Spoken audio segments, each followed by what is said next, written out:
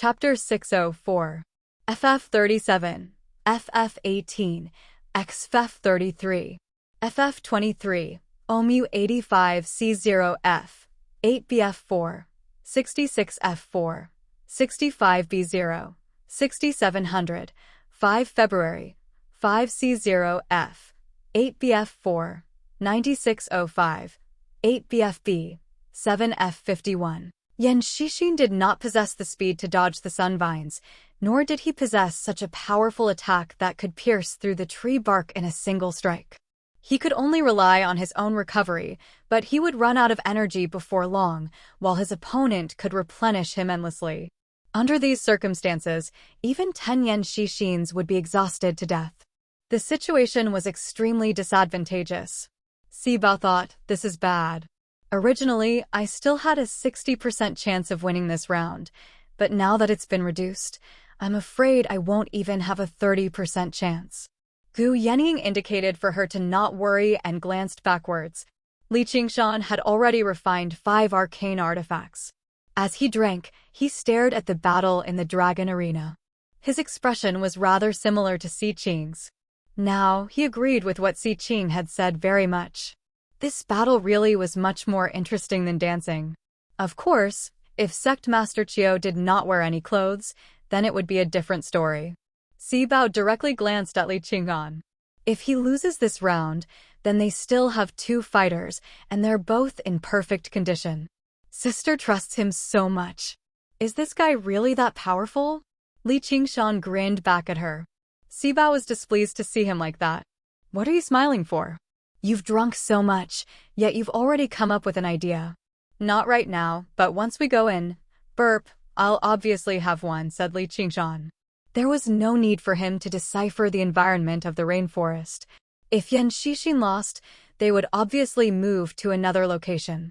Sibao saw that Li Qingshan's eyes were not drunk at all. Instead, they blazed with fighting spirit, becoming brighter and brighter.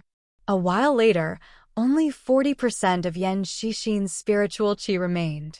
The dwarf was completely unscathed, shooting towards the huge tree again.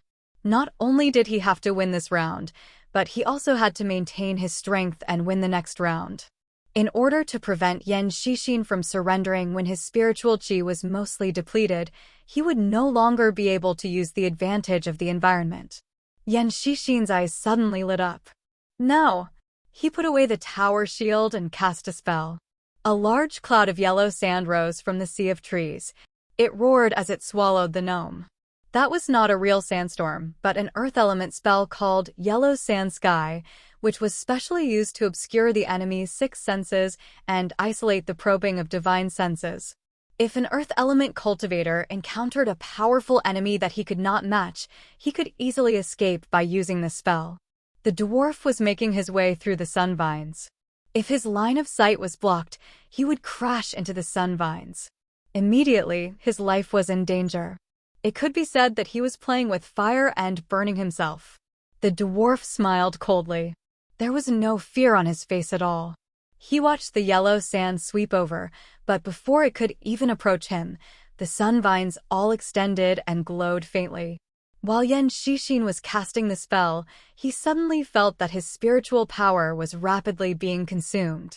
If he were to forcefully maintain this spell, it wouldn't take long for his spiritual power to be depleted. Si Qing smiled and said, Yenying, your subordinate's move isn't too great. Even if it's a spiritual or arcane artifact, it'll lose all of its spiritual nature before long once it's entangled by the sunvines. It'll be even more difficult for techniques to be of any use. Qian Rongji took a look. The sunvines were rather similar to the heaven-climbing vine in her possession, which was not strange at all. Many vines were parasitic plants, so absorbing spiritual qi could be regarded as an instinct. Wondrous plants like the sun vines and the heaven-climbing vine only amplified this instinct countless times over, while the heaven-climbing vine had the ability to pierce through dimensions. It was much more powerful than the sun vines, but it was just far too difficult to nurture. After reaching foundation establishment, she had basically spent all the resources she had accumulated over the years to buy spiritual water to nourish the heaven-climbing vine, but it had only grown by less than a foot. Although the rate at which it absorbed spiritual qi had become slightly faster, she did not take any from it at all. She let the heaven-climbing vine nourish itself. This required extremely great willpower. The spiritual qi that the heaven-climbing vine absorbed was so pure that it was extremely tempting to cultivators. It was basically like a drug in her past life, where they would become addicted after just a single try. Xu Tian understood the principle of accumulating spiritual qi, but he was unable to resist the temptation of the pure spiritual qi. Coupled with the fact that he wanted to maintain his title as a genius, he was even more eager for instant success. Every bit of restraint and accumulation he had now would mean more benefits in the future. If the heaven-climbing vine could grow to the level of the sun vines one day, who in the world would be her opponent? This thought flashed through her mind. The dwarf swung his sword again and drank a mouthful of tree sap. The yellow sand, which had been drained of spiritual power, rushed towards him. Yan Xixin was still diligently casting spells, but a simple sandstorm, for a cultivator like him, was not an interference at all. The dwarf shot back. As soon as he emerged from the range of the sun vines, he felt the sand suddenly thicken, shooting towards him like hidden weapons. However, this move was not an offensive technique that pursued damage in the first place, so it obviously could not pierce through his protective light. A streak of light whistled over. The dwarf had already expected him to use this opportunity to launch a sneak attack, so he dodged it easily. Afterwards, a huge sandman charged out from the sand, spreading its arms and lunging towards him. The dwarf swung his hand and broke through the sandman. A figure suddenly charged out from the sandman's chest. It was Yan Xixin. He hid in the sandman as he charged out. The dwarf felt disdain inside. Petty tricks. Do you want to force me back into the range of the sunvines? Let alone the fact that you can't do that, even if I do retreat, what can you do to me? He drifted backwards, and the influence of the sand immediately decreased. If Yan Xixin pursued him again, it would be equivalent to walking to his own death. He would definitely be entangled to death by the sunvines. However, Yan Xixin charged over without any hesitation. He cast aside his sword and shield, spreading his arms and embracing the dwarf firmly. The dwarf paled in fright. If they were somewhere else, he would be able to dodge, but he had already entered the range of the sunvines. The dancing vines attacked him from all directions, basically sealing off all space for him to advance or retreat. Coupled with the fact that he had never expected Yan Xixin to be bold enough to charge in, he was unable to dodge the embrace despite his speed. The two of them charged towards the towering tree together. Before they had even approached the tree, sun vines wrapped around them madly, wrapping them up into a ball in the blink of an eye. It was easy for the dwarf to break free from Yan Xixin's embrace, but it was impossible for him to break free from the sun vines. He felt the spiritual qi in his body pour out like a broken dam. His entire body was numb and sore, so how could he muster the strength to resist? He was shocked as he called out with difficulty. The spiritual qi in my body far surpasses yours. If you don't admit defeat quickly, not only will you not be able to defeat me, but you'll even lose your life for nothing. Even your soul won't be able to escape. Yan Xixin said calmly, I'll die, but your cultivation will basically be crippled as well. Moreover, my body is tough, and I'm full of vitality. I might not be the one to die first. The dwarf's expression changed drastically. If he really dragged things out until Yan Xixin died, not only would his cultivation be crippled, but he would also be heavily injured. His path of cultivation for the rest of his life would basically be destroyed. To cultivators, this was basically a matter as terrifying as death. Li Qingshan was filled with admiration. Yan Xixin did not speak much, and he did not possess Wei Ke's confidence at all, but he was more than 10 times more vicious and resolute than Wei Ke. He had forcefully dragged a battle that he was certain to lose into mutual destruction. The dwarf's viciousness was roused too. Then let's see who gives out first. However, in an instant, the spiritual qi that the dwarf had recovered from the banyan tree sap was drained clean. Tiny vines directly stabbed into his body, sucking away. However, Yan Xixin's face was in pain, but there was no fear or hesitation at all. Seeing how his cultivation was about to go down the drain, the dwarf finally ran out of patience. He called out, "I admit defeat." The way of assassins was to flee thousands of kilometers away if their attack failed. Although there was no lack of bravery and decisiveness, it was not something that could last for long. They could not help but want to protect themselves. They were unwilling to do something as foolish as destroying themselves together. Si Qing's face sank. With a wave of his hand, the towering tree and the vicious sun vines in the dragon arena all vanished. It returned to the empty space in the beginning. Yan Shixin and the dwarf fell out of the sky together. For a moment, neither of them could move. In an instant, Yan Shixin's cultivation had fallen to the middle stage of foundation establishment. For this victory, he had paid a heavy price. Fortunately, his foundation was not damaged. As long as he had enough pills, he could slowly nurse himself back to health. He took off his helmet, revealing his square and ordinary face. He also looked like he was still in shock, but he had a victorious smile on his face. The dwarf emerged from the dragon arena and knelt down before Si Qing in a hurry, begging for forgiveness. He knew that Si Qing hated weaklings the most.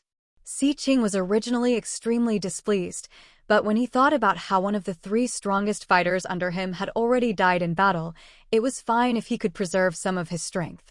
It was the final round anyway, so he eased up and said indifferently, "Stand up." Victory and defeat are commonplace for soldiers.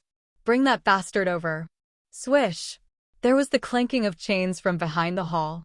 A prisoner's carriage was pushed over, and the temperature in the hall suddenly skyrocketed. Li Qingshan only saw a ball of fire in the prisoner's carriage. At a closer glance, he discovered that it was not fire, but a completely naked man. He sat with his legs crossed, wrapped in thick chains. The chains were covered in inscriptions, clearly made for subduing cultivators. The man did not move at all, but he gave off the feeling of a volcano that was about to erupt, accumulating explosive power. His skin was well-defined and extremely healthy.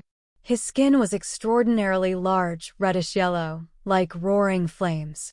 His hair stood on end, flying upwards. It was even more scorching like fire. A scarlet-red horn protruded from his forehead, and a small, scarlet-red tail trailed behind him. He did not seem human with a single glance. Li Qingshan was surprised. "So this is my opponent? I didn't think he'd be an other folk." Gu Yenying was perplexed. The Dragon Province had many other folk, but fire devourers were violent and belligerent, so they could not survive in the Dragon Province at all. Most of them lived in remote, untamed places, mostly in the Mist Province. How did he end up in Si Qing's hands? Si Qing said, "This is one of the spoils I obtained when I was searching for a suitable battleground in the Mist Province." Capturing him took quite some effort. He turned around and said to the other folk, "Zhu Lai, I'll only ask you this. Do you want to live or die? I've already run out of patience. If you want to die, I'll grant you your wish today. If you want to live, pick up your weapon and fight. FF37, W03C9, 30FB, off 4D. Chapter 605. Ever since Si Qing captured Zhu Lai in the Mist Province, he had been very impressed with his battle prowess. He was basically a natural-born fighter, so he wanted to take him in as a servant. However, Zhu Lai was like a trapped beast, constantly wanting to escape. Si Qing had to go through various punishments to grind away his wildness.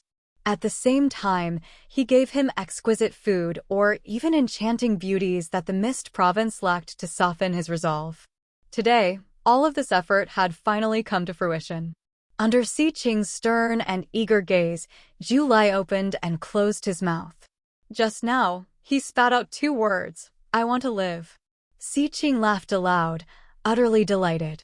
He swung his sleeve. There were a few clicks, clatters, and clangs. The shackles on Zhu Lai were unlocked, and he fell to the ground with a clang. The door to the cage opened too.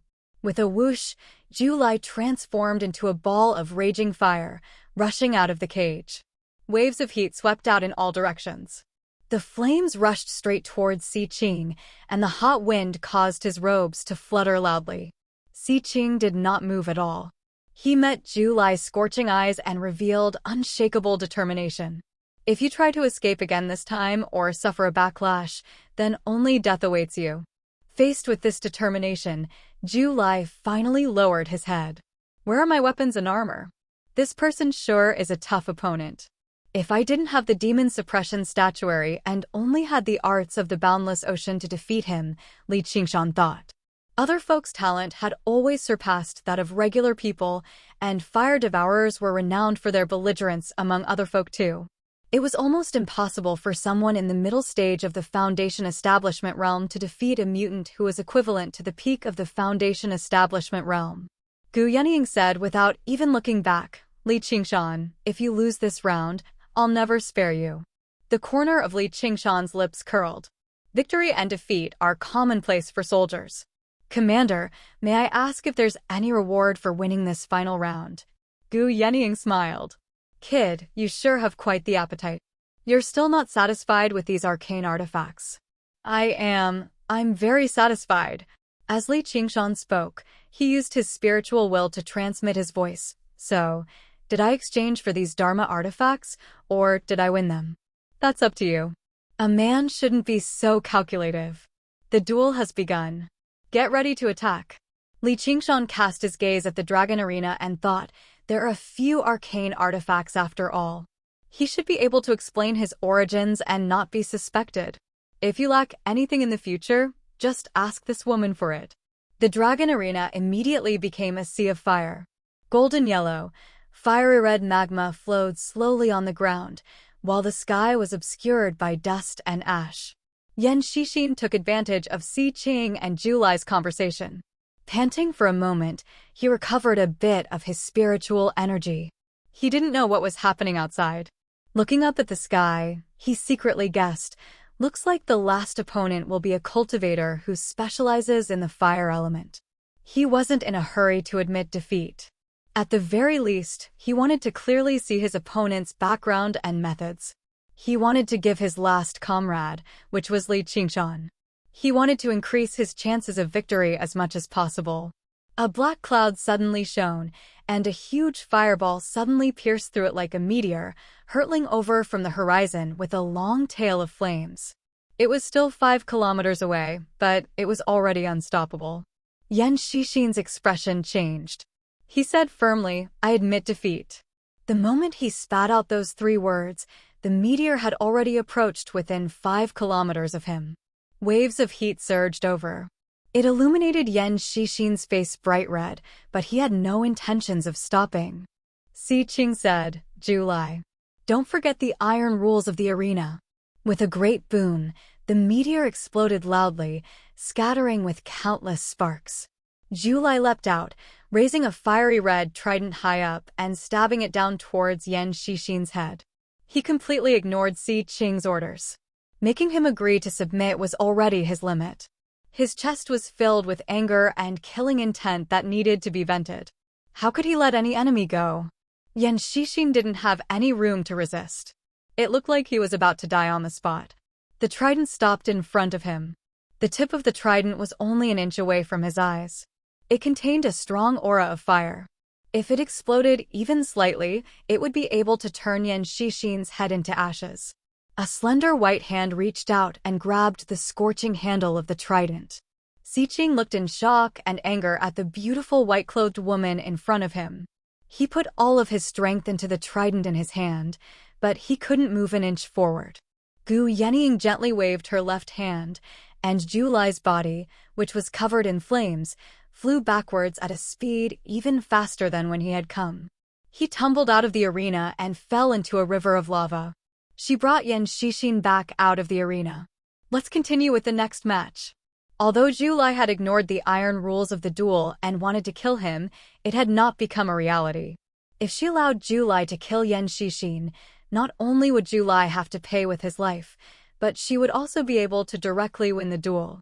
However, she did not want to sacrifice Yan Shixin. Yenying's bearing is still extraordinary. I admire you.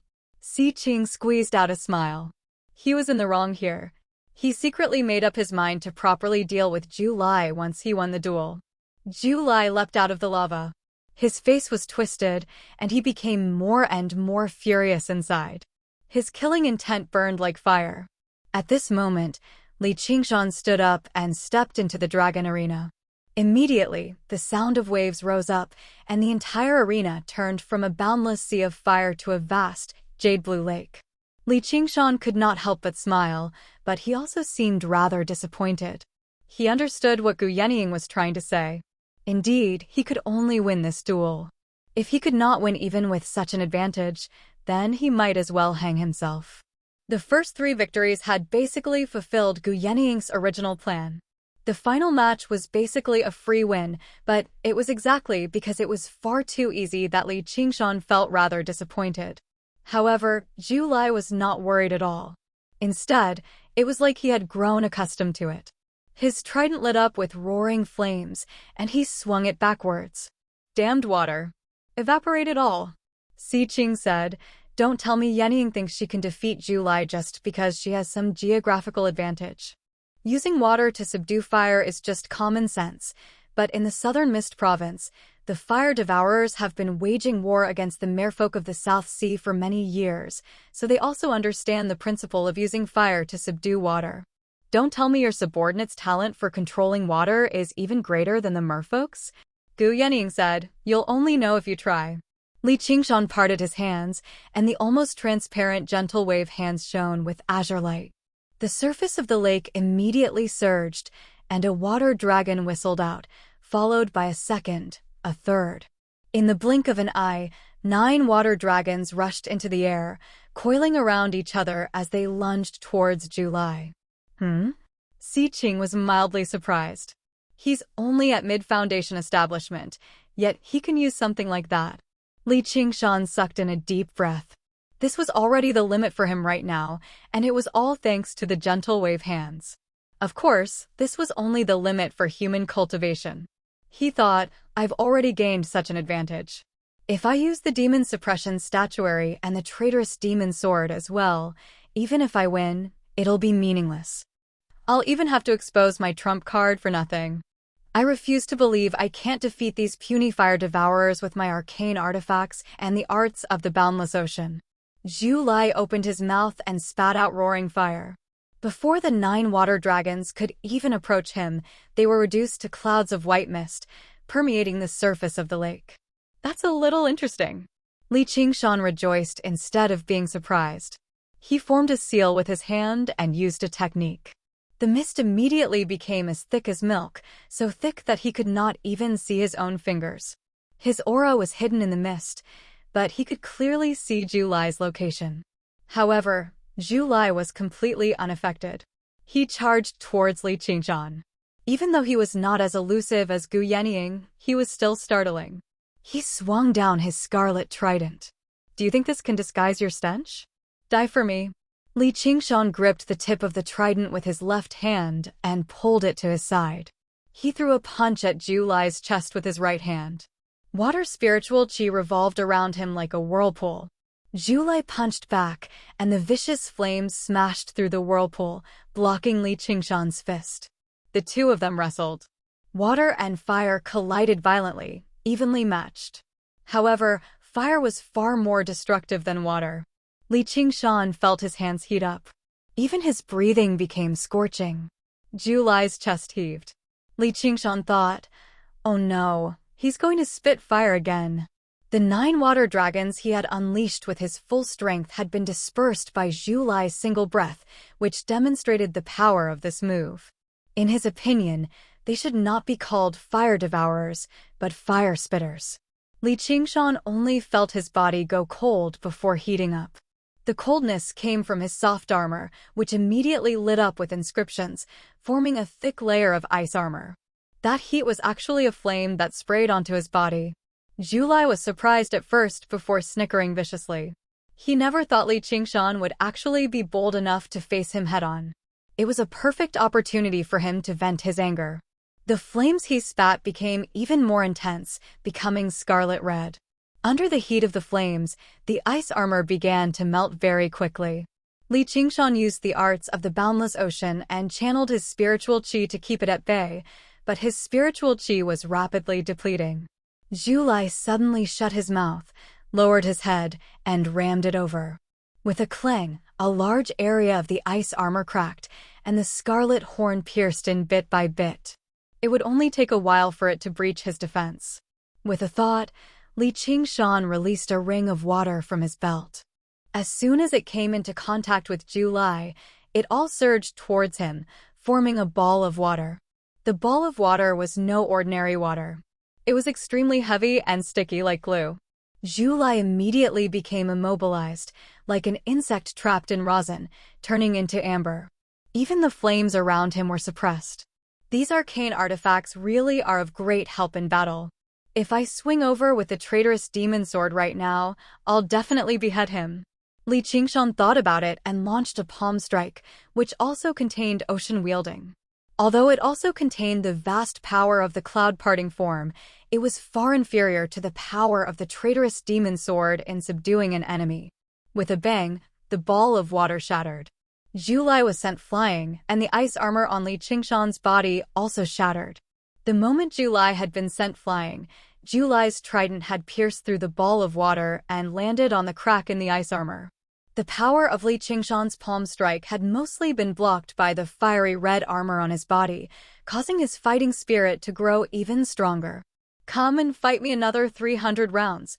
All right. Li Qingshan turned around to face him. His entire body began to spin, transforming into a waterspout that fiercely collided with the ball of fire.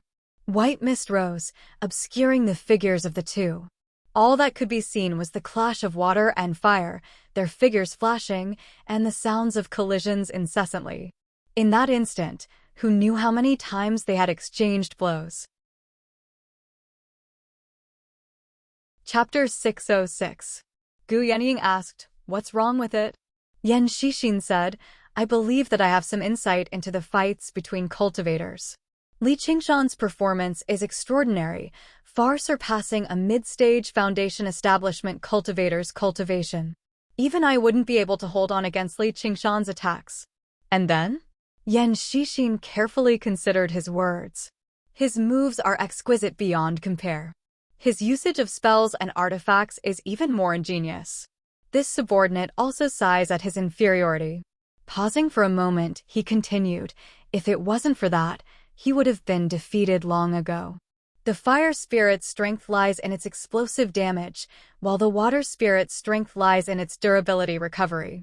Fighting head-on like this is very disadvantageous for him. It was like a battle between two armies. Even if the tactics were excellent, if the overall strategy was wrong, it would be very difficult to win. Gu Yenying nodded. His temperament is indeed a little unyielding. Yan Shixin opened his mouth, wanting to say something, but he closed it again. He gazed at the dragon arena worriedly and wondered inside. He primarily cultivates the water element, so why is he so unyielding? Or should I say, with such an unyielding temperament, how could he understand the true essence of water? The attributes of a cultivator's 5 elements were closely related to their temperament. Generally, those with talent in the fire attribute tended to have a fiery temper, and after years of cultivation and accumulation of spiritual energy, these characteristics would become even more obvious. Yan Shixin had met some water attribute cultivators who had a relatively gentle temperament. He had never seen someone as unyielding as Li Qingshan, so he was very puzzled. Little did he know that basically all of Li Qingshan's water element talent came from the spirit turtle transformation. It would already be impressive if the spirit turtle could suppress the ox demon and tiger demon, so how could it influence Li Qingshan's personality? July's heart was filled with indignation. The more he fought, the fiercer he became. His trident spat out raging flames as he madly swung it at Li Qingshan. Li Qingshan did not hesitate to attack back and gradually realized that something was wrong. No matter how domineering his ocean wielding was, his opponent's moves would definitely be fiercer and more violent than his. There had always been a difference in their realms of cultivation, and he possessed powerful control over water, while fire devourers were professionals at playing with fire. The two offset each other, and the difference was not great. Flames were obviously better at attacking than flowing water. The spiritual energy in his Dantian sea of energy was rapidly being consumed. There was less than 30% left, and that was with the help of the jade pendant, which could speed up the recovery of his spiritual energy. Although the water spirit's recovery speed was relatively fast, it was not many times faster. The longer the battle dragged on, the more this advantage would manifest. If this went on, if he did not use the demon suppression statuary, it would be difficult for him to obtain victory. During the battle, Li Qingshan was thinking about the problem that had been troubling him for a long time, and that was how to fuse water and fire. Red and blue, one burning and rising, seemed to want to burn the sky. One flow descends. It was as if he was falling into an abyss. They displayed completely different characteristics. They constantly intersected and surged, and there was no possibility of them fusing together. Water and fire were merciless. If it were regular water and fire, then so be it, but the water of the spirit turtle and the fire of the phoenix that he wanted to fuse with were the purest powers in the world, so how was he supposed to fuse them? He was a little upset. He felt that he had been mistaken all this while. His mind was in a mess. His movements slowed down. Julai grasped the opportunity and swung down with his trident. Li Qingshan was only able to raise his arm to block before falling down, landing in the lake. With a thump, he kicked up a pillar of water and sank straight to the bottom of the lake. Right now, his entire body was filled with spiritual energy. Only 10% remained. Si Bao raised her cup. Yenying, looks like the outcome has been decided. Anxiety appeared on Han Qiongji's face. Yan Xixin was even more nervous. He had risked his life to create such a great situation. If he lost, then all his efforts would be for naught. This Li Qingshan had some talent, but he was not necessarily worth Commander Gu's attention. Sibao looked at Gu Yenying as if she was saying, "Look at the person you've chosen. He's not as powerful as you say he is." However, she also understood extremely well that any Foundation establishment cultivator from the Rui Commandery would probably lose if they faced the violent and vicious Julai. Gu Yenying lowered her head and fiddled around with her cup.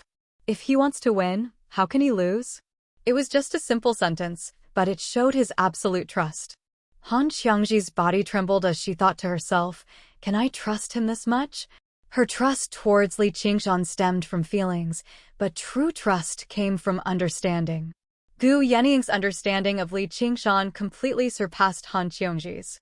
The strongest water demon of the Rui Commandery, the North Moon, would lose to an other folk who had not even undergone the second heavenly tribulation. What a joke! Even if he could not win with his human cultivation, he only needed to use his demon abilities slightly, and he could immediately turn the tables. Julai followed closely behind Li Qingshan, diving straight down. The firelight illuminated the surface of the lake, and waves of heat rushed over rapidly. The trident parted the lake water, directly striking towards Li Qingshan's chest. Li Qingshan shook his head and tossed all the distracting thoughts out of his head. No matter what, let's win this battle first. If I lose to a minor figure like him, that'll be far too embarrassing. He exhaled gently and held back his urge to strike. Suddenly, 2 streams of water shot out from his shoes, and he charged forwards. "Don't you even think about escaping." Julai bellowed out furiously and sprayed out. A streak of fire pierced the lake water, burning towards Li Qingshan.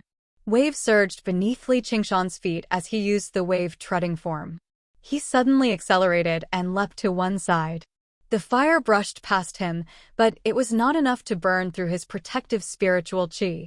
And in the water, its power would still be slightly affected at the end of the day. Huge waves rose up on the surface of the lake. The 2 of them chased and fled at the bottom of the lake.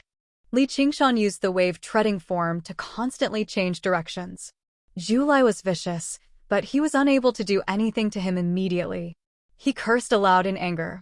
"You human coward! I saw that you still had some courage just now, but I didn't think that you'd become a coward so quickly. If I were to use my true strength, I'd be able to blast you into pieces with a single punch." Li Qingshan thought to himself. Although he was displeased to hear this, he did not plan on breaking the rules he had set at the very beginning and using the demon suppression statuary and the traitorous demon sword. If he wanted to win, he could only use the terrain to stall for time and recover his spiritual chi. The more intense the battle, the clearer his thoughts became. As he fled, he flicked his 10 fingers randomly and shot out water arrows. Julai became even more furious and pursued him relentlessly. As Li Qingshan swam around, the jade pendant at his waist flashed with spiritual light. The spiritual chi in his body was slowly but steadily recovering. All this time, although he had used water spiritual chi as his foundation to cultivate, he had mostly relied on the claws and teeth of the tiger demon and the divine abilities of the ox demon to defeat his enemies. Even as a human, he had relied on his powerful physique to use ocean wielding and the heavy water sword to forcefully defeat his enemies. This was the first time he had used purely water spiritual chi to fight. At first, he felt extremely aggrieved. This was not his preferred style of battle. He still preferred to fight fiercely and attack with his fists, but for the sake of victory, he could only endure. Although Julai's flames were fierce and violent, they could not last for long and gradually dimmed. Meanwhile, Li Qingshan's spiritual chi had already recovered to 50%. The scales of victory were beginning to tilt in his favor. If he took the initiative to attack now and fought attack with attack like just now, it would definitely be Julai who would be the first to collapse. However, Li Qingshan was not in a hurry to attack. Instead, he had a thoughtful expression, vaguely understanding the root of the problem. Suddenly, he thought of a saying. The highest virtue is like water. Water benefits all things but does not fight. It deals with the evils of others and is similar to the way. The highest virtue is like water, but I am vicious and domineering. Water wants to not fight, but I am filled with fighting spirit. The way of the water element is about conquering strength with softness, keeping a low profile and enduring patiently, letting fate take its course. However, I advance valiantly, wanting to do whatever I want. Even if I temporarily endure and retreat, it's only because I'm forced by the situation. As soon as I have the opportunity, I have to do everything I can. The entire time, my temperament and water's temperament have been the complete opposite. I have an unyielding temperament. Even when I practice a water element cultivation method, I pursue the destructive arts of the boundless ocean. Although I possess the godlike talent of the spirit turtle, and I control large swathes of water in the Rui Commandery, I've never truly mastered the way of the utmost softness of water. It's no wonder that I've reached a bottleneck after reaching the 4th layer of the spirit turtle transformation. I've always wanted to merge water and fire, but I haven't even mastered the single word water. Li Qingshan sighed inside, but his spirits were roused. He had finally found an answer to the question that had been plaguing him all this time. His expression suddenly became calm and serene, and the movements of his body also became gentle, like a fish swimming in a lake.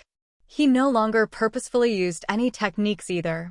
As he retreated, he swung his hands freely, drawing circles freely. The water wrapped around Julai like ribbons. Julai swung his trident, easily ripping it apart, but the ribbons of water wrapped around him endlessly.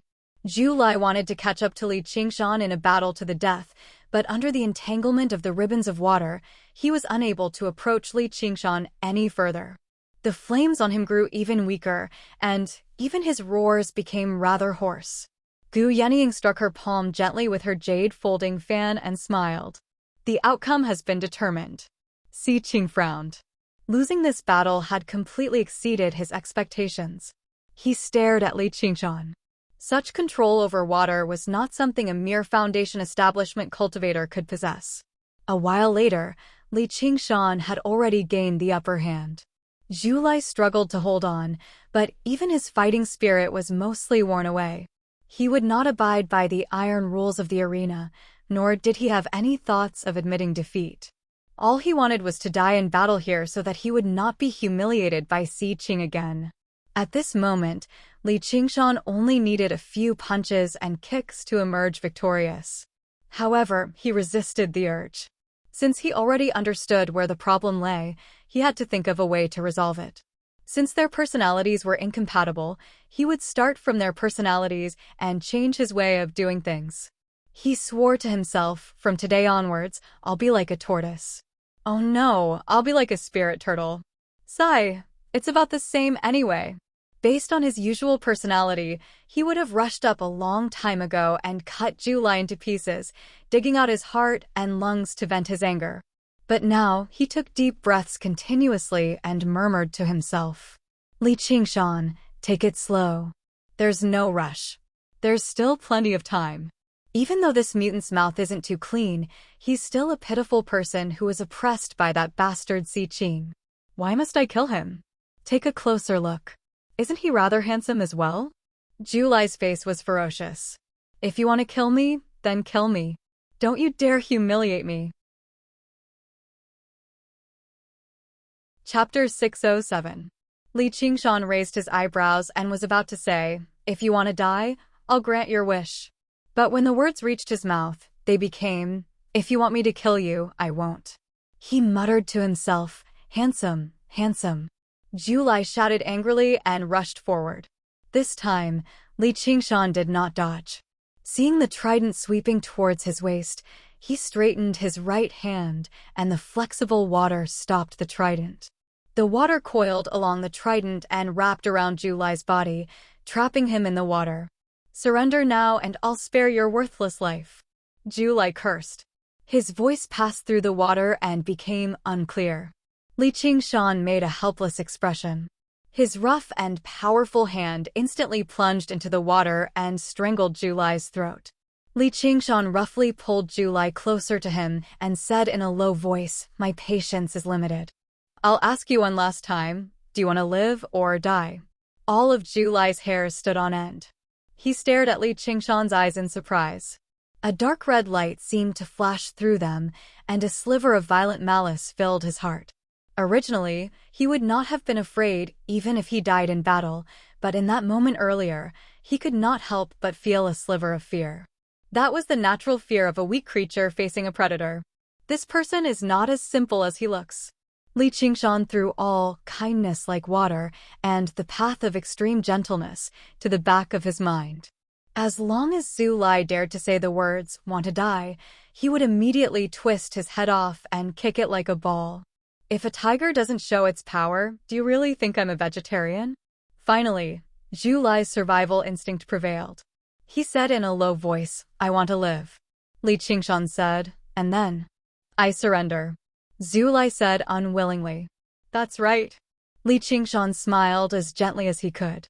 He let go of Zhu Lai and thought to himself, it is rare that I want to adjust my temperament. If you dare to provoke me again, how can I let you die so easily? However, compared to the ferocious expression just now, this smile was even more hair-raising to Zhu Lai. It was like an extremely ferocious beast trying to pretend to be kind. It was extremely strange. Li Qingshan stepped out of the dragon arena and said to Gu Yenying, fortunately, I didn't let you down. It's good that we won. Well done. I thought you were dead for sure. You are indeed qualified to sit behind me. Sibao patted Li Qingshan's shoulder in praise. Li Qingshan glanced past them, and all the Hawkwolf guards nodded towards him, acknowledging his right. His gaze finally stopped on Han Qiongji's face. Her face was filled with joy and pride. Pa pa pa. Si Qing was the first to applaud. He said with a smile, Yenying, your subordinates really are full of hidden talents. I concede defeat. Yi Dan and Jia Zhen's faces were both sunken. This meant that they had suffered a setback in their first battle in the Rui Commandery. They had gained tremendous benefits that regular cultivators could not even imagine. It would also go down the drain with the outcome of this battle. Gu Yenying smiled. That's no problem. Even a powerful dragon cannot crush a snake in its own territory, so you don't need to take it to heart. Si Qing, when do you plan on holding the enthronement ceremony? Let me do my part as the host and help you with it.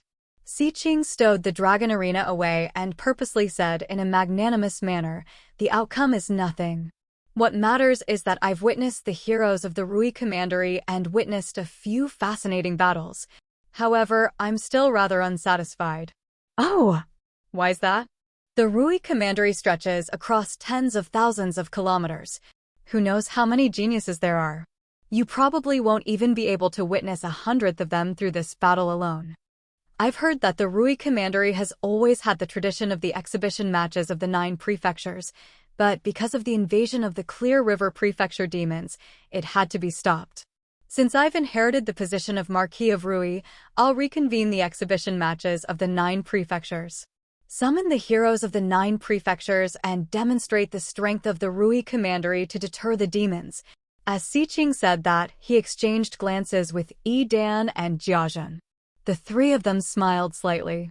Clearly, they had planned this speech for a very long time. This was the Marquis of Rui's authority. There was no reason for Gu Yenyi to stop him.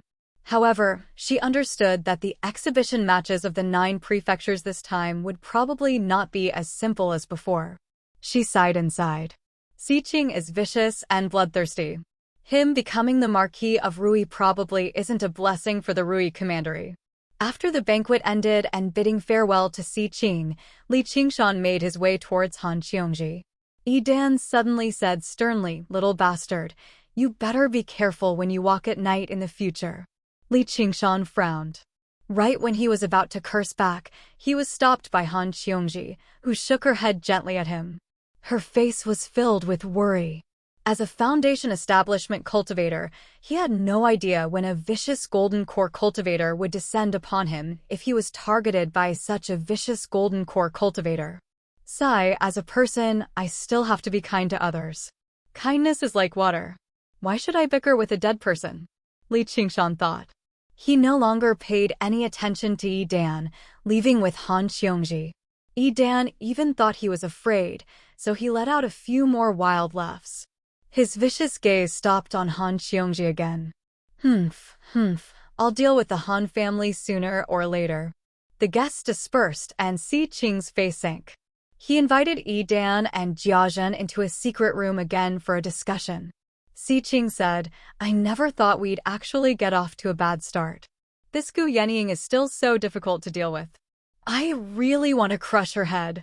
Yi Dan clenched his fists, his thoughts running wild. However, he also knew that putting aside her identity, who would dare touch her? Unless they had undergone the 3rd heavenly tribulation, there was probably no one who had the confidence to say they could kill her. Jiazhen shook his head and said, "From what I see, Gu Yenying is not our enemy. She is a cultivator wholeheartedly and has no interest in fame, wealth, power, or even morality. Everything she does is for the sake of raising her own cultivation.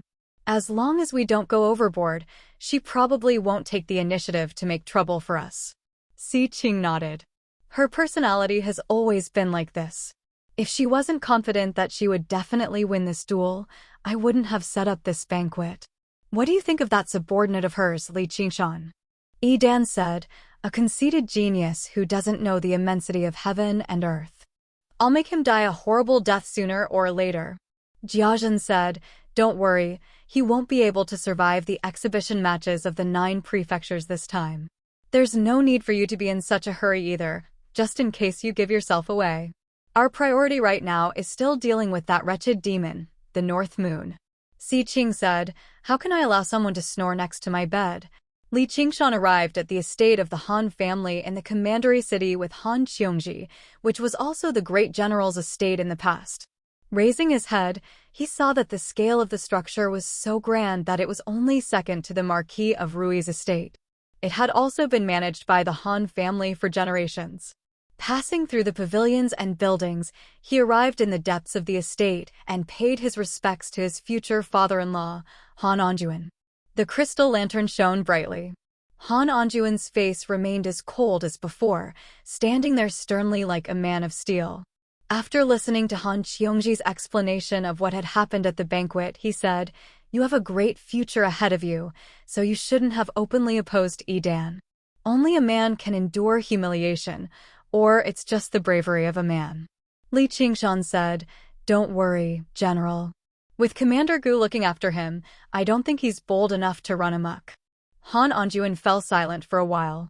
Perhaps before long, he'll be the great general of the Rui commandery. What? Li Qingshan was mildly surprised, but upon further thought, it made sense.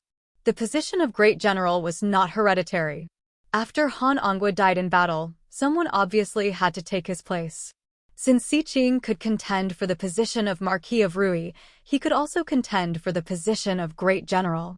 In terms of strength alone, Edan completely possessed the right. He said apologetically, "I didn't think I'd drag the Han family into this." As the Scarlet Hawk commander, Edan dared not act recklessly, but the Han family would be restrained by him.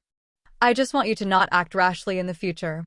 The Han family isn't as weak as you think they are, and, even without you, Edan would never drop the matter for the sake of the position of Great General. However, obtaining this tiger tablet won't be that easy." As Han Anjuan said that, he fished out a tiger tablet.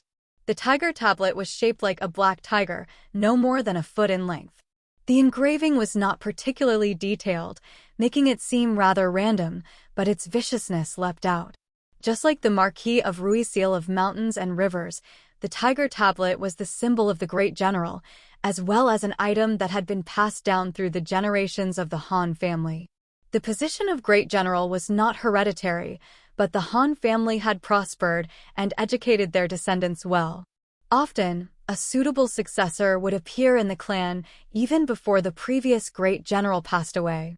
After all this time, all the disciples of the school of the military in the entire Rui commandery were former subordinates of the Han family, so the tiger tablet had remained in the Han family the entire time. It was equivalent to a family treasure. As a trusted leader, if Han Anjuan lost the tiger tablet, he would be letting down his ancestors. As a result, it did not really matter whether Li Qingshan offended Edan or not. He had always viewed the Han family as a thorn in his side. Li Qingshan frowned. How can a foundation establishment cultivator inherit the position of great general? Han Anjuan said, "After you left, I also set off on a long journey, going to South Hub City to seek an audience with the great General King." The great General King did not agree to Edan inheriting the position of great general out of consideration for our past ties. He still belonged to our Han family, so we temporarily kept this matter under wraps. Edan obviously wouldn't dare to do anything to our Han family. Li Qingshan smiled. Of course. The great General King was the greatest figure of the school of the military in the Green Province, a powerful figure who stood on equal footing with the Lord of the Green Province. He commanded all the soldiers and generals of the Green Province. As long as he gave the slightest hint, Edan would never dare to act recklessly no matter how vicious he was. Han Anjuan shook his head. It's impossible for the position of great general to be kept under wraps forever. I plan on entering the Azura field for arduous cultivation. As long as I can break through the second heavenly tribulation, the tiger tablet will still belong to my Han family. The great General King's instructions appeared in his head again. Engua is my beloved general, while the Han family is a clan of generals. Although you've encountered a disaster, you shouldn't give up on hope. I can see that you're quite like your elder brother. Are you bold enough to come train in my Azura field? Azura field. Han Xiongji cried out involuntarily. It was obvious that the Azura field was not a good place. She wanted to say something, but instead straightened her body and said boldly, "I wish you success, Father. You may pass the heavenly tribulation soon and restore the prestige of our Han family." Han Anjuan said in relief, "Xiongji, you've grown up." "I also wish you success, General. Don't miss our wedding date. Take this medicinal pill as an engagement gift. This is an origin spirit pill. Where did you get it?" Chapter 608. Even if you are abandoned, you cannot feel resentment, Li Qingshan said. This is a gift from Commander Gu. Commander Gu really does value you extraordinarily. She must have specially given this to you for your second heavenly tribulation. Keep it. I can't accept such an expensive gift. Han Anjuan's expression calmed down very quickly. He shifted his gaze away from the origin spirit pill and looked at Li Qingshan deeply. He was not completely convinced by his explanation. "Then you don't approve of my marriage with Xiongji?" As Li Qingshan said that, he shot a glance at Han Xiongji.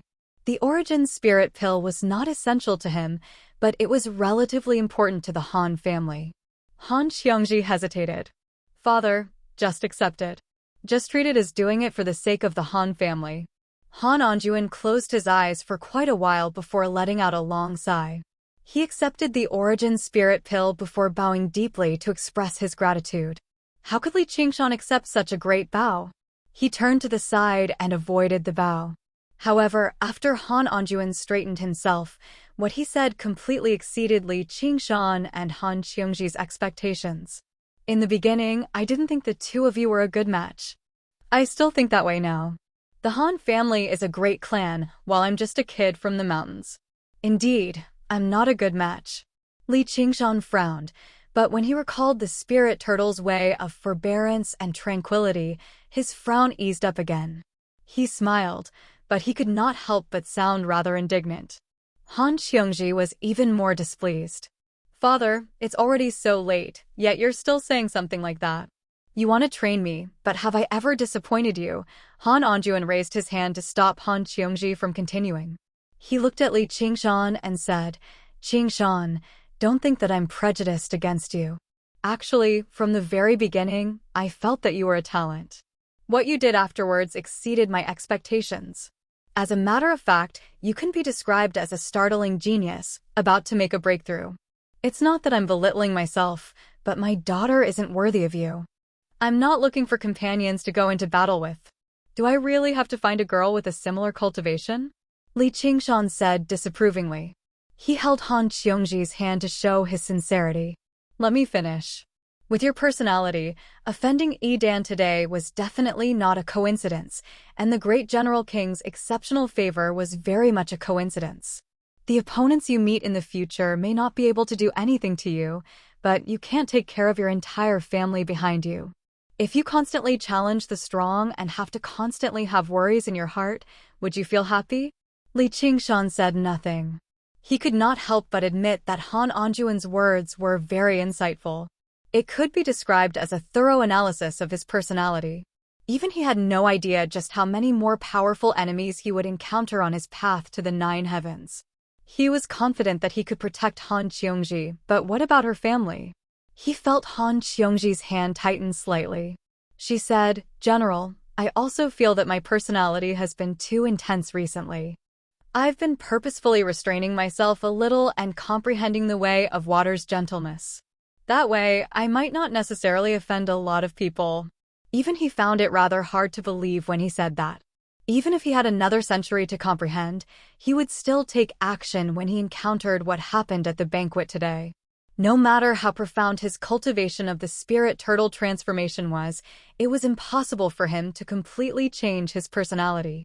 Han Qiongji also straightened her back and said, No matter what risks we encounter, we'll just bear them together. Qiongji, you're no longer a child. I respect your decision today, but if you're abandoned in the future, you can't resent me. Han Anjuan let out a long sigh, turned around and left.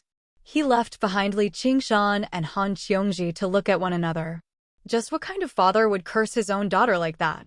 And he spoke with such certainty, as if Li Qingshan had already become a heartless and ungrateful person.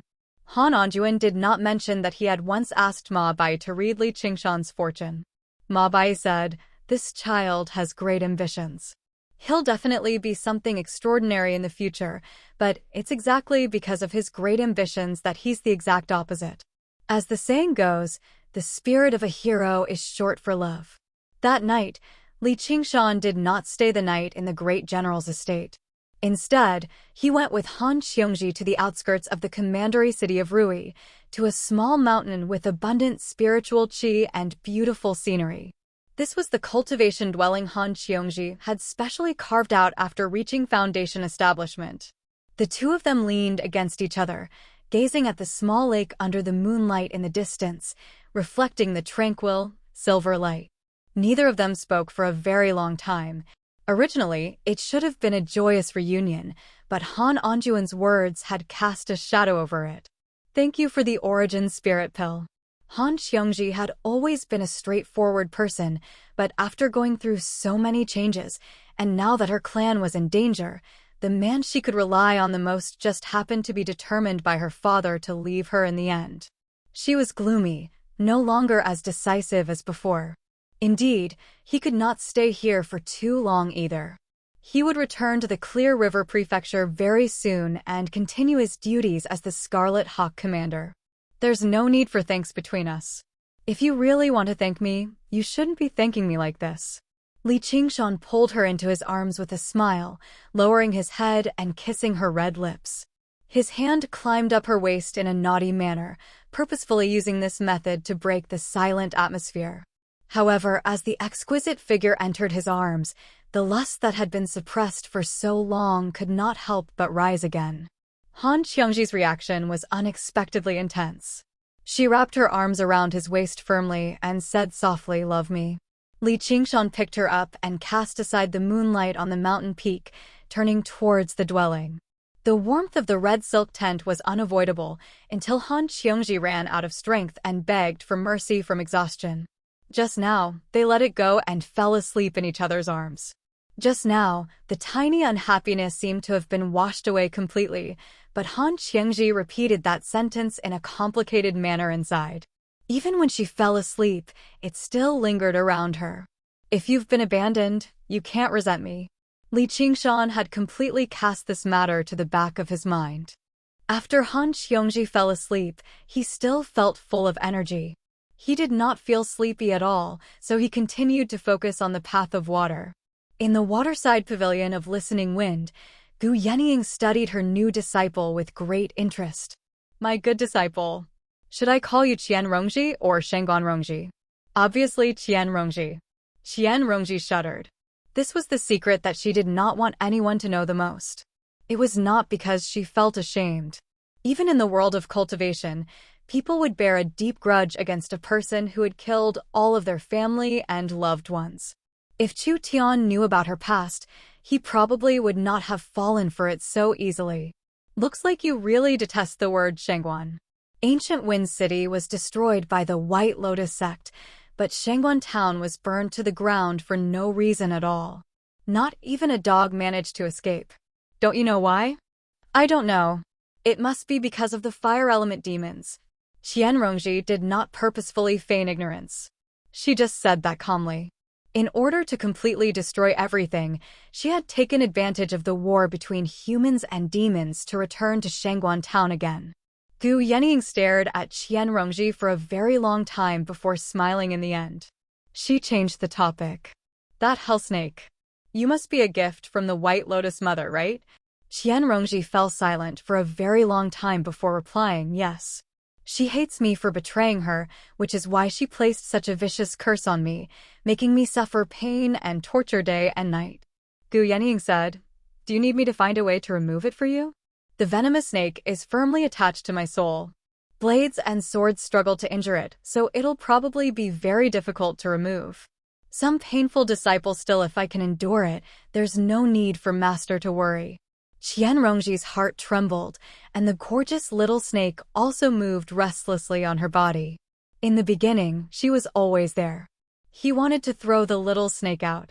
But now, this hell-venomous snake had become one of her most important trump cards, especially since she was currently cultivating the legalism technique.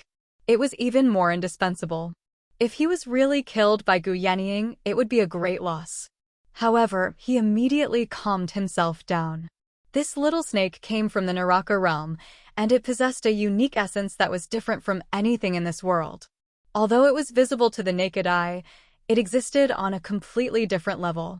Not to mention ordinary swords, even powerful magic tools and spells would not be able to harm it at all. No matter how capable Gu Yenying was, she might not be able to do anything to it. Gu Yenying stretched out her hand. Qian Rongji looked at that perfect and slender hand, not knowing what it meant. "I haven't had a taste of the venomous snake hell yet." Gu Yenying had a curious look on her face. "This disciple dares not," Qian Rongji said with her head lowered. "Hold my hand. I know you want to do this." "Yes, master," Qian Rongji said inwardly. "You're asking for it, so don't blame me. As pampered as you are, have a taste of my pain." She gently held Gu Yenying's hand. It was warm and exquisite, as if her bones were made of cold jade and her flesh was made of warm jade. It was indescribably comfortable. Murderous intent blazed in her heart. Can I kill her while she's in intense pain and unable to control herself? In this waterside pavilion of Listening Wind, no one will notice for a while. The benefits I can gain from her are even more unimaginable. As she thought about it, she heard Gu Yenying say with a smile, it doesn't seem as unbearable as I imagined. Is it because my sense of shame is too strong and I don't have much resentment? That can't be right. Qianrongji's eyes widened as she looked at Gu Yenying in disbelief. That was definitely not a forced smile. This was a pain that would make one wish they were dead. How could she possibly endure it? Gu Yenying smiled and said, "Hurry up and send out that little snake of yours." Qianrongji felt an indescribable fury. She felt that Gu Yenying was mocking her for everything she had endured. She steeled her heart, and the gorgeous little snake slithered up her arm, coiling around Gu Yenying's thumb and index finger. Gu Yenying's expression changed slightly, and the smile finally disappeared from her face. She slowly said, "You've taken good care of it." Qianrongji was incredulous. She can actually speak. She then heard Gu Yenying say, "I'll help you get rid of it right now." Qianrongji immediately felt a breeze rise from Gu Yenying's body. This breeze was invisible and untouchable, unable to even blow up a withered leaf. It was completely unrelated to the airflow of this world, but she could clearly feel it. Gu Yenying frowned, a pained expression appearing on her beautiful face. She seemed to be enduring something. Meanwhile, the gorgeous little snake seemed to have seen a ghost. It loosened its mouth and wanted to retreat, but it was sucked in by an invisible force. It twisted its body but was unable to break free and was slowly sucked toward Gu Yenying's hand. Chapter 609. What wind is that? Qianrongji's heart was in turmoil. She actually had a way to deal with the hell snake. This way, it would be even more difficult to kill her. You can actually feel it. As expected of my disciple. In the boundless hell realm, there is a hell called hot wind. This is Master's trump card. Don't tell anyone else, or else I'll let you have a taste of the power of the hot wind hell. Using the power of the hell realm to cultivate is not your creation, but what the legalists are best at. That means you. In her shock, Qianrongji even forgot to call her master. She recalled what she had said, "I haven't had a taste of the venomous snake hell." In that case, she had also tasted the pain of the hell's punishment like herself. This made sense. That was why she could remain unmoved under the bite of the venomous snake. Otherwise, it was impossible for someone who had never experienced such pain to remain so calm. Although Gu Yenying did not say what kind of crime the hot wind hell punished and what kind of pain she had to endure, based on her performance just now, this pain would not be any lighter than the venomous snake hell. As long as there are benefits, it's fine to suffer a little, don't you think? Gu Yenying blinked and smiled. However, Qianrongji knew very well that this was not suffering. It was simply the greatest pain in the world. You think that you're very special and unfortunate. That's normal. Young people tend to have such misconceptions, but in reality, it's not just you and me. The school of legalism has a supreme divine power cultivation art known as the illustrations of the infernal scripture. The theurgy that you are currently cultivating is an extension of it, but you only have the form, not the reality. When Qianrongji heard that there was such a theurgy that was extremely suitable for her, although her expression did not change, her mind was working quickly. Do you know what the prerequisites for cultivating the illustrations of Naraka are? That's right. It's to draw the power of hell into your body, just like how you drew the venomous snake into your body. You have to endure extreme pain and torture to cross realms and find the true power of hell. It wasn't a simple matter either. Although it was unfortunate that you were able to obtain a hell viper, it was also an opportunity. Right now, your soul and divine will are far superior to that of ordinary foundation establishment cultivators. You've experienced it before, so of course you know it's not easy. However, you're not the only one with such determination. Since ancient times, there have been countless people with such great willpower. I am one of them. I don't understand. Why do you want to cultivate this technique? Qianrongji was puzzled. From her point of view, Gu Yenying was a proud daughter of the heavens. She was born with everything. No matter what kind of resources or techniques she needed, she could get them just by opening her mouth. He had inherited half of the eagle god's bloodline, and his talent was astonishing. As long as he cultivated step by step, it would not be too difficult for him to overcome the third heavenly tribulation. Why did he have to cultivate such a self-harming technique? Once the power of hell entered her body, even if she could endure it, she would be tormented to the point where all the pleasures of life would disappear. Yet, she could still smile normally. It's because this technique is strong enough. Gu Yenying looked up at the sky. Her sharp eyes seemed to look into an extremely high place. If an eagle wants to fly high, other than its own strength, how can I give up on such a strong wind?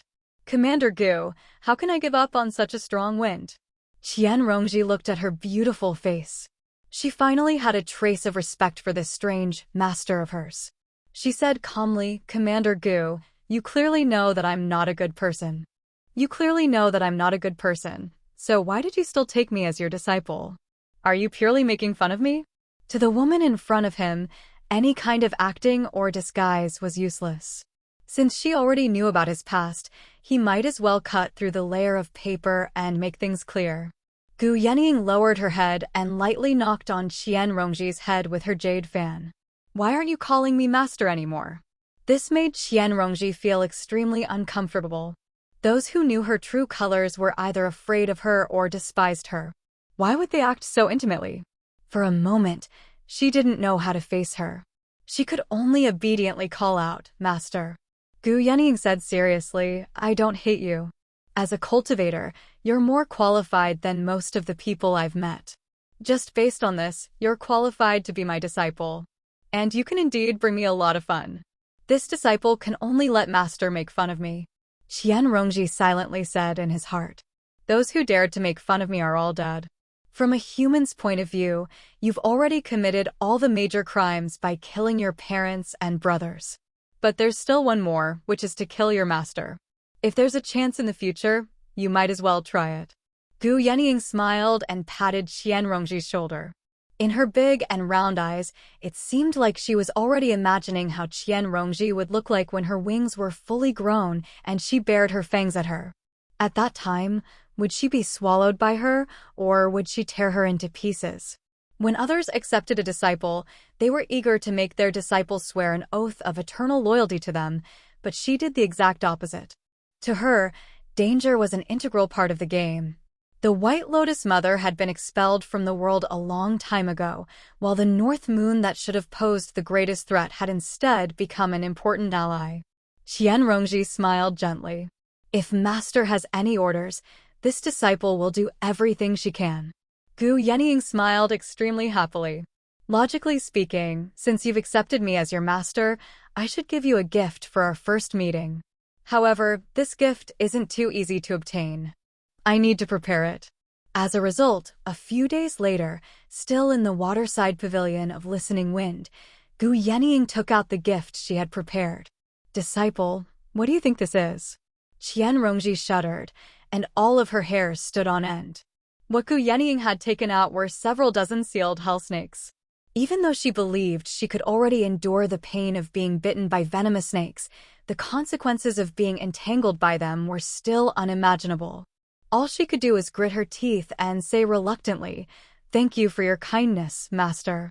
It really hasn't been easy for Master to find so many hell snakes for you. Come and try it. Gu Yenying's gaze was earnest. Her smile was as innocent as a child's, which made Qian Rongji shiver even more. She actually wanted Qian Rongji to draw out several dozen hell snakes all at once, instead of drawing them out one by one in an orderly manner. Qian Rongji was unable to turn her down.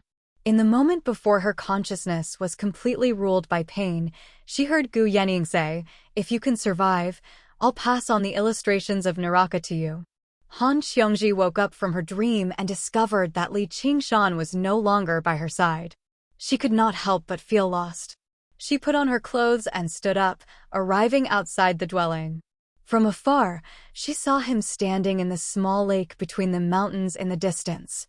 The lake was as smooth as a mirror, without any ripples.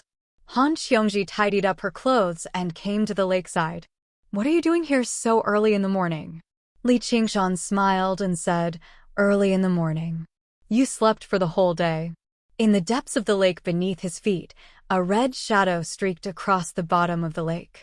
He split his consciousness to control the doppelganger. He restrained all his aura and swam towards the mouth of the lake. With Han Xiongji's cultivation, it was naturally difficult for her to detect him. Han Xiongji looked at the sky. Just now, she discovered that it was already dusk. Thinking of last night's entanglement, she could not help but blush. She had really exhausted the last bit of energy in her body. It was not only because of the desire accumulated over the years of separation, but also because of indescribable anxiety and unease. What's wrong? You're not in a good mood. Are you still thinking about your father's discouraging words? Weren't you still very energetic last night? Li Qingshan came forward and gently embraced her in his arms, smiling ambiguously. At the same time, the clone sped up after leaving the small lake, entering a large river very soon. That was already one of the bodies of water that Li Qingshan had refined. The water god seal shone brightly, connecting with the various bodies of water once again. The mirror clone did not stop at all. Instead, it sped up again, swimming in the direction of the clear river prefecture. After being away for so long, he wondered how the night roamers under him were doing. He wondered how the sisters, Yi Liusu and Yi Lubua, were doing. When he thought about the intimacy he had with them in the past, he just felt like it had happened a very long time ago. Of course, this period of time was not actually that long to cultivators. Although he had developed some romantic feelings in the past, he would only focus on what was right in front of him once he was separated. He rarely had any time to reminisce. Just like what Ma Bai had said, a person's energy would always be limited. Most of his time was spent on cultivation or gazing at the heavens. He could not afford to be too distracted by matters related to romantic feelings. You went too far last night. Han Xiangji rebuked and randomly pinched Li Qingshan's waist a few times. Towards the end of last night's revelry, she had completely submerged in her sea of desire, allowing him to do whatever he wanted. Li Qingshan laughed aloud. If you can't satisfy me, don't blame me for finding someone else. After the entanglement last night, he had not completely released his lust. Now that he held her, he was stirred up again. A certain part of his body immediately changed. Li Qingshan originally thought she would fly into a rage like she did in the past, forcing him to swear an oath that he would never have a second woman in his life. He never thought she would push him away. Go find your own pleasure in the parlor of clouds and rain. Don't bother me. I don't have the time to do something like that with you. You saved the great parlor head Qiu, so I guarantee you that she won't take any spiritual stones from you. You can choose any disciple under her. She might even be willing to accompany you personally. Li Qingshan did not know that Han Anjuan had forcefully ordered Han Tie to take on concubines as soon as Han Anggua's mourning period ended. As it was not a formal marriage, it did not violate the rule of 3 years of mourning. He wanted to produce as many children as he could so that the Han family could flourish. Li Qingshan instead became rather embarrassed. Don't overthink things. I was just momentarily angered. It's not like I'm actually interested in her. Men. Han Xiongji was filled with doubt. Li Qingshan's thoughts ran wild. Begonia was a beauty. If she insisted on repaying him with her body, it would probably be very difficult for him to turn her down. However, if he really had to talk about the most carefree and satisfying things like this, it would definitely be Helicoverpa Rosa. Just as he thought about it, he took a punch to his stomach from Han Xiongji. Li Qingshan also acted like he was in pain sensibly. He spent a few more days in Han Xiongji's dwelling, deciding on a time to meet again before returning to Clear River City in search of a person. This person was talented as well. He was skilled in the water, and he had probably grown up in it. Chapter 610. Li Qingshan arrived in the Chain Mountains first. He called out a few times in front of Ru Xian's dwelling, but he received no response. He thought, she's probably in the 100 schools of thought.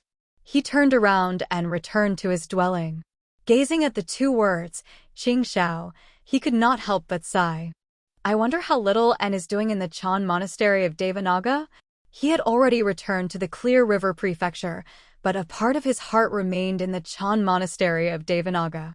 Thinking about the past and thinking about the future, he actually became rather overwhelmed with thoughts for a moment, unable to control himself. He let out a long breath and suppressed his emotions.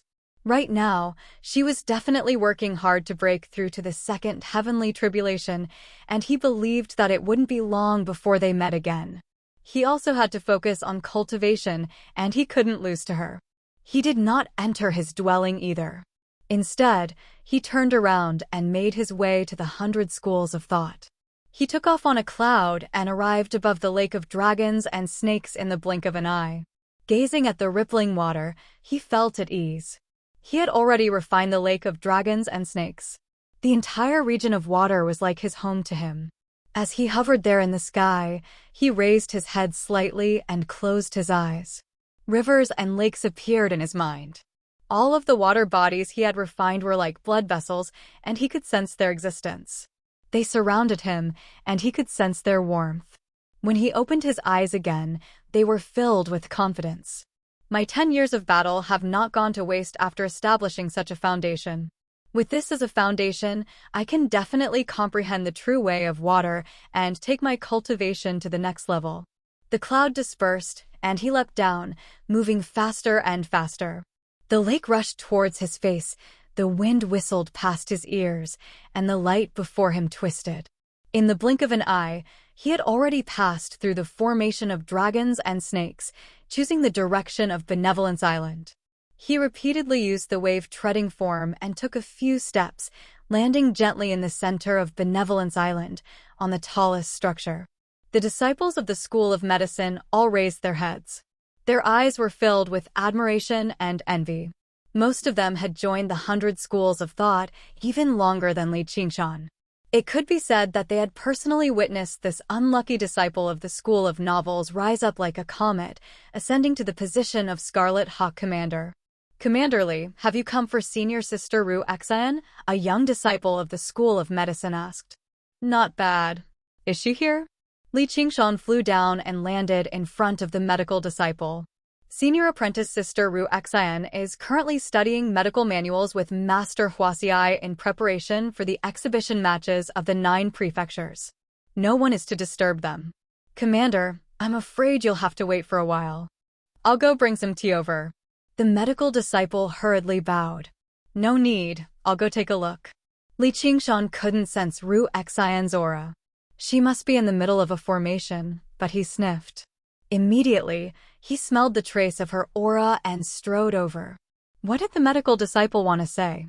But in the blink of an eye, Li Qingshan had vanished from sight. He had circled around a rockery, passed through a garden, and arrived at the back of the hall, in front of a stone door. Feeling the obstruction of the formation, Li Qingshan shouted, Ru Xian, are you inside? I have something important to discuss with you.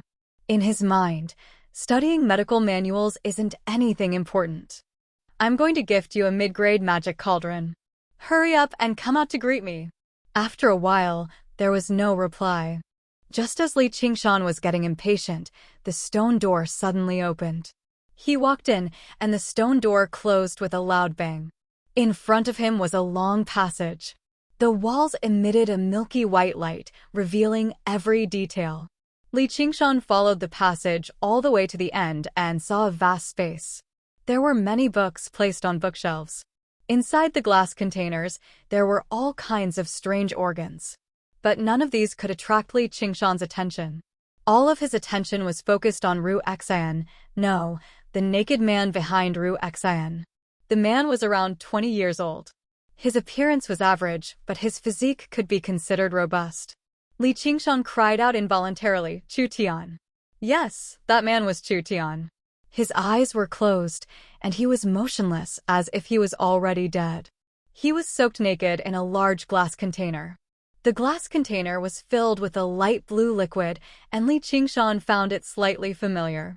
A series of bubbles floated in the container, and the outside was covered with runes that extended to the ground, forming a large formation. Other than Ru Xian, there was also a black old man standing in the room. It was the original head of the medical school, Huaxiai. He was frowning, staring at Chu Tian in the glass container, as if he didn't notice Li Qingshan's arrival. Ru Xian let out a sigh of relief and made her way over to Li Qingshan. She seemed slightly exhausted, but a gentle smile appeared on her face. From her appearance alone, she really was the best representation of gentle as water, but Li Qingshan knew that this was just a false impression. Ru Exine first studied Li Qingshan from head to toe before asking in surprise, "You're still alive?" The corner of Li Qingshan's lips twitched. "I'm still alive," Ru Exine said in great pity. "The insight of those old monks from the Chan monastery of Devanaga really isn't that great. I even thought you'd be purged. Even if I die, I'll drag you down with me. Even if you're so infatuated, I can't accept it, because I've already seen another man's body." Ru Exine's eyes flickered as if she was very touched. In the end, she turned her head away in sorrow. Li Qingshan immediately lost control of his facial muscles. He had no idea how to react, and the urge to choke her to death arose spontaneously once more. He sucked in a deep breath and asked, "What's going on exactly?" He had always believed that Qian Rongji had already devoured Chu Tian, but as it seemed now, he still had a breath left in him. Ru Exine laid out her hands helplessly. "Master said that since he's on Benevolence Island, he's a patient of the School of Medicine. We have to take responsibility until the very end." The two of them left together. Li Qingshan asked in surprise, "You're just treating and saving someone. Why are you so sneaky about it?" Obviously, it's because she's afraid that a certain person will come looking for trouble. She's already Great Commander Gu's disciple, and her future is bright. If she learns that there's still a chance for Chu Tian to be cured, she'll definitely come and visit him. Li Qingshan also deeply agreed. Based on Qian Rongji's current means, even if Chu Tian was alive and kicking, he probably wouldn't be her opponent, let alone a half-dead Chu Tian. He couldn't help but walk towards Chu Tian. "You've been trying to save him all this time?" "Yes, we've thought of many ways. Spending so much effort to save an idiot, it's really not worth it. Just think of it as studying medicine. Moreover, if he can really wake up, he might not necessarily be an idiot. Maybe he'll suddenly become smarter than you. Do you notice the water inside? Don't you think it's a little familiar? This is water of recollection. You want him to regain his past life's memories?" Li Qingshan suddenly remembered. He had a deep impression of the effects of water of recollection. "But does this thing have such a great effect?" "Yes, we've increased the dosage, but I don't think it'll be of much use. I've looked up a lot of books, and there are many cases of celestials regaining their past life's memories, but that's only when their own cultivation has reached a certain level. It's like trying a dead horse as if it's alive. In any case, his consciousness has completely collapsed. If he can't find his past life's memories, even if he wakes up again, as you said, he'll become a real idiot, the kind that can't even eat, drink, and poop." Li Qingshan turned around and asked, "Can it succeed?" Ru Exine shook her head. "Who knows? Let's go. Let's talk outside." Ignoring Hua Xiai, she called out to Li Qingshan and walked out. Li Qingshan looked at Chu Tian for a while, waved goodbye, and was about to turn around and leave. Chu Tian's eyes suddenly opened, and he stared straight at Li Qingshan. His eyes were so persistent that they didn't blink even for a moment. Li Qingshan said loudly, hey, he's awake." Ru Exine had already walked into the passage, and without turning her head, she said, "It's just an intermittent muscle reaction. Let's go, don't dawdle." Li Qingshan looked carefully. Chu Tian's eyes were lifeless, and after a while, they slowly closed again. He couldn't help but curl his lips and use his divine sense to say, "Although you've offended me quite a bit, and you deserve to end up like this, I still wish you can come back from the dead. Hee, I'm really a good person. It seems like I've already understood some of the true meaning of kindness is like water." Li Qingshan turned around and chased after Ru Exine, but he didn't know that this voice spread out in the depths of Chu Tian's sea of consciousness, stirring up a round of ripples in a pool of stagnant water. Hua Xiai and Ru Exine had also tried to use this method to wake Chu Tian up, but it had never worked. The strength of Li Qingshan's divine sense was so strong that even Golden Core adepts might not be able to match it, and Ru Exine and Hua Xiai were far inferior.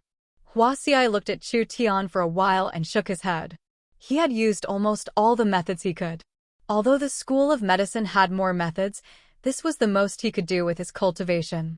He was not a stubborn old man who was determined to save Chu Tian. As the saying goes, you can't cure an illness that can't be cured. He just had to do his best. The hall darkened, and Hua Xiai also walked towards the exit. The milky white light on both sides of the path also gradually extinguished with his footsteps. In the end, only the water of recollection in the glassware was left, emitting a faint blue light.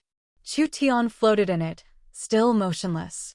Of course, Hua Xiai still didn't know that the treatment they had endured for so long wasn't completely useless. Li Qingshan and Ru Xian came to her alchemy room and took out the jade melting furnace and threw it to her. Here. Ru Xian's eyes immediately lit up. For someone who was good at alchemy, this kind of furnace was practically a dream. This is the jade melting furnace. How did you know? Oh, you've also gone to the Arsenal of Arms in the county city to take a look. Li Qingshan remembered that the Arsenal of Arms was a shop, and this jade melting furnace was one of its products.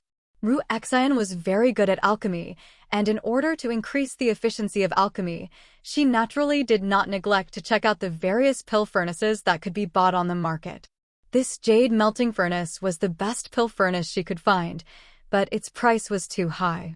Although she had helped Li Qingshan with alchemy and had accumulated a sum of resources over the years, those expensive pills weren't that easy to sell, especially since their raw materials were mostly spiritual herbs from underground. She didn't dare to sell them on a large scale. She played with the jade melting furnace in surprise. This is for me. Li Qingshan said, Of course not. I'm just letting you see it, then I'll take it back. That's great. Ru Xian ignored his words and revealed a happy smile like a child. Li Qingshan felt that it was worth it, and said with a smile, as long as you like it.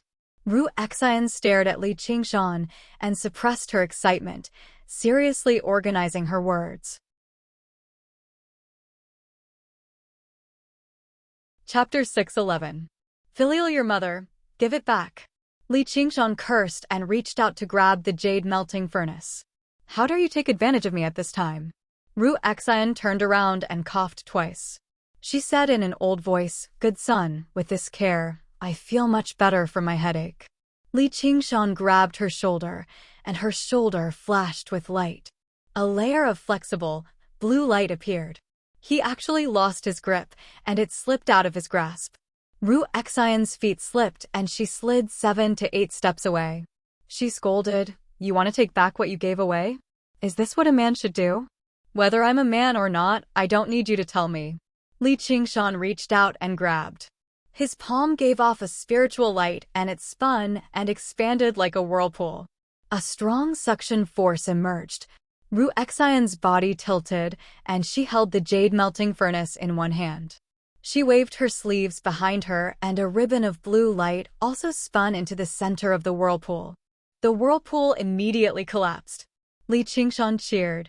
Good. Now watch this move. In this small space, the two exchanged moves, and each used their own methods.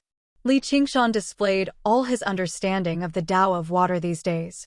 He used the water spiritual force to create all kinds of changes. Whether it was entanglement or forceful attacks, they were all deftly resolved by Ru Xian. None of the bottles and jars in the alchemy room were damaged. Of course, this was also because Li Qingshan did not use his full strength. This was not a duel, he just wanted to see Ru Xian's understanding and methods of the Tao of water. The result did not disappoint Li Qingshan. If she transformed into a mermaid, she should be more profound. The two fought for a while in the alchemy room. In the end, Li Qingshan's reaction was faster.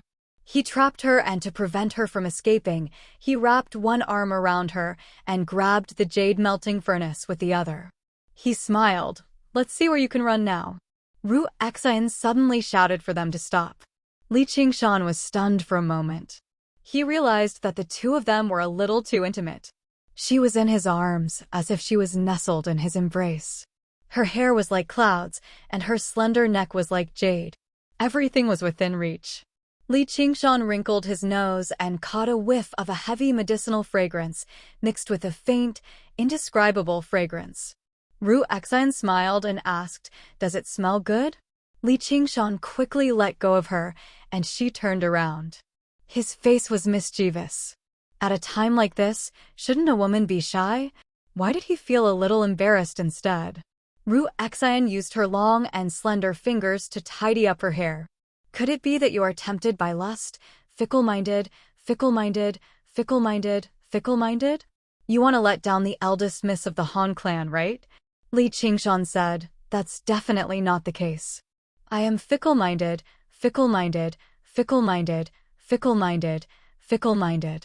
Although I am tempted by lust a little, fickle-minded is far from fickle-minded. In another 3 years, it will be our wedding day. At that time, I will definitely invite you to attend. The smile on Ru Xian's face faded a little. She looked at Li Qingshan with her gentle eyes. Li Qingshan felt like there was smoke and clouds changing. He couldn't figure it out. Ru Xian asked, is that okay? What's okay? Li Qingshan was confused. Nothing. You've given me the pill furnace and taken advantage of me. It's time for you to leave. Ru Xian waved her hand like she was chasing a sheep. You want to chase me away after taking advantage of me? Besides, who took advantage of you? I have something else I need your help with.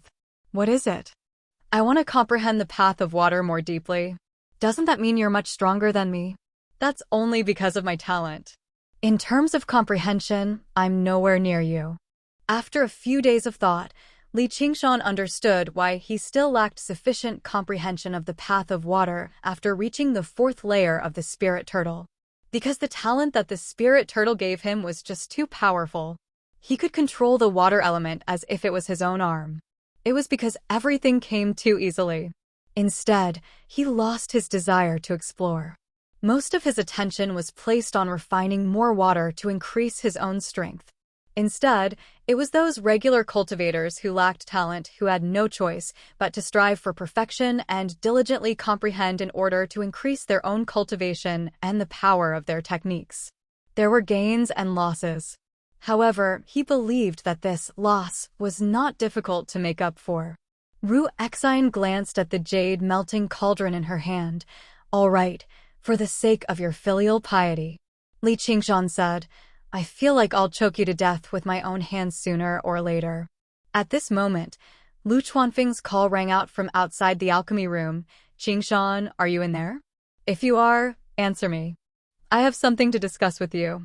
Ru Exine said, it's probably about the exhibition matches of the 9 prefectures. Go ahead. I'll refine the jade melting cauldron first.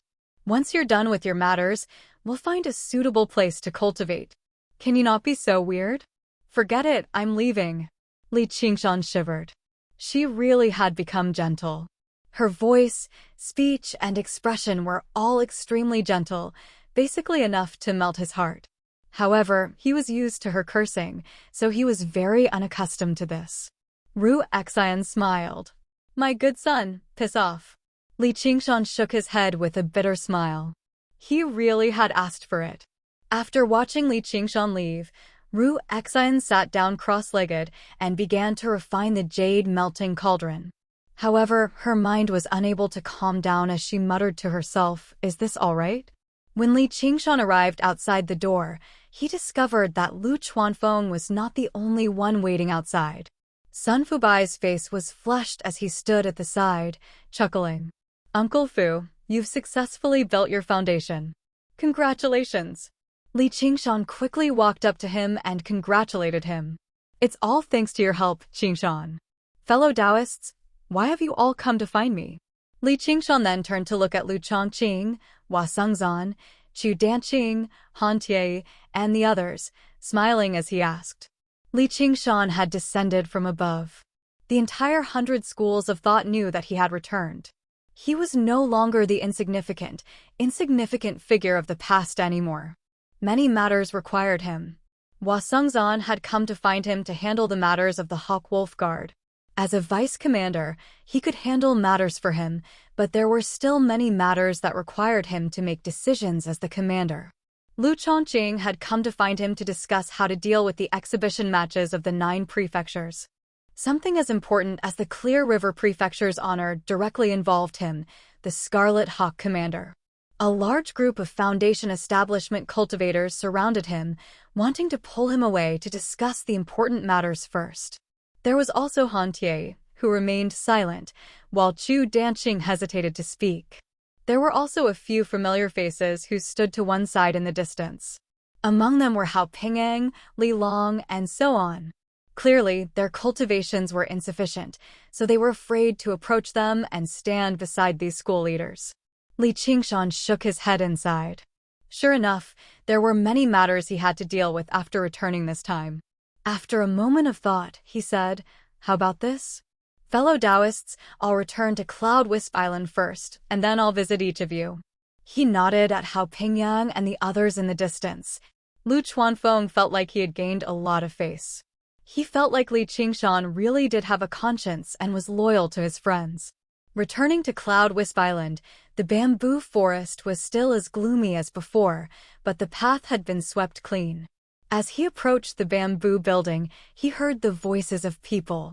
Quite a few disciples had joined them again, making it much livelier. It was no longer as cold and cheerless as before. Sun Fubai recalled the past and could not help but sigh in amazement. He had gone from the miserable situation where he could not accept any disciples, where even the school leaders were chi practitioners, to the current situation where he had 3 foundation establishment cultivators and disciples had begun to gather. It was basically a world of difference. "It's all because of you, Qingshan." Li Qingshan smiled. "I've only come up with a few ideas." "Why, you're the one who's managed things well." Lu Chuanfeng said, "The entrance examination is right around the corner. When the time comes, we'll have a few more disciples online. It'll probably be even livelier." Li Qingshan said, "Really? I feel like it's already been quite some time since the last entrance examination." Due to the Marquis of Rui's death in battle, Lu Chongqing still ended up continuing his position as prefect.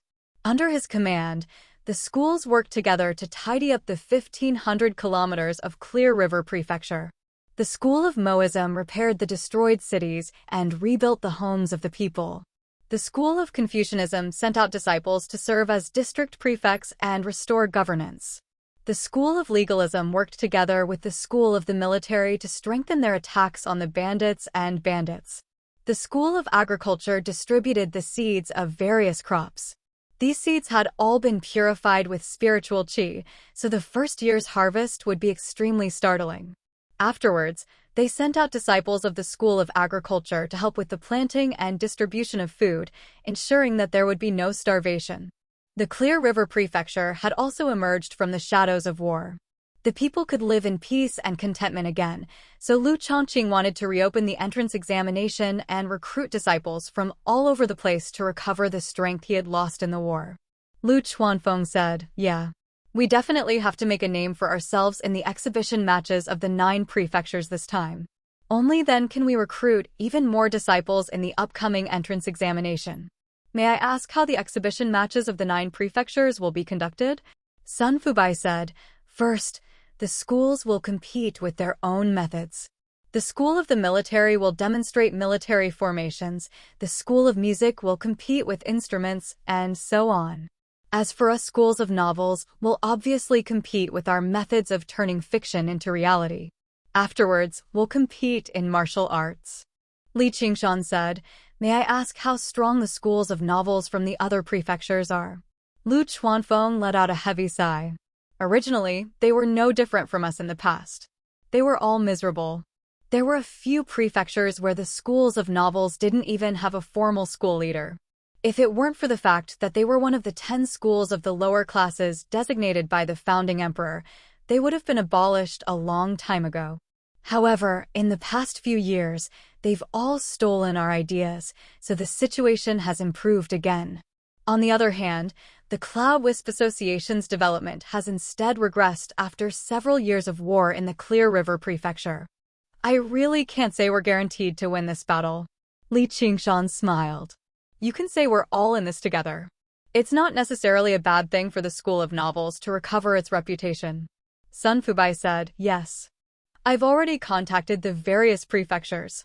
I want to establish an association that covers the entire Rui Commandery. The wider the audience, the more we can unleash the power of the School of Novels to the limit. They're rather interested too. As a result, this battle is even more important. It's no longer just for the entrance examination. It'll also determine which prefecture can maintain a dominant position. If the books Li Qingshan had copied out right now could be published across the entire Rui Commandery, the rate at which they gathered the power of belief would definitely multiply. Due to the war, the population of the Clear River Prefecture had been drastically reduced, but the other 8 prefectures had not been affected too much.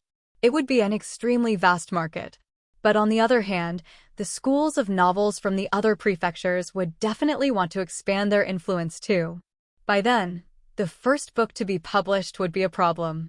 If it was not handled properly, it could lead to a conflict, so the dominant position would be relatively important. As they spoke, the 3 of them arrived before the bamboo building. Li Qinggan said, "Then let's go in and properly plan." Chapter 6:12. Xu Danqing paced back and forth anxiously in the room, occasionally pushing open the window to look in the direction of Cloud Wisp Island and sighing. He was not such an impatient person, but this matter was too important. Other than Li Qingshan, there was no one else he could discuss it with. "Danqing, what has happened? Why are you so anxious?" Li Qingshan's voice suddenly rang out from behind. Xu Danqing turned around in surprise and joy, only to see Li Qingshan striding into the room. He sat down on the mat in front of the window rudely, leaning his arm against the small table. He discussed with Lu Chuanfeng and Sun Fubai for a while and proposed a few ideas before leaving Cloud Wisp Island. He knew his own limitations. In terms of affection and understanding of the school of novels, he was not as good as Lu Chuanfeng. In terms of meticulous thinking and handling of specific matters, he was not as good as Sun Fubai. He would not be of much help even if he stayed, so he might as well finish his business quickly and go learn the path of water from Ru Xian. "If there's anything I need to do, I promise to win. I'll leave everything else to you too." After saying this, Li Qingshan bid farewell and left. He first went to the school of painting, who was closer to him. "Qingshan, your cultivation has become even more profound," Xu Danqing praised as he sat down on the opposite side of the table. He wanted to pour some tea, but Li Qingshan had already picked up the teapot and filled his cup. He then drank it in one gulp and said with a smile, "Long time no see. You've learned to say such polite words." He still remembered Xu Danqing's ignorant appearance when they first met. Now that he had experienced the world, his naivety had faded. His frown made him seem even more mature. "I'm not being polite. Your cultivation." "Never mind, let's not talk about this for now." I really don't know where to start." Xu Danqing had originally planned to ask Li Qingshan for help, but he had never asked anyone for help before, so he did not know how to say the words. Li Qingshan's smile faded, and he placed the teacup on the table.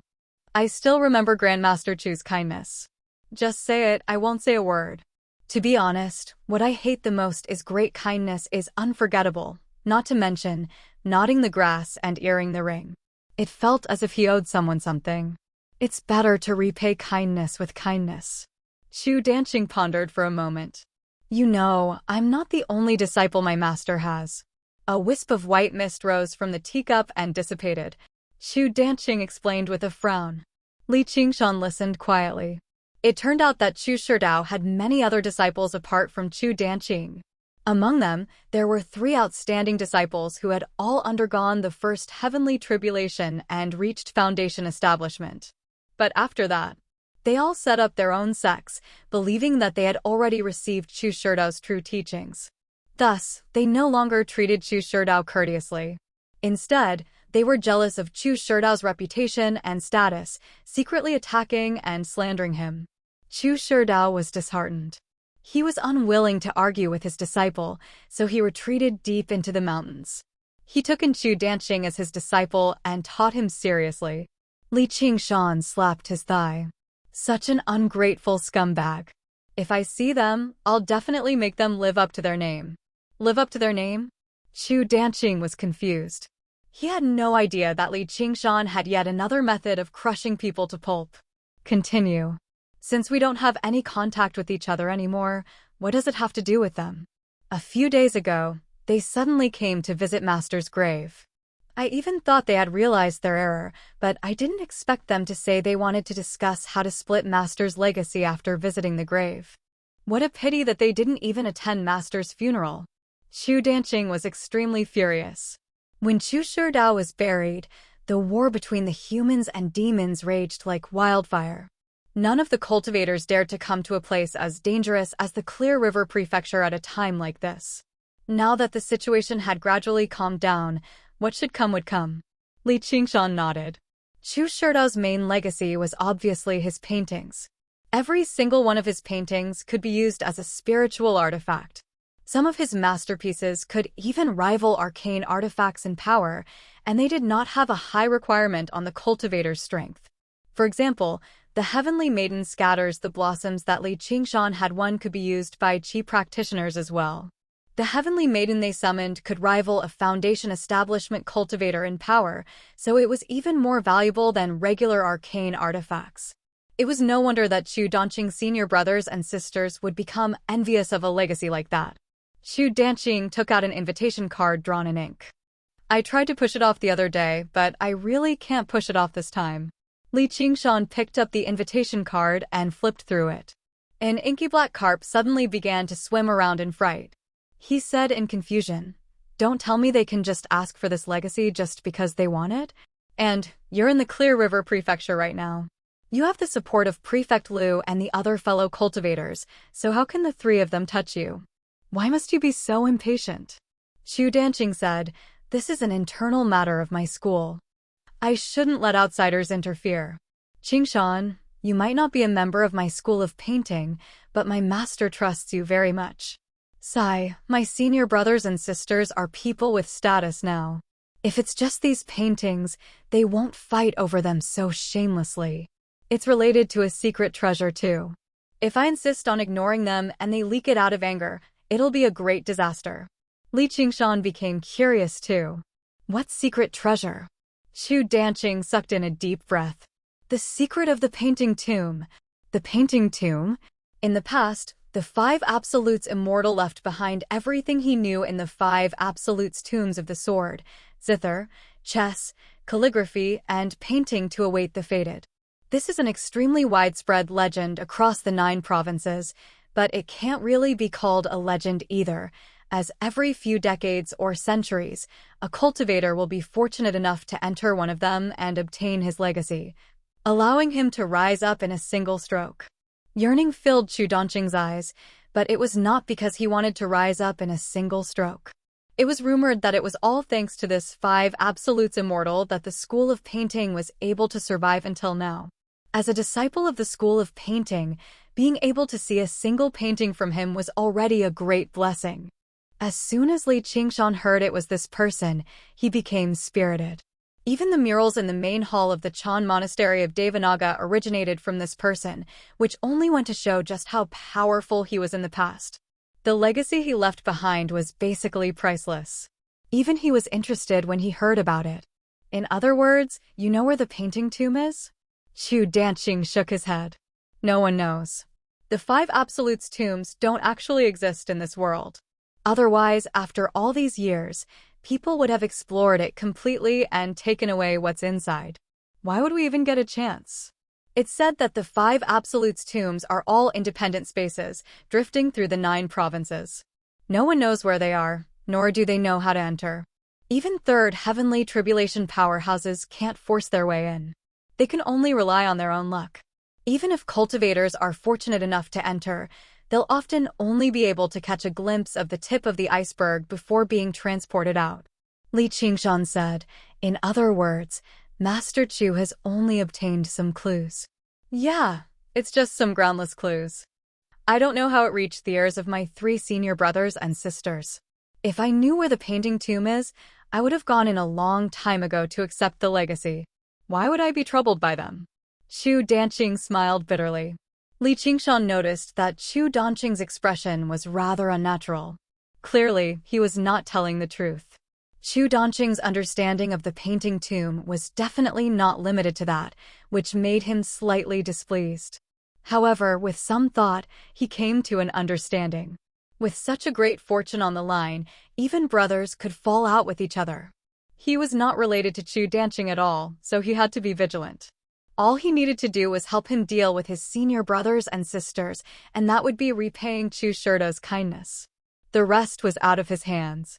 Right as he thought that, Chu Danqing's voice directly rang out in his head.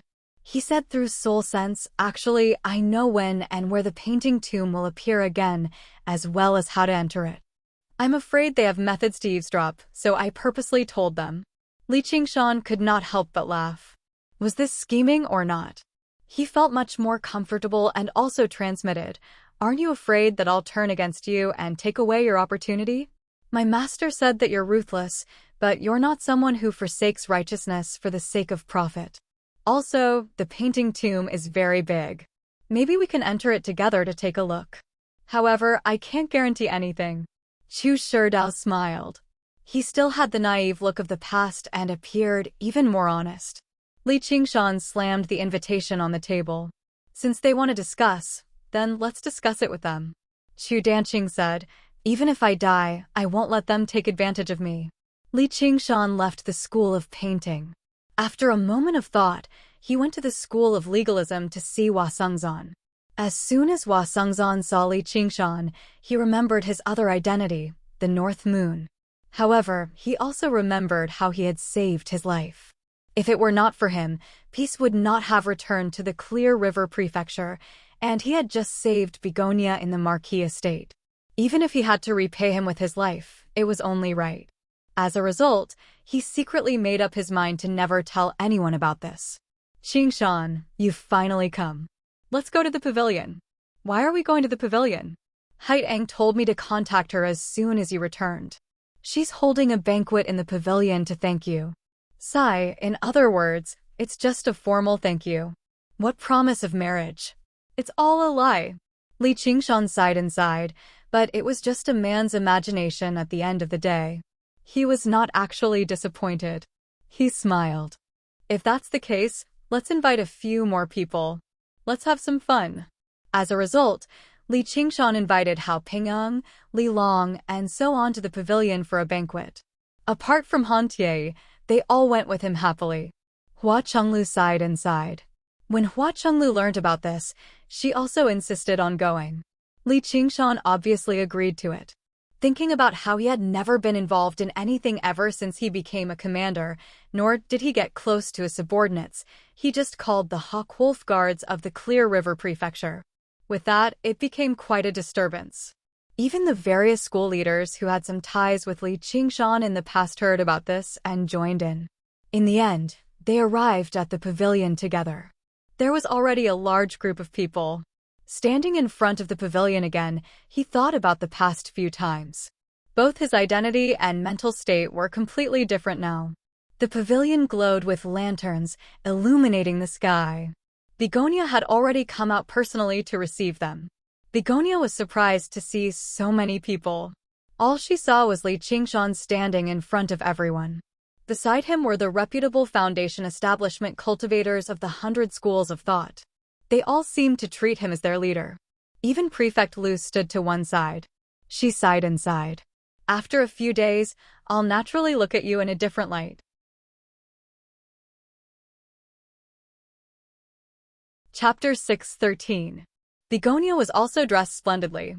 She bowed gracefully. "I thank the commander for risking your life to save me. Your kindness is as vast as the ocean. I will never forget it. If you ever need me in the future, I will repay you." Li Qingshan and Chu Danqing exchanged glances. They could not help but laugh aloud.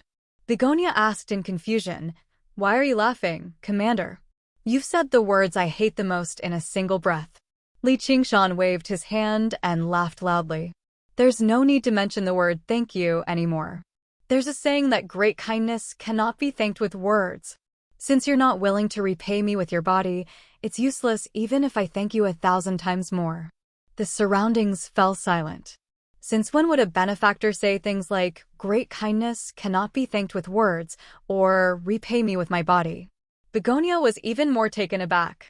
Her face reddened slightly as she gazed at Li Qingshan with mixed emotions.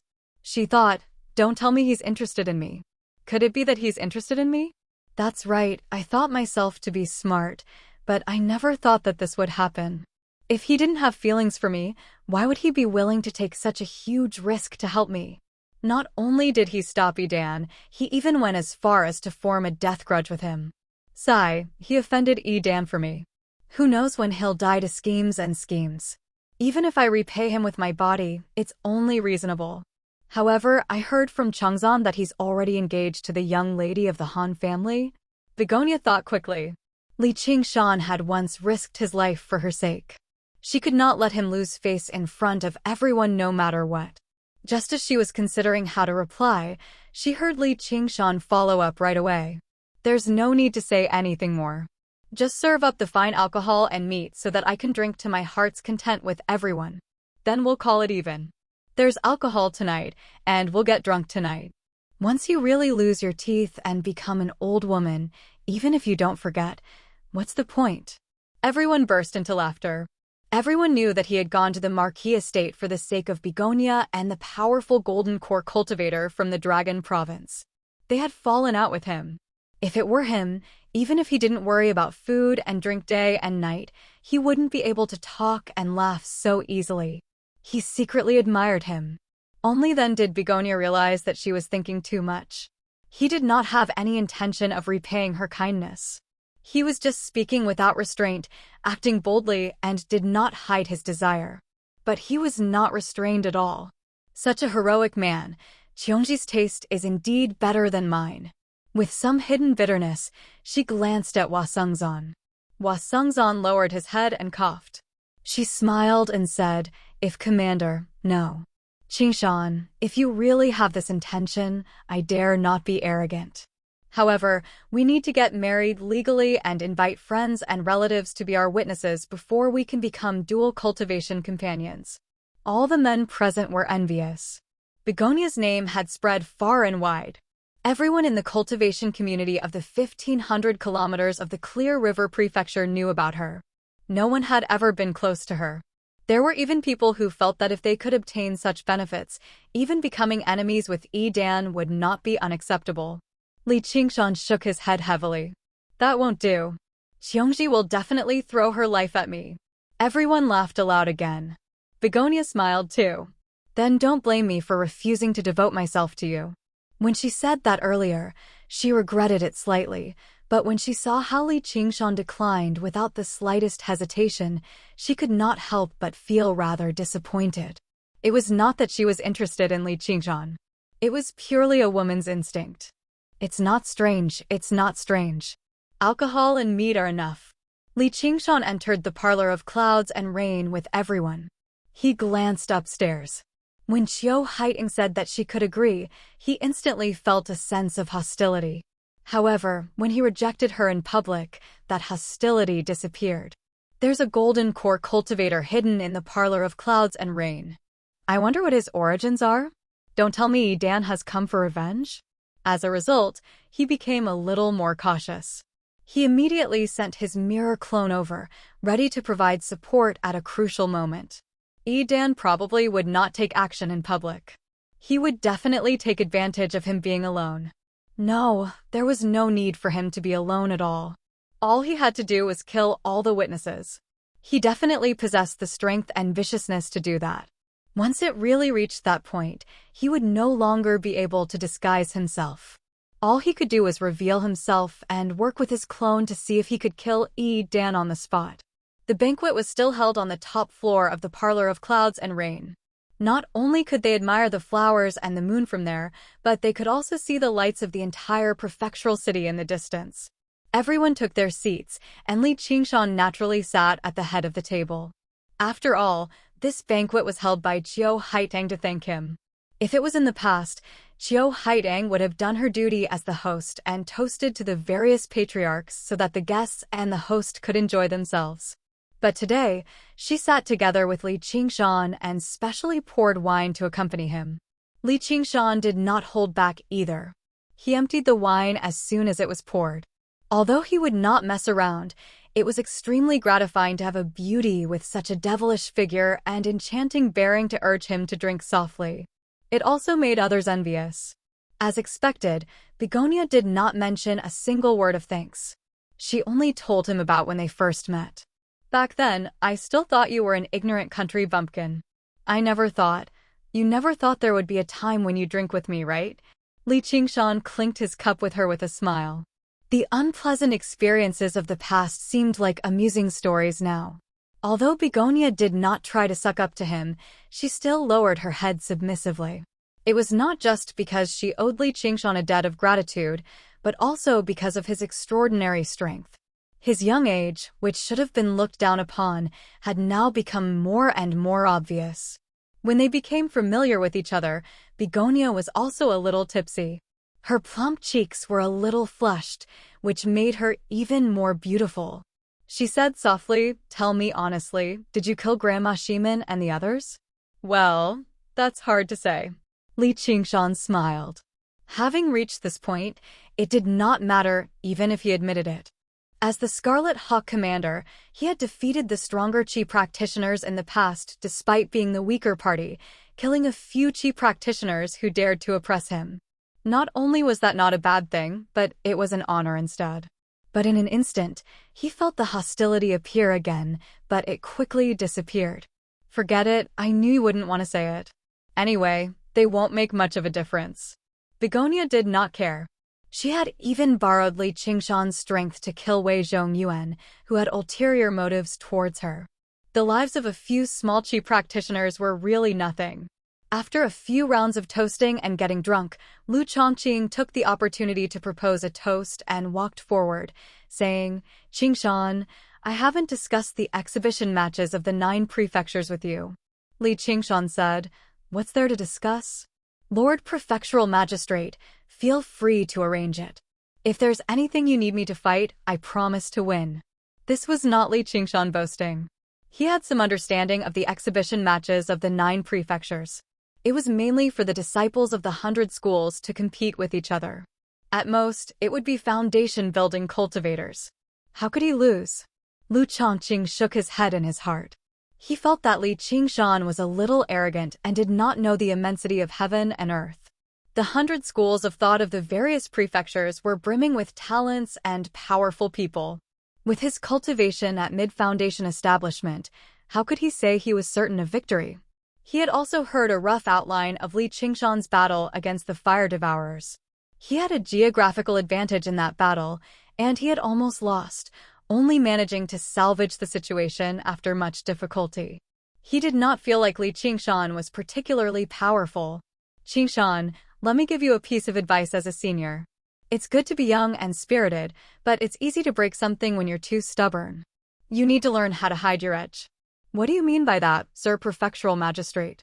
Li Qingshan put down the cup that had just reached his lips. He felt that Lu Chongqing was hinting at something. "You acted bravely for a just cause and saved fellow Chiu. That's great news. I feel proud too. However, there's no need for you to develop such a great grievance with Edan. It's already happened. What else can I do?" Li Qingshan raised an eyebrow. "There's a saying that it's better to squash enmity than keep it alive. Considering how he's managed to cultivate to his current realm of cultivation, he's not someone who's completely unreasonable. If you can ask Commander Gu to step in and apologize to him, it might be a little embarrassing for you, but it'll save you from a great disaster. Sigh, he's the prince's trusted aide after all." Lu Chongqing said sincerely, but it was not just for Li Qingshan's sake.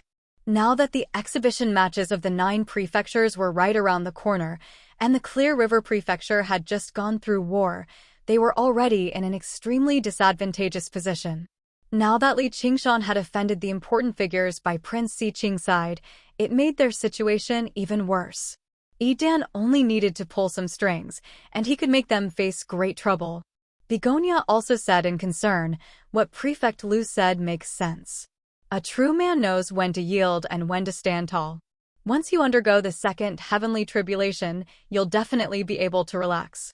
I know you're a righteous, upright man." Li Qingshan laughed aloud, attracting everyone's attention. Actually, just now, while Lu Chongqing had not spoken loudly, all of them were people with sharp ears and eyes. They all heard him clearly, wanting to see how Li Qingshan would respond.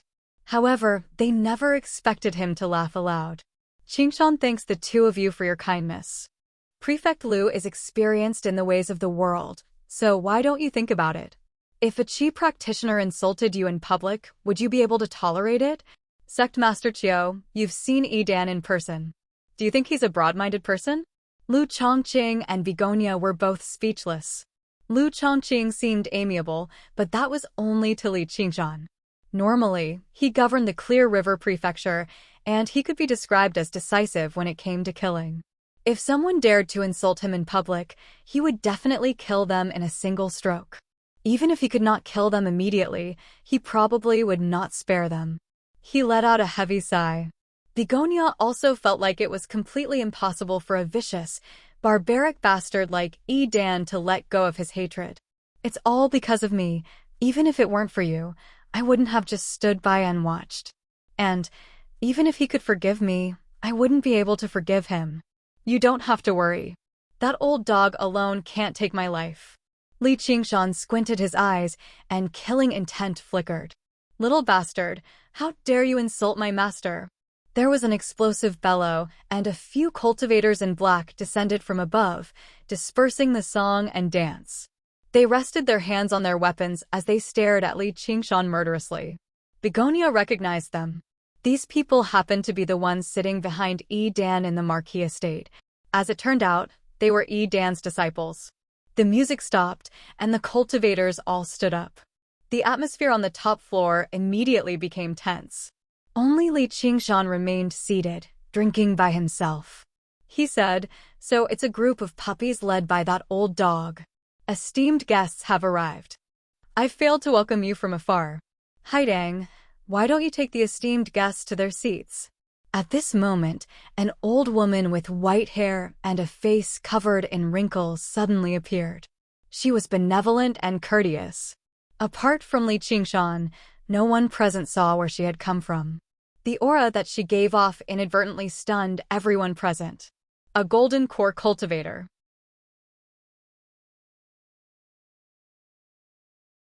Chapter 6:14. Begonia went up and bowed rather reluctantly. Sect Master. The cultivators in black were all dressed in tight robes and radiated with murderousness. You could tell with a single glance that they were people who had gone through life and death battles. The leader was a fierce man in his 30s. He went up and studied the old woman. "My surname is Yi, and my name is Feng. So you're Sect Master, you of the Sect of Clouds and Rain? Sure enough, you do have some bearing. You can't be compared to some little bastard." As he said that, he glanced at Li Qingshan. Li Qingshan continued drinking by himself as he thought, these people probably haven't come specially to deal with me, or they wouldn't be so impatient. Let's see what they're trying to do. What sect master you? You can just call me Granny Yu. Why have you specially visited our sect of Clouds and Rain from so far away? Yifeng's rude words angered Granny Yu slightly, but she remained polite, as she knew the people standing behind them were Edan and even Prince Siqing. Although she had undergone the second heavenly tribulation after some difficulty, she was one of the weakest golden core cultivators. Because of her withered appearance, even the arts of charm she was most skilled in could not be unleashed to much effect. She knew she no longer had the opportunity to take another step forward, so why would she be bold enough to offend the most powerful figures in the Rui Commandery? Yifeng saw how Li Qingshan did not retort, so he thought he had become afraid. He thought, this little bastard will die sooner or later anyway, so it's not worth it to waste my breath on him here. Today, I'll show you that the person you want to save still can't escape from our hands. I'll slap you viciously in front of so many people. Our master has taken a liking to a little mistress of your sect of Clouds and Rain. These are the betrothal gifts. Hurry up and get her to return with us and marry master. We'll have to call her little mistress too. The cultivators in black roared with laughter. As Yifeng spoke, he took out a great pile of gold, silver, and jewels from his 100 treasures pouch, forming a small mountain in the blink of an eye. The jewels shone brilliantly. Granny Yu had made up her mind to maintain peace, but her expression could not help but change slightly. The cultivators of the Clear River Prefecture all frowned. Perhaps these treasures were priceless to mortals, but they were simply like dirt to cultivators, and they could get as much as they wanted. In the mortal world, it was like a pile of scrap metal. Saying that one wanted to marry someone's daughter was a blatant humiliation.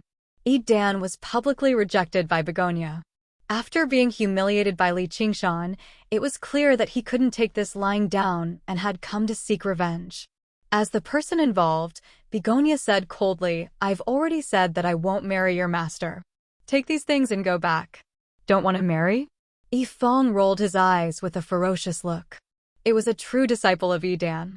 "Granny Yu, what do you think?" Our master is about to become the great general of the Rui Commandery. He's basically showing your sect of clouds and rain enough respect by coming with a betrothal gift. Don't tell me you're going to disappoint him?" Yifeng narrowed his eyes at Grandma Yu. He did not fear her identity as a golden core cultivator in the slightest, nor did he conceal the threat in his words. How is this a cultivator? He's basically like a local ruffian. With a disciple like that, it goes without saying what the master's like. "Qingshan, you're right. I was far too naive." Lu Chongqing frowned deeply and communicated to Li Qingshan secretly. The school of Confucianism had always placed great importance on etiquette, so they could not tolerate people like this the most. Li Qingshan smiled and said nothing. Who said cultivators should be cultured and refined? Polite and courteous. Those demonic cultivators who rampaged through the 9 provinces in the past. Just how many of the things they did were utterly devoid of conscience? Utterly devoid of humanity? Cultivation was about understanding one's own nature. No one was born a virtuous person. From a certain perspective, people like Dan basically followed their own natures. As for me, I'll obviously follow my own natures and slaughter all of these eyesores. How would I dare? Granny Yu personally believed she was a good talker, but against such a vicious and stubborn person, she dared not say anything. There was nothing she could do at all. "Granny Yu, the rise and fall of the sect of clouds and rain all depends on you. You can't bear to part with this disciple right now, but she won't be the only one you'll have to part with in the future. Are you going to agree or not?" Yifeng took another step closer, actually suppressing a golden core cultivator as a foundation establishment cultivator. He was not completely relying on his master's authority. He was also a late foundation establishment cultivator. Although he was an entire major realm of cultivation away from golden core, Granny Yu's forte had never been in open confrontations. She spent her entire life scheming and plotting against others. There were very few times when she actually clashed with others. Not only was she old now, but she was also old and frail. Yifeng was in his prime. Who knew how many battles of life and death he had experienced in the arena, and he was equipped with arcane artifacts. If they actually fought, he was confident he would not lose to this old bastard. "Sigh, I'll agree then." Sure enough, Granny Yu did not have the slightest bit of stubbornness. She cherished her life more and more. She had finally become a golden core cultivator after so much difficulty, so how could she be willing to die under Dan's wrath? With that, not only did everyone sigh, but Begonia even cried out, "Sect Master. Haidang, how has our sect of clouds and rain treated you?" Granny said gently. She was as benevolent as an old grandmother, basically radiating with a benevolent glow. Silently, she used her arts of charm. The second heavenly tribulation was not for nothing after all. She basically used it silently. Even Begonia, who was skilled at this, failed to notice it. Only Li Qingshan's eyes turned cold. Begonia lowered her head. "The kindness the sect of clouds and rain has shown me is as great as the mountains and as deep as the ocean. If it weren't for the sect of clouds and rain, I would have sunk into the fiery pits of brothels a long time ago. My youth would fade away, and my appearance would wither away. I might even be dead already." Granny said, "Right now, you're not doing this for me, but for the entire sect of clouds and rain. Your cultivation has stagnated because you don't have a dual cultivation partner to balance your yin and yang. If you marry Great General Yifeng, you'll have endless resources to enjoy, and your cultivation will definitely advance drastically. I'm only holding the position temporarily right now, but I'll still have to return the sect of clouds and rain to you in the future." Begonia stammered as her expression changed. Clearly, she was undergoing an intense battle inside. The surroundings were so quiet that it was possible to hear a pin drop. Not a single person present said anything. The sect of clouds and rain was not part of the 100 schools of thought, so they did not have much of a relationship with them. And this was an internal matter of the sect of clouds and rain. Since even the sect master had said something like that, could they still fend off a golden core cultivator? Not to mention that there was still a colossal figure like Dan behind them. Begonia looked at Hwasungzan instinctively. Although she had already let go of him, he was still the man she had once been infatuated with for many years after all. Hwasungzan straightened his back and hesitated a few times. He glanced at Hua Qinglu before lowering his head in the end, avoiding Begonia's gaze. If he were alone, he would stand by Begonia's side, even if he had to risk his life. However, he was not alone. He represented the entire Hua family. If he offended Dan, it was very likely for it to lead to an unimaginable disaster for the Hua family. By then, his younger sister and even his father and mother would all be dragged into it. If he did this for a woman, then he would be far too selfish. As he enjoyed the power and resources that came with the clan, he would also have responsibilities and obligations. However, he could not help but ask himself, if Gu Yenying were in the same position, what would he do? There was no other answer. He would definitely stand forward regardless of the consequences. Begonia was gloomy. She was greatly disappointed. She had entrusted her entire life to someone else, yet she was still not a good person in the end. Her master was right. Throughout the ages, all those with the aspect of peach blossom were infatuated with love, yet they were fated to never find their love, dying in melancholy. She could not escape this curse at the end of the day. Stop with the me's and me's. Come with us. Yifeng looked at Li Qingshan complacently. How's that? You're willing to risk your life to save this woman, but in the end, you're still going to be fucked by our master. Ha ha ha ha. Li Qingshan laughed as well. His laughter grew louder and louder, shaking up 5 kilometers and reaching the horizon. With a series of clangs, the cups, bowls, and plates all exploded.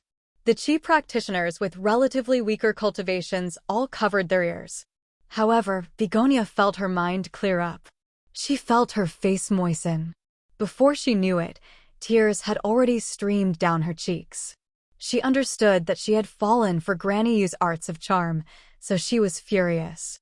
Sect Master Yu, you're a senior. Don't you feel ashamed to use such methods against a junior to please an outsider? Even if I die today, I won't agree. If Dan wants to forcefully marry me, he'll only marry a corpse. Those who do not die are thieves. The ancients did not deceive me. Li Qingshan stopped laughing, and his face turned cold. This is not a place for you to mess around. Granny Yu was furious. She stretched out her chicken claw-like hands and grabbed Begonia's shoulders. She glanced at Li Qingshan, but did not dare to act up. Behind Yifeng stood Dan, and behind Li Qingshan stood Gu Yenying. She was careful not to offend either of them, so she could only vent all her anger on Begonia. Begonia had no time to resist at all. She immediately felt her entire body go limp, and she felt bitter in her heart. She felt that no one in the world could help her anymore. Even if Li Qingshan was willing to risk his life for her, how could he defeat a golden core cultivator? A figure suddenly appeared in her mind. That person was so powerful and arrogant. If he was here, even if Dan came personally, he would not dare to do as he pleased. My heart belongs to someone else. If you dare to use force, he won't let you go. Yifeng said, I'd like to hear who can't let our master go.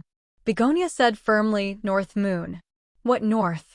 You're talking about that wretched demon, North Moon. You've colluded with wretched demons, so what are your crimes? Yifeng suddenly paused. He remembered who North Moon was. He was Prince Si Qing's greatest enemy in the Rui Commandery. He had learned quite a lot about him through various sources. Although he had never met him, his terror was deeply embedded in his heart. He had heavily injured basically all the demon commanders of the Rui Commandery alone. What kind of power was that? As a result, although he still pretended to be unconcerned with this second half of his sentence, he could not help but lower his voice, and his aura became much weaker. Don't be so stubborn. Granny Yu could not help but loosen her grip on Begonia's shoulder. She said that she did not believe what Begonia had said, But if it was true, then it would be terrible. By then, what was she supposed to do if North Moon came looking for them? The two words, North Moon, seemed to possess a wondrous power. It made the expressions of everyone present change. Surprise, fear, worry, and unease were written all over their faces. Even the lake of dragons and snakes had been refined by North Moon, so the impression the disciples of the academy had towards him went without saying. A few chief practitioners could not help but look around, as if North Moon would suddenly leap out of the darkness.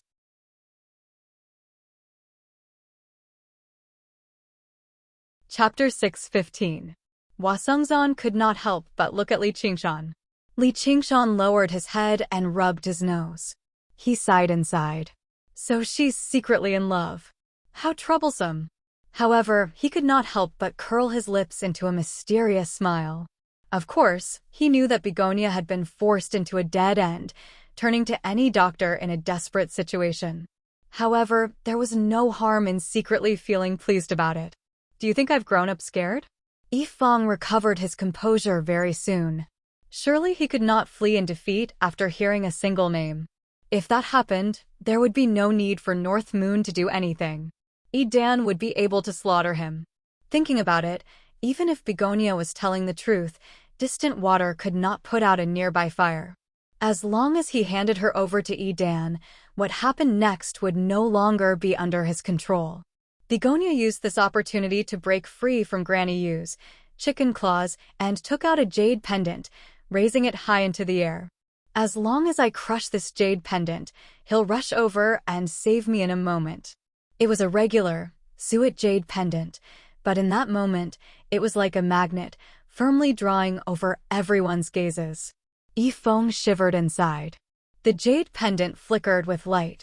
It was indeed a communication pendant, but he had no idea whether it was for North Moon or not. All he could do was carefully study Begonia's expression. However, women were born with natural abilities when it came to acting, and Begonia was one of the best among them. Having practiced the arts of charm for several decades, her expression and bearing were flawless. Yifeng could not help but become rather hesitant. Seeing how she had managed to stun the evil wind with this move, Xiao Haitang eased up slightly inside. She had to find a way to escape as soon as possible. She could no longer stay in the Rui Commandery, but how to escape was a problem. Yifeng and the others were like a few ravenous wolves. How could they allow their prey to escape? Begonia said to Li Qingshan through soul sense, "If I may be so bold as to make a final request. Feel free to tell me. I'll find a way to escape later. If the situation becomes disadvantageous, please block it for me. If it doesn't work, I'll cut my throat on the spot. I'll never be humiliated. If I can escape alive, I will definitely fulfill your wish in the future. Don't worry, I won't let Qiongji know." Begonia was also a little disheartened at this moment. She felt that although Li Qingshan was not the one she loved in her heart, he was still a good person. At the very least, he was millions of times stronger than Dan. For him to risk his life to save her time and again, other than this body, there was nothing else he could repay. Since you are in love with someone else, why would I take advantage of your perilous situation? I just need to drag it out until the North Moon arrives, Li Qingshan said resolutely. But in his heart he thought, just pick one of these two. I don't mind. Begonia couldn't help but smile bitterly in her heart. Do you really believe that I have any connection with the North Moon? Apart from that brief encounter a few years ago, they had only seen each other from afar. Yifeng's body suddenly trembled. With a face full of disbelief, he pointed at Li Qingshan behind Begonia and exclaimed, "North Moon." Everyone's gaze followed the direction that Yifeng was pointing at and looked towards Li Qingshan. Li Qingshan shuddered. How did this guy see through my identity? Begonia's mind was slightly distracted. A strong gust of wind came, and the evil wind went straight for the jade pendant in her hand. Begonia hesitated. If she really crushed the jade pendant, wouldn't her lie be exposed? With this hesitation, the jade pendant fell into Yifeng's hands. Everyone knew that Yifeng was deliberately deceiving Begonia. She secretly scolded him for being shameless, but her heart that had been raised to her throat also returned to her stomach. Apart from Wasungzan, No one knew that Yifeng had pointed casually. He was actually able to see through the heavenly secrets. Yifeng tossed the jade pendant in his hand and said smugly, "It turns out that I was wrong. However, beasts and evildoers are the same kind. Do you really think that I will believe that this thing can summon North Moon? Do you think that I have not investigated you before? You'd better go back with us obediently. Even if North Moon comes, facing my master, you can only flee in defeat." Although he looked like a hooligan, he was actually very meticulous and cautious. But in reality, he was meticulous and cautious. Otherwise, he wouldn't have survived until now. Begonia sneered and said, "Crush it if you have the guts. Do you think I don't dare? I think you just don't dare. Humph. Do you think I'm a fool? Cut the crap and come here." Yifeng suddenly launched an attack. He waved a large silver net and covered Begonia's head. With Begonia's cultivation, facing Yifeng was like a chi practitioner facing a foundation establishment cultivator. There was no room for resistance at all. She could only use enchantment to confuse Yifeng's mind. Yifeng's gaze wavered slightly. He found the woman before him to be delicate and pitiful. He actually could not bring himself to lay his hands on her. However, his willpower was far greater than regular foundation establishment cultivators. He bit the tip of his tongue and immediately returned to his senses. A waterspout whistled over. Li Qingshan had finally taken action. Yifeng looked down on him. Two cultivators in black leapt out from behind him and struck the waterspout viciously. Although their cultivations were not as great as Yifeng's, they were still foundation establishment cultivators. However, they shuddered the moment they touched the waterspout. They felt an irrepressible, tremendous power, and it was endless, stacking on top of one another. They could not help but stagger backwards, creating a deep pit with each step. In the blink of an eye, they had retreated to Yifeng. They were all shocked. They did not feel anything when he clashed with the fire devourer, but they never thought he could actually unleash the violent side of gentle water to such a degree. Seeing how their companions could not hold on anymore, two more cultivators in black took action, pressing their hands against their backs again. Their teamwork was flawless. They faced Li Qingshan alone with the strength of the four of them. Li Qingshan suddenly remembered how Ru Xian had destroyed his waterspout. He raised his arms, and the waterspout spun rapidly. However, he used the exact opposite method, making it explode with its greatest power. Boom! The four cultivators in black staggered backwards.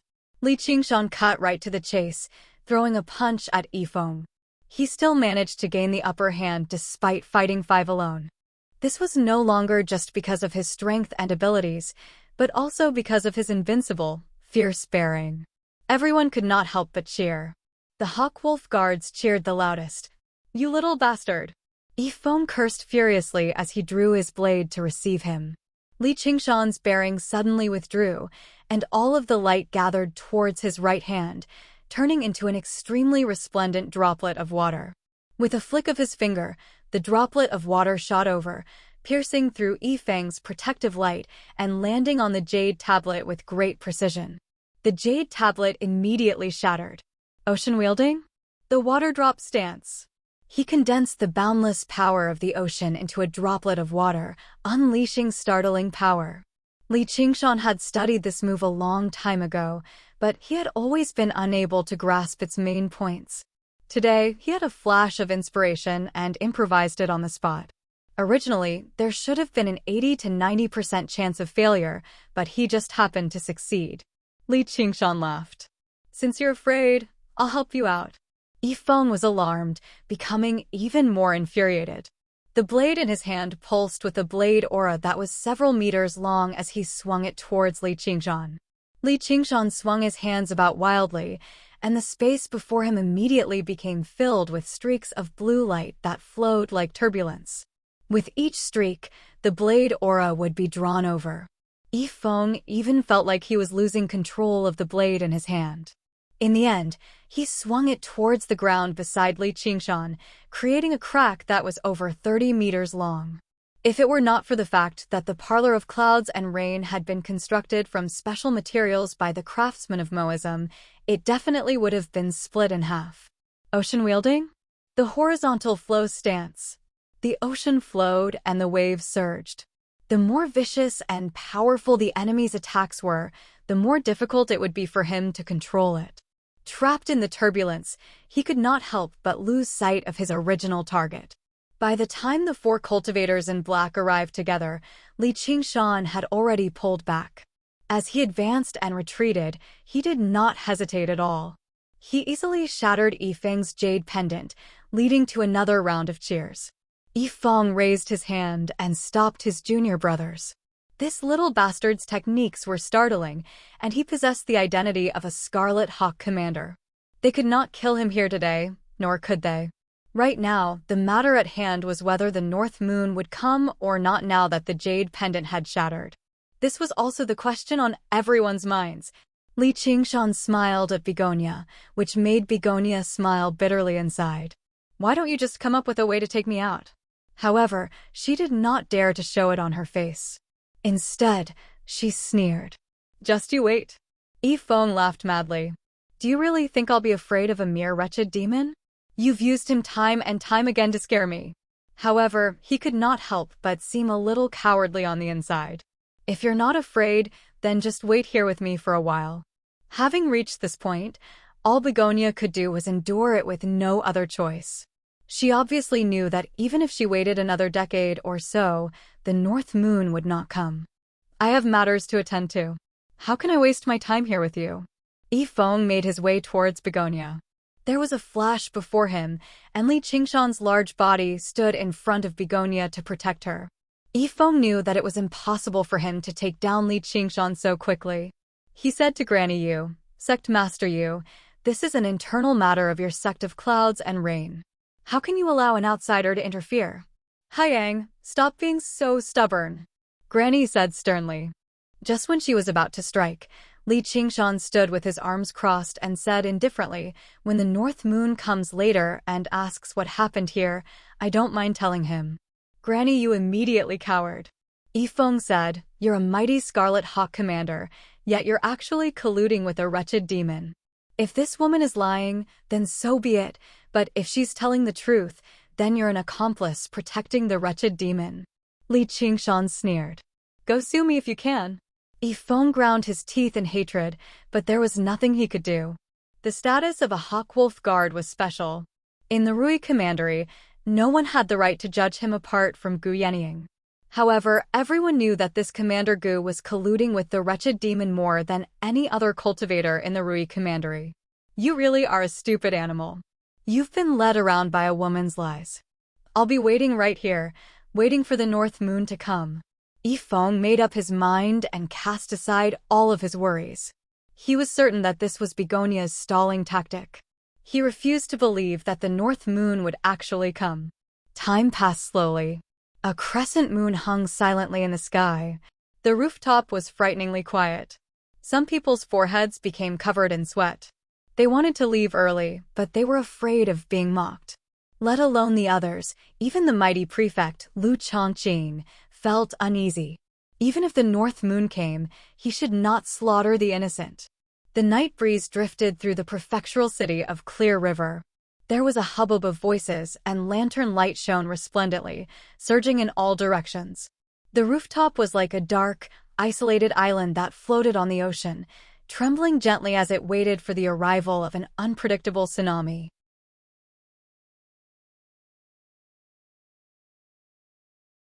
Chapter 6:16. In the beginning, Begonia felt extremely nervous, but as she gazed at the lights in the distance, her mind gradually settled down. Who knew how many times she had seen the sight since she was young, but this was the second time she found it so beautiful. She remembered the first time. She was still a little girl in simple clothes, lying on the edge of the rooftop. Her face was filled with amazement, and her eyes shone. She refused to believe that such a bustling and beautiful sight existed in the world. Today was probably the day they parted forever. In that moment, the memories of the past flooded her head before drifting away with the night wind. The little girl rapidly grew up like a willow twig. Until now. She smiled faintly, letting go of life and death. Instead, she remained calm, standing among everyone like a goddess, cold and inviolable. Yifeng's vicious smile gradually became more pronounced. In the end, he could not help but laugh aloud. His wild laughter was like the howl of a jackal. He spread his arms and spun around. Tell me, where's that wretched demon? Didn't you say he'd come to save you a moment later? Why haven't I seen a single trace of him after so long? Then he arrived before Begonia. Don't tell me you're lying to us? Come on, just admit it. Oi, you little bastard, how does it feel to be tricked by a woman? Everyone eased up as well. They all discussed, why would North Moon come? She's just putting up a front at the end of the day. Whatever, the matters of the sect of clouds and rain have nothing to do with us. She's embarrassed commanderly though. Granny Yu was even more displeased. Children sure know how to make trouble. Commanderly, this is a matter of our sect of clouds and rain, so please move aside. Li Qingshan suddenly pointed behind Yifeng and called out, North Moon. Yifeng was taken aback. He squinted his eyes. Do you think I'm a child? And you're still trying to use something like that? Suddenly, he discovered that the terrace had become extremely quiet. Everyone's gazes followed the direction Li Qingshan was pointing in. Afterwards, they all froze there as if they had been struck by a freezing curse. Their expressions twisted and changed, becoming panic, fear, trembling. Granny was like an old hen that had been startled. She shrank back and seemed even shorter. Yifeng slowly turned around. Under the crescent moon, a peerlessly handsome man with scarlet hair and eyes stood. Standing at the edge of the rooftop, the moonlight seemed to be dyed red. Behind him was a resplendent sea of lanterns. His long hair and clothes fluttered in the night wind. Silently, the tsunami arrived. The North Moon had arrived. Yifeng felt all the blood in his body churning. His heart turned cold in an instant. His mouth was wide open, but no sound came out. Hey, woman, why did you call me? North Moon scanned the rooftop with his scarlet eyes. Finally, his gaze fell on Begonia. When the cultivators met that pair of red eyes, they could not help but shrink back. With a whoosh, they retreated a large circle. It was as though North Moon's eyes contained some invisible witchcraft. North Moon. Begonia took a step forward. She didn't know how to answer. She had already made up her mind to die, but the savior that she had spouted nonsense suddenly fell from the sky, causing her to be in a daze. She even suspected that there was something wrong with her memories from several years ago. In the eyes of others, it was naturally a woman who had seen the lover of her dreams. She was so excited that she could not control herself. The cultivators in black all looked horrified. Yifeng's back was dripping with cold sweat. He forced himself to calm down. This battle had to be won by wits, not by force. He had to restrain Begonia as soon as possible, so that the evildoer would hesitate to attack. He glanced around. The heavens were really helping him. Li Qingshan had stepped aside at some point. Xiao Haiteng stood there alone, as delicate as a crabapple flower. He hurriedly sent a mental message to his companions. Just one move. He could restrain her. Just as he was accumulating power, a hot wind brushed past his face. Yifeng's eyes widened. He felt as though time had stopped around him. Only one person was not affected. North Moon swept past him like he was taking a stroll in the park and came to Begonia's side. I can't win. I definitely can't win. I can't even escape. Yifeng groaned in his heart. North Moon naturally wrapped his arm around Begonia's exceptionally slender waist. Why aren't you saying anything? He glanced at the pile of gold, silver, and jewelry. What's going on with these things? Begonia's delicate body stiffened. Her cherry lips parted slightly as she looked at North Moon. The memories from a few years ago became incomparably vivid. It was as though he had directly jumped out of her memory. However, she could not read anything from those crimson eyes. However, at this point, she had to act even if she did not want to. She simply leaned on him and said in a coquettish tone, "These people want to force me to marry Yidan. These gold and silver are all my betrothal gifts." She rambled on about the cause and effect of the matter, especially describing the scene of Yifeng scolding North Moon as a demon. She said things like, "I'm not afraid of that demon even if he comes, and I have to flee at the sight of my master," in a vivid manner. Although she did not lie, she inevitably added details to make Yifeng and the others seem even more detestable. With every sentence that Begonia said, Yifeng and the others trembled all over. Every sentence was simply heart-wrenching. Begonia's eyes flashed with the joy of revenge. No matter what North Moon had come for, after hearing these words, these people would not be able to escape death. North Moon listened silently and could not help but laugh. "Oh, this is very interesting." Half-jokingly, he reached out and caressed Begonia's plump cheeks. He said gently, "I've made you suffer. This is all a misunderstanding. We have no intention of becoming enemies with you. Our master is Great General Edan, and we have long admired you. We never thought fellow Chio would actually have a partner, so we thought she was just bluffing. If we have offended you in any way, please forgive us, fellow Chio." Yifeng changed from his brash demeanor just now and actually behaved politely. He referred to North Moon as Sir before clasping his hands deeply towards Begonia in the end. He actually seemed extremely sincere, without the slightest hint of a scoundrel who spoke without restraint. Yeah, it's all a misunderstanding. I was just about to pass on the position of sect master to Haitang and return to the depths of the mountains to cultivate in seclusion. Grandma Yu rubbed her hands together and smiled. Chiao Haitang hadn't forgotten to bring her along when she was narrating the story. Grandma Yu didn't dare to show the slightest bit of dissatisfaction.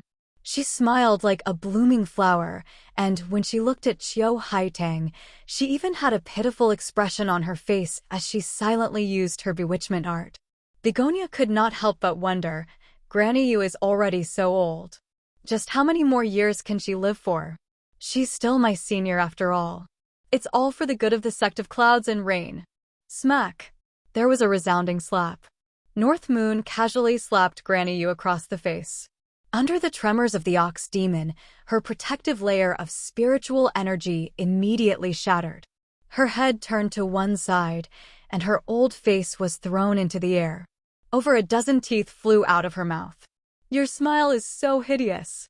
Keep it to yourself," North Moon said impatiently. Granny was surprised, furious, and fearful.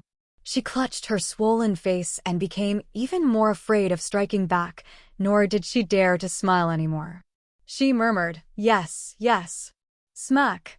There was another resounding slap. North Moon gave Granny Yu another backhand slap and waved his hand. "Forget it. You better just keep smiling. It'll only be uglier if you don't smile." Granny Yu became dizzy from the slap. Not a single tooth remained in her mouth. She stood there awkwardly. She did not know whether to laugh or cry.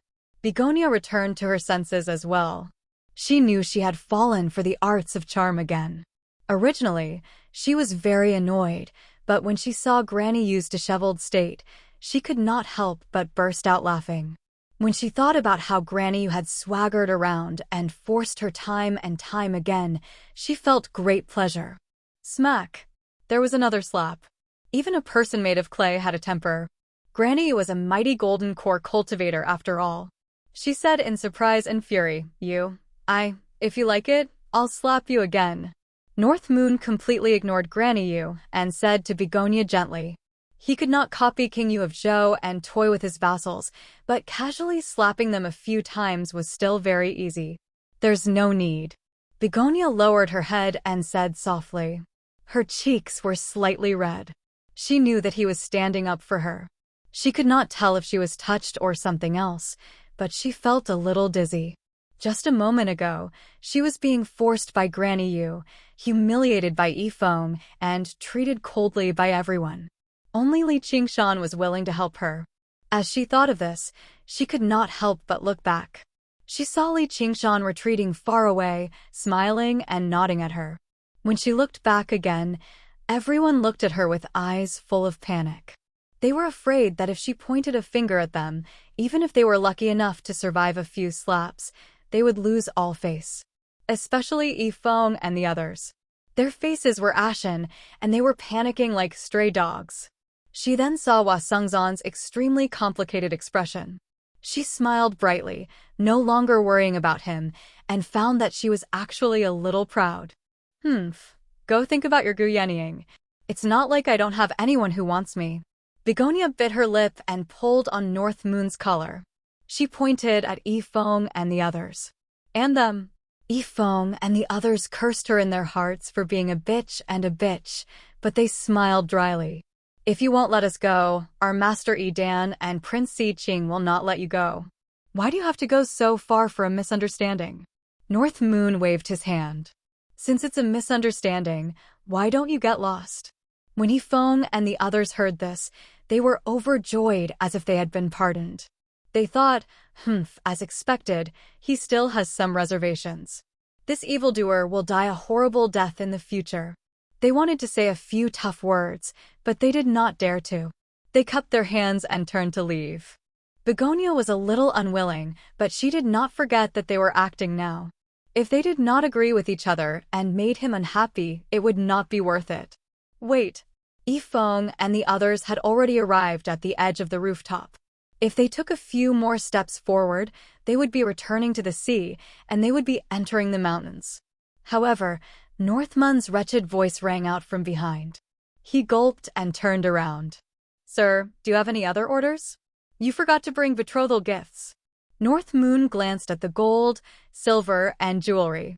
Yifeng and the others relaxed and walked back. They were about to put the small mountain of gold, silver, and jewelry into their 100 treasures pouches when they heard North Moon say, Wait, you're going to bring them just like that? How do you want us to bring them? North Moon raised his chin at the pile of gold, silver, and jewelry. Eat them. What? Yifeng was shocked and angry. How could these gold, silver, and jewelry be eaten? North Moon smiled and said, You have to take back what you said. You have to eat the things you brought. You can't eat one less silver. P.S. Wow, the Dragon God is so smart. Congratulations, Dragon God Messenger. Tao Wu. Tipping 3 Alliance Masters and being promoted to the Great Alliance Master has made all my wishes come true. All right, I have to do something. You know I'm not cut out for this. But from tomorrow onwards, I'll be back to my daily update schedule of 8 in the morning and 6 in the evening.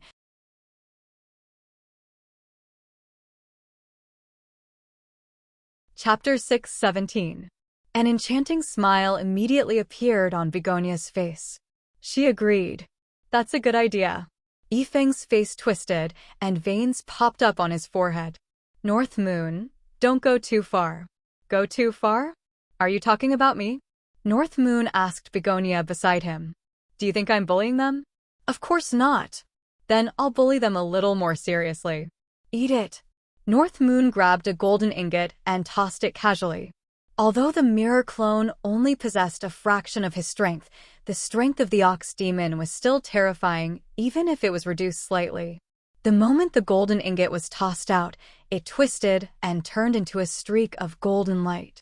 It pierced the protective arcane artifact of a cultivator in black before piercing his body. The cultivator in black lowered his head and glanced at the hole in his chest in disbelief. He let out a high-pitched shriek. Rather than pain, it was more accurate to describe it as fear. He was not afraid of dying in battle, but the feeling of being casually crushed sapped all of his courage.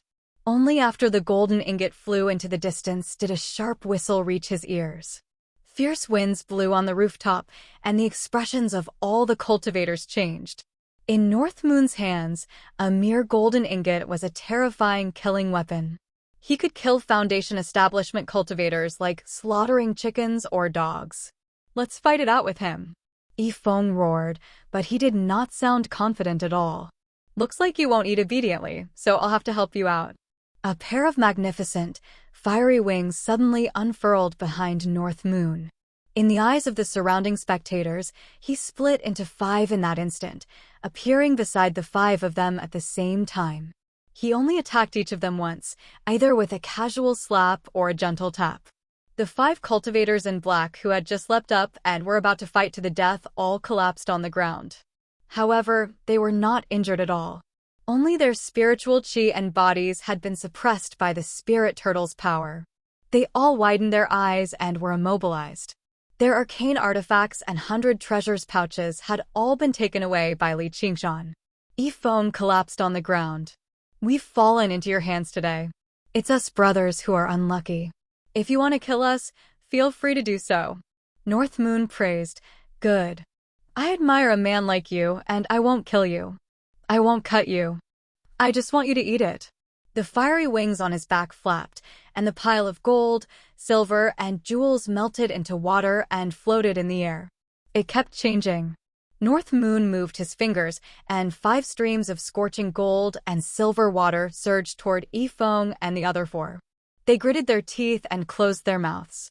However, his lips and teeth were instantly melted, and a wave of boiling heat went straight into his lungs. This pile of gold, silver, and jewelry that they had used to humiliate Begonia had instead become a talisman that hastened their deaths. Although their bodies were strong and their vitality was strong, they couldn't use spiritual energy, so how could they resist the scorching gold and silver water? Their strong bodies only prolonged the pain. With a sizzling sound, white smoke rose, and after a while, a burnt smell could be smelled. The gold and silver water burned through the lungs. It flowed through their bodies. Li Qingshan blew again, and the gold and silver water immediately cooled and solidified, turning them into 5 gold and silver people. None of the cultivators present dared to breathe loudly after witnessing the cruelty of the fiendish demons. However, many were cheering in their hearts. You guys are so arrogant and look down on us. You deserve to die a horrible death. North Moon turned to Begonia and said, Have you calmed down? Actually, he was trying to calm his anger. A bunch of bastards, little bastards, and so on and so forth. Now you know how important it is to keep your mouth shut. I'll kill you little dogs, and then I'll go kill that old dog Edan. Begonia was very touched. It's gone. Should I kill this one? North Moon pointed at her, and Granny leapt up like she had been scalded. She called out, Spare me, Sir North Moon. Lord North Moon, spare me. Begonia finally could not bear to do it. She did not know if the effects of the charm technique were still lingering, but she bit her lip and shook her head lightly. Just let her go. Grandma Yu was overjoyed. North Moon appeared in front of her in a flash, grabbing her by the throat. With a light squeeze, an old head flew into the air as she screamed, I'll take you down with me. She wanted to detonate the golden core, but Northman's other hand had already reached into her abdomen and dug out the golden core. Then he took her 100 treasures pouch and shoved her corpse into the 100 treasures pouch along the way. He had saved up a little so that he could give Shaoan as a gift in the future. As for Yifeng and the others, he would just treat them as performance art and leave them to Edan as a reference. He then reprimanded Begonia. You really have long hair but short eyes. If you let her go, do you think she'll let you go? Begonia felt wronged. Then why are you asking me? I'm just asking. Let's go. North Moon extended his hand towards her. Go? A sliver of confusion appeared on Begonia's face. Don't tell me you want to stay here? North Moon tilted his head. I'll go with you. Begonia called out, going up and grabbing his hand. North Moon took advantage of the situation to wrap his arm around her waist and take off into the air. She looked back, only to see the rooftop rapidly grow further and further away. Everyone's faces blurred very quickly. All she saw was Li Qingshan waving at her from afar. The resplendency of lanterns of the Clear River Prefecture gradually grew further away too, all the way until they reached the sky. The wind whistled past her ears. She turned around and looked at the side of his face. Where are you taking me? Her voice was so gentle that even she was surprised. You'll know once we get there. What are you going to do to me? What do you want me to do to you?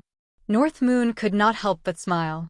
Begonia found the smile to be rather familiar, but it was concealed by the inherent malevolence of demons, so she was unable to guess his true identity no matter how hard she tried. Li Qingshan was forthright, while North Moon did whatever he wanted and did whatever he wanted. Begonia felt her heart pound heavily. She was afraid to make eye contact with him. I want to return to the dwelling and pack my things. How troublesome. Where's the dwelling? The two of them suddenly turned around and flew off in the southwest direction. After North Moon left, everyone on the rooftop could not help but let out a sigh of relief. Their bodies relaxed. Although North Moon had never targeted them the entire time, his vicious and heavy presence weighed heavily on everyone's hearts. Everyone discussed what had happened just now. Hua Sengzan said to Li Qingshan secretly, "I hope you can treat her well." Li Qingshan's attention was completely focused on his mirror clone. He was currently enjoying Begonia's soft, delicate body. When he heard that, he smiled without saying anything. He called out, "Bring the alcohol."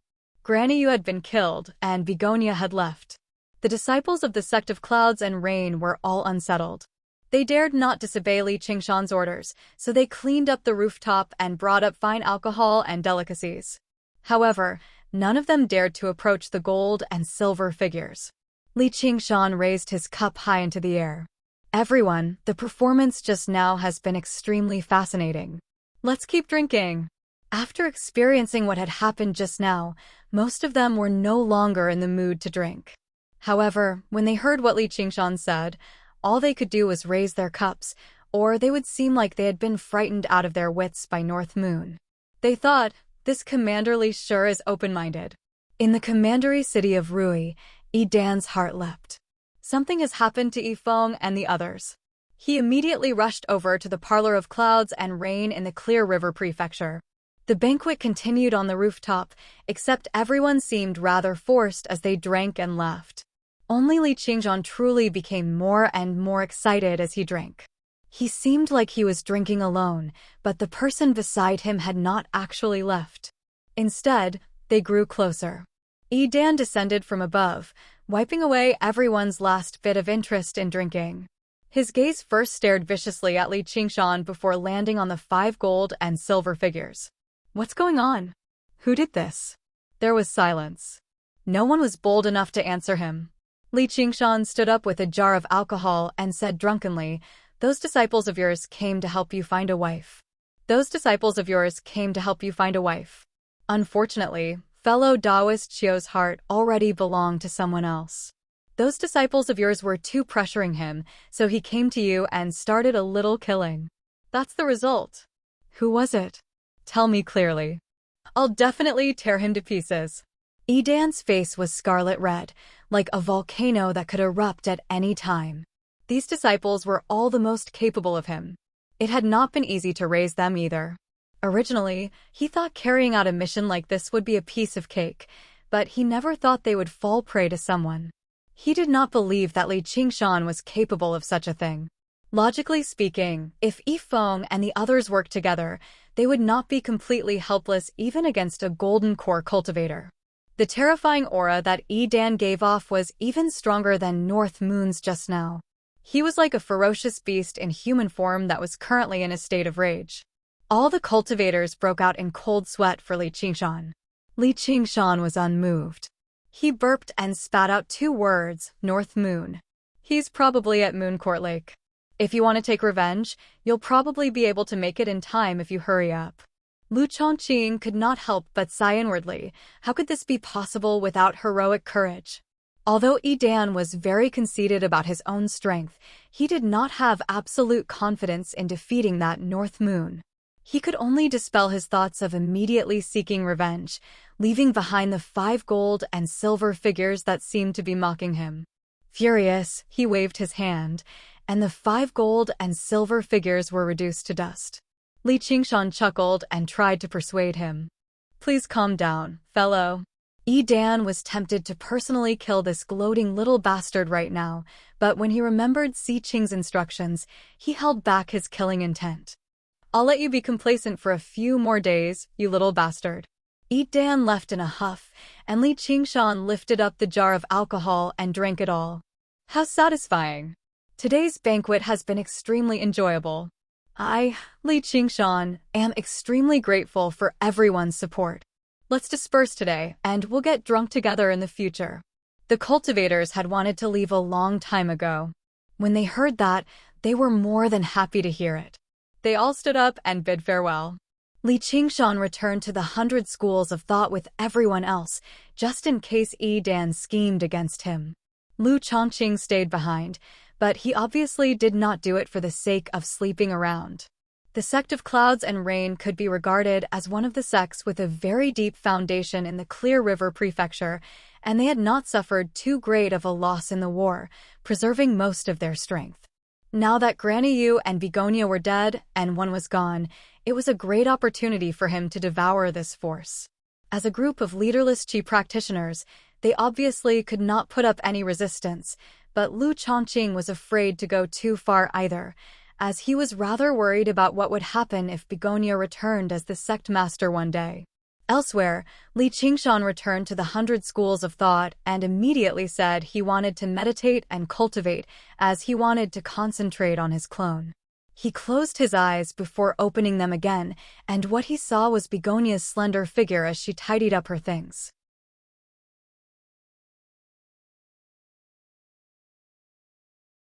Chapter 618. Li Qingshan had visited Ru Xian's cave many times. The decorations there were relatively simple, and there were almost no useless decorations. There were still traces of stone carvings on the walls, and the tables and chairs were all made directly from stone. There was only one reason for their existence, and that was to make cultivation convenient. As a woman, Begonia's cave was of a completely different style. Even though she also lived in a cave in the mountains, the stone walls were polished to the point that they could reflect one's reflection. Everywhere was decorated with complex and beautiful patterns, and the faint fragrance of flowers wafted through the air. The ground was covered with a thick carpet, and large and exquisite pieces of solid wood furniture were scattered throughout the large and small rooms of the cave. Li Qingshan ignored Begonia's gaze. As if he was in his own home, he wandered around and casually opened a few. He discovered that most of them were wardrobes, and they were divided into different categories. Some were specially for cloaks, and some were specially for skirts. If he had not seen it with his own eyes, he would not have believed that a woman could have so many types of clothes, and that she had over 100 pieces of each type. Li Qingshan arrived in front of another wardrobe. Right when he was about to open it, Qiu Haiying rushed over and leaned against the wardrobe. "I've already poured you some tea. Can't you just sit there obediently for a while? What's the taste of tea? If you want a drink, drink wine." Li Qingshan raised his eyebrows. Because of Yifeng and Yi Dan, the banquet had to be interrupted twice and ended prematurely in the end. However, he had not drunk to his heart's content yet. Rather, it could be said that he had become even more excited. If there was anything more enjoyable than watching an arrogant enemy lose his composure in anger, it would definitely be to kill the enemy with his own hands. Tonight, he had experienced both of them. "All right, I'll get you some wine." Begonia could not do anything to this powerful demon in front of her.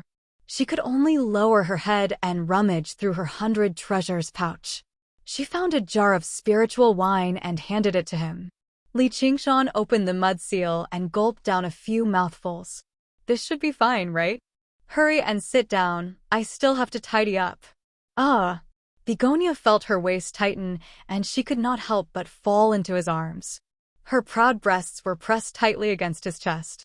Even though they were separated by a few layers of muslin, it was difficult to hide the wonderful feeling of softness and elasticity. Li Qingshan waved his finger and the wardrobe opened. He couldn't help but laugh out loud. Inside the wardrobe were pieces of underwear. No wonder Begonia was so nervous. "Let me go." Begonia's face was red as she struggled with all her might. But how could he break free? Li Qingshan's milky breasts pressed against him, making him enjoy it even more. He casually took out a light pink undergarment from the wardrobe. The small undergarment was embroidered extremely beautifully, and it was as light as silk. He couldn't help but imagine what it would look like on Begonia. What kind of dress would she be wearing now? Li Qingshan lowered his head and looked down. He could see a deep, snow-white ravine. "Don't touch my things." Begonia's face turned even redder, and she struggled even more. Her eyes were shy and flustered, and there was no trace of the calm clan master Qiu had in the past. Instead, it was more alluring than any kind of charm. Li Qingshan's lower abdomen became hot. He lowered his head and said, "If you move, I don't know what I'll do." You. Begonia also felt the change in a certain part of his body, and immediately did not dare to move. She had a feeling that she had just left a wolf's den and entered a tiger's mouth. This ferocious tiger could easily tear a group of wolves to shreds, but the situation of a lamb like her did not change at all. The only difference was that she had entered the tiger's mouth of her own accord. Li Qingshan wrinkled his nose and caught a whiff of a heavy fragrance. It was like the fragrance of a flower, but it was a little different. Actually, at the banquet just now, when she was drinking with him, he smelled the fragrance on her body. At first, he thought it was the fragrance of cosmetics, but upon closer inspection, she seemed to have no makeup on. And with his keen sense of smell, the fragrance was not some kind of perfume, but came from her body. He buried his head in the pit of her neck, and the fragrance filled his mouth and nose. He could not help but take a deep breath, and he felt that his lungs were filled with fragrance. The tip of his nose and his lips touched the skin of her neck, and it was as thin as sheep fat. Like a fierce tiger sniffing the petals of a begonia, he did not even dare to sniff too hard, for fear of damaging the soft petals. Suddenly, he felt her body tremble slightly. Li Qingshan raised his head and saw that her eyes were tightly closed, and her long eyelashes were trembling like small fans. He could not help but smile and said, "I won't eat you. What are you afraid of?" Begonia opened her eyes and said, "I'm not afraid." Li Qingshan smiled and brought the wine jar to her lips. Begonia stubbornly turned her head away, and her big eyes were covered with a layer of mist. She thought that he would continue to use force, but she did not expect that he would let go of her and said with a smile, "You're already so old, yet you're still crying like a little girl. I originally thought that you were a good monster, but I did not expect you to be so detestable. You're practically no different from that Edan." Begonia covered her neck with one hand, and her face was red. She thought of the first time they met. At that time, she was also on the brink of despair, and he had descended from the sky to save her. He was not stingy with his words to ease her emotions, but it was nothing like this.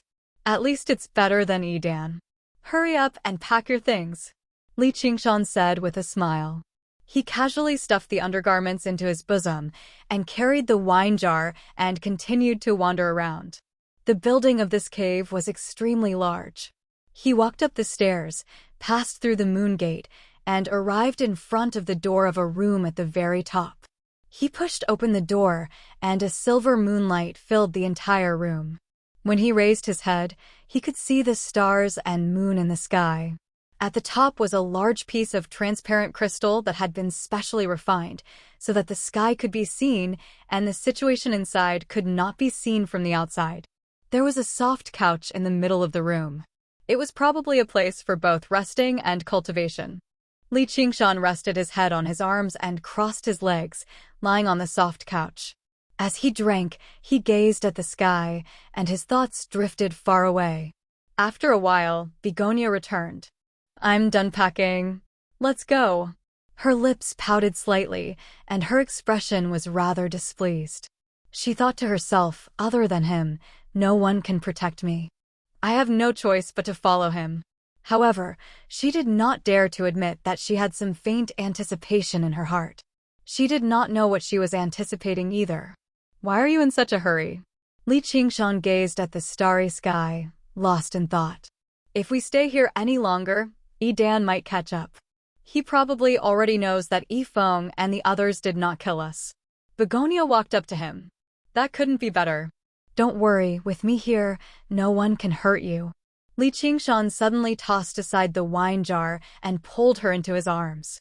He flipped her over and pressed her under his body. He bent down and whispered into her ear, a strong desire burning in his body. "Although you saved me, and I have no choice but to follow you now, if you want to humiliate me by force, I'd rather die."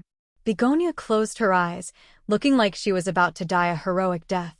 Li Qingshan found this very interesting and pinched her chin. "Do you think you can die just because you want to?" "I said no one can hurt you, including yourself." "Do you mean what you say?" Begonia suddenly opened her eyes, reflecting the moonlight and shining brightly. "Of course. What about you? What about me? What if you hurt me?" Li Qingshan smiled. "How could I bear to?" "You're hurting my heart now." "How clever." Li Qingshan broke into laughter. He pinched her nose and held back his desire. He flipped over and laid to one side, wrapping his arm around her shoulder and pulling her into his arms. Does this count as hurting your heart? Seeing how her words had worked, Begonia felt slightly complacent inside, but she also understood that if he really wanted to unleash his power, a few words would not be enough to stop him. All she could do was lean against his shoulder obediently and think to herself, I'm only doing this out of convenience, just in case I anger him. The room was quiet. Li Qingshan gazed at the stars and thought of beyond the 9 heavens again. He wondered what it was like there. He thought of Brother Ox and Little N. He wondered how they were doing right now. In the end, the stars turned into Han Qiongji's furious face again. He thought, Qiongji, oh Qiongji, you've allowed me to visit the parlor of clouds and rain anyway. I just found the sect master to accompany me. In the end, his thoughts returned to the present. Yidan and Si Qing were both powerful enemies. He had to increase his cultivation as soon as possible. He would spend half a day at most dealing with the matter of the 100 schools of thought before going to find Ru Xian and practice the way of water.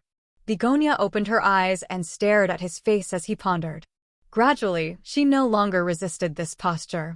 Instead, she felt slightly at ease. Why have you come to the parlor of clouds and rain? Begonia broke the silence and asked the question that weighed the most on her mind. I just happened to run into you. Li Qingshan smiled. How can it be so coincidental? Begonia refused to believe it. I knew the new Marquis of Rui was coming, so I've always been looking into it. I know you've been wronged in the Marquis estate, so I specially came to comfort you. Li Qingshan made it up without thinking, but he never expected Begonia to believe him so much. She was touched and pressed closer to him. I didn't think you'd still remember me. I thought you'd forgotten about me a long time ago. Li Qingshan snickered inside and said tenderly, though, it looks like you've already found someone else, so all I can do is watch over you silently in the darkness. Find someone else? When? Begonia widened her eyes like she had been wronged. When she heard how he said he had been watching over her in the darkness the entire time, she felt slightly sweet inside. Aren't you very attentive to the man beside you? Li Qingshan purposefully acted like he was jealous. You're talking about Li Qingshan. Don't overthink it. He's my savior. He risked his life for me and offended Yidan, so I felt bad about it. I set up a banquet to thank him. I didn't have any other thoughts. When I first met him, I really wanted to kill him, didn't I? Then she told him about how she got to know Li Qingshan. She even did not hide how he had helped her kill Wei Zhongyuan. Begonia had no idea why she had to explain so seriously, but when she saw how displeased he was, she could not help but curl her lips slightly. She was no longer angry at his frivolous behavior just now. In other words, I do have to properly thank him. Li Qingshan was originally joking, but when he heard that, he felt rather strange. He could tell that Begonia really did not have any other thoughts towards Li Qingshan. Instead, she felt some affection for him, the North Moon, who she had only met a few times. Logically speaking, saving her was a piece of cake for North Moon, but Li Qingshan had truly risked his life.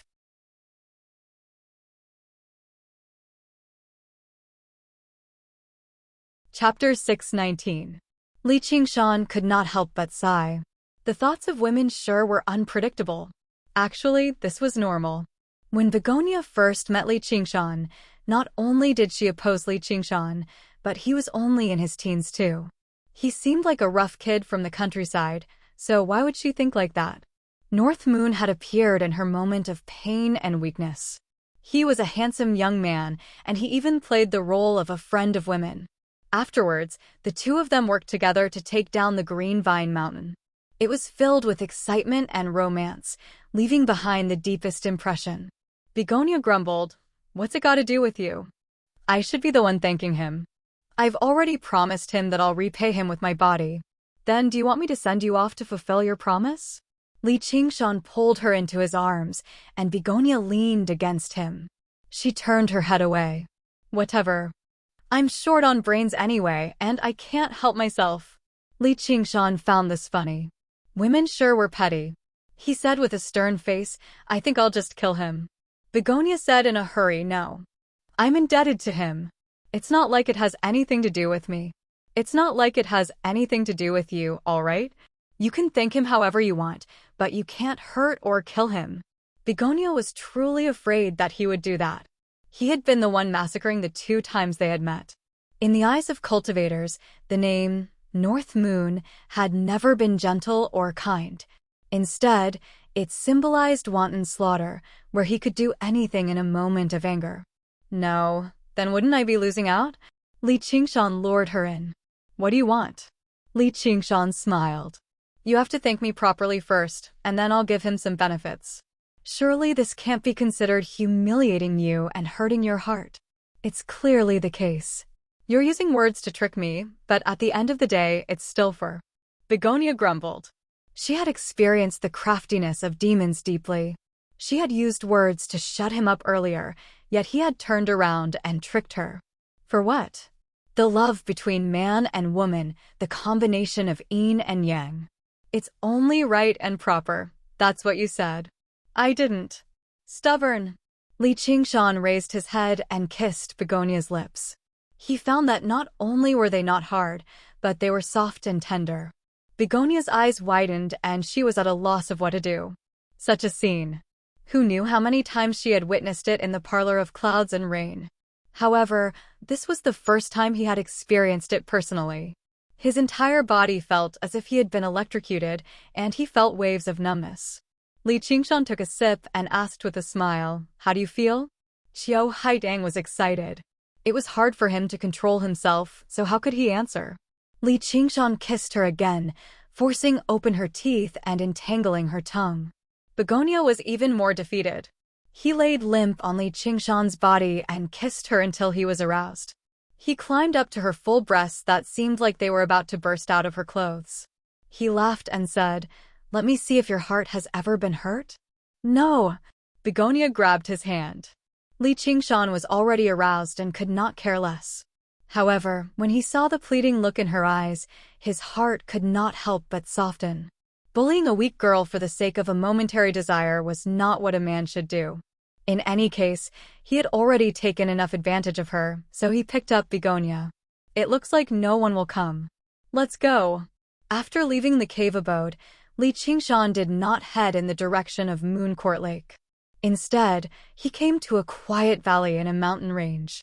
There was a beautiful little lake there. When Li Qingshan first came here to refine the water vein, he felt that the scenery here was very good. The spiritual qi here was rather dense. Although it was not suitable for building a sect, it was extremely suitable for establishing a cave abode and cultivating alone. Li Qingshan had Begonia wait by the lakeside while he dove into the lake. A moment later, the surface of the lake parted, revealing a path. Begonia walked into it and arrived at the bottom of the lake. A large space had been opened up at the bottom of the lake. The dome was borrowed from the large crystal in Begonia's original cave abode. When she looked up, she could see the rippling waves and the swimming fish and shrimp. Li Qingshan spread his arms and smiled. "How is it?" Begonia was secretly satisfied, but she said, "It's like being in prison. It's so suffocating. Being in prison is better than being someone's concubine. Isn't cultivation like this in the first place? Stop thinking nonsense and cultivate properly. Then your cultivation won't be so weak." "I'm not yet." "Not yet what?" Li Qingshan asked mischievously. It did feel like he was keeping a mistress in his house, but he probably did not have much time to visit this beauty. Moreover, this beauty was not willing to be visited by him. It's nothing." Begonia snorted coldly and did her best to recover the appearance she had when she was Sect Master Qiao. "Here, take it." Li Qingshan then passed Granny Yu's 100 treasures pouch and golden core to her. He glanced through the items in the 100 treasures pouch, but there was nothing that caught his eye. She was not even as wealthy as Yi Feng and the other foundation establishment cultivators. Granny Yu had only become a golden core cultivator after so many years, so she had basically used up all of her resources. After becoming a golden core cultivator, she had been killed off before she could even accumulate more. The golden core could not actually be regarded as a golden core. Instead, it was pink and possessed a hint of softness and charm. It was not a regular golden core, but a special golden core condensed from a special cultivation method, just like the ocean pearl condensed from the arts of the boundless ocean. Its element was far too different, so swallowing it would not bring much benefit. Begonia was rather surprised. According to her knowledge, the golden core condensed from the major method of clouds and rain of the sect of clouds and rain did not look like this. If she refined it carelessly, it would only bring more harm than good. Granny, you must have come across some other fortuitous encounter. She shook her head. I don't want it. It was already rather strange right now. If she took this precious item from him as well, wouldn't she really be like a concubine? Cut the bullshit. I told you to take it, so take it. If you talk back again, I'll spank you immediately. Li Qingshan glanced at her plump bottom that propped up her dress. It should be quite nice to the touch. He was rather eager for her to talk back. As the saying went, don't say I didn't warn you. Under the gaze of his scarlet eyes filled with lust, how could Begonia be bold enough to say anything else? She accepted the golden core and 100 treasures pouch, which left Li Qingshan rather disappointed. In the end, Li Qingshan gave her a jade pendant with a sliver of his soul sense embedded in it. This place is rather well hidden, and it's protected by formations, so there shouldn't be any danger. If there really is an emergency, crush it. Even if I can't rush over immediately, I can immediately mobilize the water and help you repel the enemy. I'm helping you all the way. Are you leaving? Xiao Haitang suddenly felt a little reluctant. If I stay any longer, I can't guarantee what I'll do. Li Qingshan waved his hand with a smile. He leapt up and charged out of the lake water without even looking back. He unfurled his wings and took off into the air. Begonia gazed at him for a while before lowering her head and sighing. She thought, if you can stay here with me forever, so what if I let you do whatever you want? As soon as she thought of this, even she leapt in fright. With further thought, even if she had no other choice, she would never allow a man to take advantage of her. Moreover, she did not feel any resentment or blame after that. All she could blame was him for leaving too decisively and too heartless. She did not want to think too much about it. She cast down the formations first before fixing up her new home at the bottom of the lake. She nodded in satisfaction. Although it was a little small, she no longer had to worry about the matters of the sect of clouds and rain, and no one would disturb her. Just like what he had said, it was a good place to cultivate in peace. Sigh, why am I thinking about him again? He might not even come back in the future. She could not help but sigh inside, but another voice immediately leapt out. He didn't succeed today, so he'll definitely come again. Men. No. Male demon. So what if he comes? With his nature of doing as he pleases, how could he possibly be restrained by a mere woman? You're a little too lacking in confidence in yourself. Didn't he specially come to see you? He's even jealous because of you. He's saved you from disaster twice. Fate has brought you together. The two voices continued to argue. Begonia lowered her head and looked at Granny Yu's 100 treasures pouch. What's this? A pink jade slip had appeared in her hand. Jade slips like this were mostly used to record cultivation methods. The last thing Li Qingshan lacked were cultivation methods, so he obviously did not care about it. Begonia recalled Granny Yu's wondrous golden core. She closed her eyes and focused, sending her soul sense into it. Quite a while later, she opened her eyes and sighed in amazement. As it turned out, this cultivation method was called the heart-dyeing art. It was even more profound and wondrous than the major method of clouds and rain. The foundation of the major method of clouds and rain was still dual cultivation. The arts of charm were only an extension of it. Both men and women could practice it. However, this heart-dyeing art could only be cultivated by women, and it possessed the ability to charm in itself. Rouge was originally a cosmetic that mortal women applied to their cheeks and lips to enhance their beauty. However, for a naturally beautiful woman like Begonia, even without any cosmetics, her lips would still be as red as vermilion, and her face would be as beautiful as a spring flower. Rouge was actually dispensable. As the name suggested, this heart-dyeing art was like applying rouge to one's heart, increasing a woman's charm from the very foundation. The deeper one cultivated, the greater the charm. Even without deliberately using enchantment, one could still fall head over heels. The golden core that was condensed was called the Rouge Heart. Without dual cultivation, Begonia's greatest problem was solved. She was unwilling to easily give up her body for another, so she had never had a dual cultivation partner. With this cultivation method, she would not have to worry about that. It's no wonder Granny Yu managed to undergo the tribulation in secluded cultivation despite her age. Turns out it's all because of this cultivation method. However, Granny Yu is just too old, so she could no longer unleash much of her charm. She also faced Li Qingshan, who practiced the spirit turtle's method of sea suppression, so she still failed to escape death in the end. To Begonia's great surprise, there were also a few techniques with wondrous effects recorded in the heart-dyeing art. With a gentle brush of soft hands, the enemy's body would become limp and immobilized, while once rouge makeup was used, no matter if the enemy was male or female, no matter how vicious they would not be able to harm you. Begonia believed that this was how she had fallen for it. She had never been a soft-hearted person. She had known Wei Zhongyuan for many years, yet she had still killed him as she pleased. Yet, when she was forced to such a degree by Granny Yu, who she was not familiar with, she could not help but speak up for her at a crucial moment. As for the technique that interested Begonia the most, it was called Yearning Stains the Red Thread. It used her virginity as a medium, and it could only be used once in a person's life. It could make a man fall in love with her for the rest of his life, infatuated with her and never tired of yearning. Even tempered steel would become soft.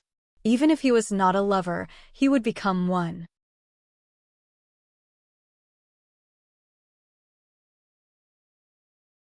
Chapter 620. Did little Hua fall victim to Guyanning's technique? Begonia shook her head and dismissed this absurd thought. Not only did this technique require a man to be infatuated with her for the rest of his life, but it also required a woman to be infatuated with him. If she stopped thinking about him, the red thread would fade, and she would have wasted her only opportunity for nothing. She sank into her thoughts again. She could only use this technique once in her life, so she had to be extremely cautious. She became slightly excited inside. They all say that people with the aspect of peach blossom will not be able to find love in the end and die of depression. I refuse to believe that. Master, oh master, watch as I break this fate. If she had obtained this cultivation method a few years ago, she definitely would have used it on Hua Sengzan without the slightest hesitation.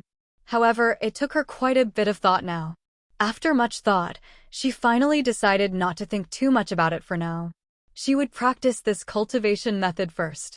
Switching cultivation methods had always been difficult. The major method of clouds and rain was rather similar to the heart-dyeing method of rouge, and they both practiced profound spiritual qi. On top of that, she possessed a rouge heart. North Moon, if you're really bold enough to use force on me, don't even think about getting away scot-free. Begonia smiled proudly and immediately sat down with her legs crossed. She held the rouge heart and began practicing the heart-dyeing method of rouge. Gradually, a smear of red light spread out, dyeing her surroundings. It illuminated the pitch-black bottom of the lake in an extremely magnificent manner. As Li Qingshan controlled his mirror clone, he continued to refine the rivers and lakes of the Rui Commandery. Although he had refined many large rivers and lakes in the past, he had always swallowed them in one go. Now, he was chewing on them carefully. He wanted to refine all the bodies of water in the Rui Commandery so that he could make preparations for his breakthrough to the 5th layer of the spirit turtle, or even the 2nd heavenly tribulation. On the other side, he spent half a day dealing with most of the matters regarding the 100 schools of thought. Then he went to the School of Medicine's Benevolence Island in search of Ru Xian. In the alchemy room, Ru Xian had already refined the jade melting cauldron. She was currently refining a cauldron of pills as she frowned slightly. He looked a little uneasy. When he suddenly heard Li Qingshan calling him from outside the door, he got up and opened the door. A smile immediately appeared on his face. "Congratulations, fellow Taoist, you've taken in another beautiful woman. From now on, you'll only be envious of Mandarin ducks and not immortals." It was rare for Li Qingshan to hear that she didn't say anything harsh this time, but the ridicule on her face was simply undisguised. He couldn't help but laugh. "Yes, you don't know, That figure, that voice, Ru Exine interrupted. Then what are you doing here? Don't make me keep explaining. Didn't we agree on this? TSK, looks like you didn't succeed. I'm not as lecherous as you think. Li Qingshan was not boasting. If he really was lustful by nature, then just how many women were there among the night roamers for him to enjoy? They came in all shapes and ages. Even a harem of 3,000 paled in comparison. As long as the night roamers prospered and developed, he could switch to a different one every day, all the way until the end of time. That would be too stupid. Ru Exine could not help but admit this. Even the minor chi practitioners of the 100 schools of thought would often go drinking with prostitutes. It was completely normal for them to have a few concubines outside. Li Qingshan could already be regarded as relatively disciplined in this aspect. Let's go, you lecherous man. Ru Exine stowed the jade melting cauldron away. She no longer had to watch over the cauldron at all times. Where are we going? A place to cultivate, obviously. Ru Exine took off, and Li Qingshan followed closely behind. They left the 100 schools of thought. They arrived in the sky. Ru Exine closed her eyes as if she was sensing something. A while later, she chose a direction. They flew towards the south. In the distance, Li Qingshan saw a black curtain of clouds on the horizon. Rain as thin as a cow's hair drifted down from the hazy sky, moving with the wind. It was like white mist, silently nourishing everything on the ground. Ru Exine descended from above and landed on a plain. The verdant grass reached all the way to her waist. So you were looking for a place where it rained. Li Qingshan landed close behind her. This is the first lesson. Ru Exine extended her right hand, and the rain in the surroundings swirled and danced, gathering in her palm and turning into a white ball of water. That's easy. Li Qingshan raised his hand, and all the rainwater within a radius of 300 meters was suddenly sucked away, forming a semicircular hole without any rainwater. It gathered into a huge ball of water in his hand. As long as he wanted to, sucking away all the rainwater within 5 kilometers was nothing difficult. In terms of control over water, even as a merfolk, Ru Exine paled in comparison to him. Fool, it's not like this, look carefully. Ru Exine handed the white ball of water in her hand to Li Qingshan. Li Qingshan found that every drop of rainwater was dancing, but they did not merge with each other. In the seemingly chaotic dance, there was not a single collision. Ru Exine's eyes drifted like the mist in the rain, as if she was immersed in a very deep memory. Li Qingshan threw away the big ball of water in his hand and stretched out his hand again, gathering the rainwater again. He found that it was not an easy task to maintain the whole ball, but also to maintain the dance of thousands of rainwater. Let's go. Ru Exine casually threw the ball of water in her hand at his face, and it turned into a cloud of mist in midair, landing on Li Qingshan's face. He just felt a little wet, and the cloud of mist dispersed. He said in surprise, "Go? You haven't said anything yet?" Ru Exine said, "This kind of free class, what else do you want to listen to?" Li Qingshan curled his lips. "How much do you want?" "I don't want to say how much. Take that thing in your hand." Ru Exine flew away and came to the edge of a village, a small fenced courtyard. A yellow dog that guarded the yard barked at her, and when she glared at it, it immediately whimpered and went back to its kennel with its tail between its legs. Then she pointed at a water tank in the corner, and with the same stare at Li Qingshan, she said, "Put your head in. What kind of cultivation is this? I've seen many big rivers and lakes. What can a water tank do? Don't try to fool me." Ru Exine smiled slightly, or more accurately, it was a fake smile, immediately. Li Qingshan looked at her for a while, then helplessly walked to the water tank and plunged his head into the water tank. In the house, a farmer woman held a kitchen knife in her hand and looked out through the crack of the door in fear and saw this strange scene. A fairy-like woman in white stood in the middle of the courtyard, and a tall man plunged his head into the water tank. After a long time, Ru Exine knocked on the water tank and said with a smile, "Let's go." Still without any explanation. Li Qingshan ran around with Ru Exine and saw all kinds of water, from wells to puddles, from small streams to deep pools. except for the water ball that was in Li Qingshan's hand at the beginning. It felt a bit like cultivation, but at other times it was completely performance art, or more like he was being played. For example, the well that he jumped into turned out to be a dry well. He said, "There's no water here." Ru Exine said, "No water is right."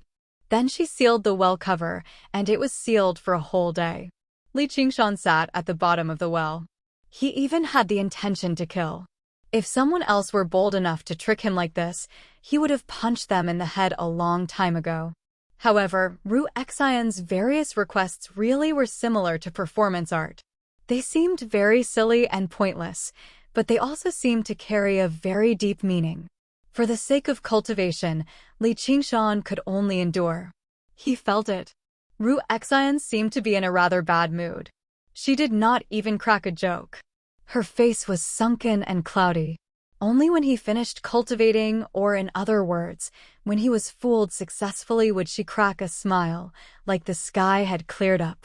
Of course, he was not the kind of infatuated man who was willing to do all kinds of stupid things to make a beauty smile. All of this was for cultivation. Yes, that's right. Even if he felt that the smile was good, it was nothing more than friendship.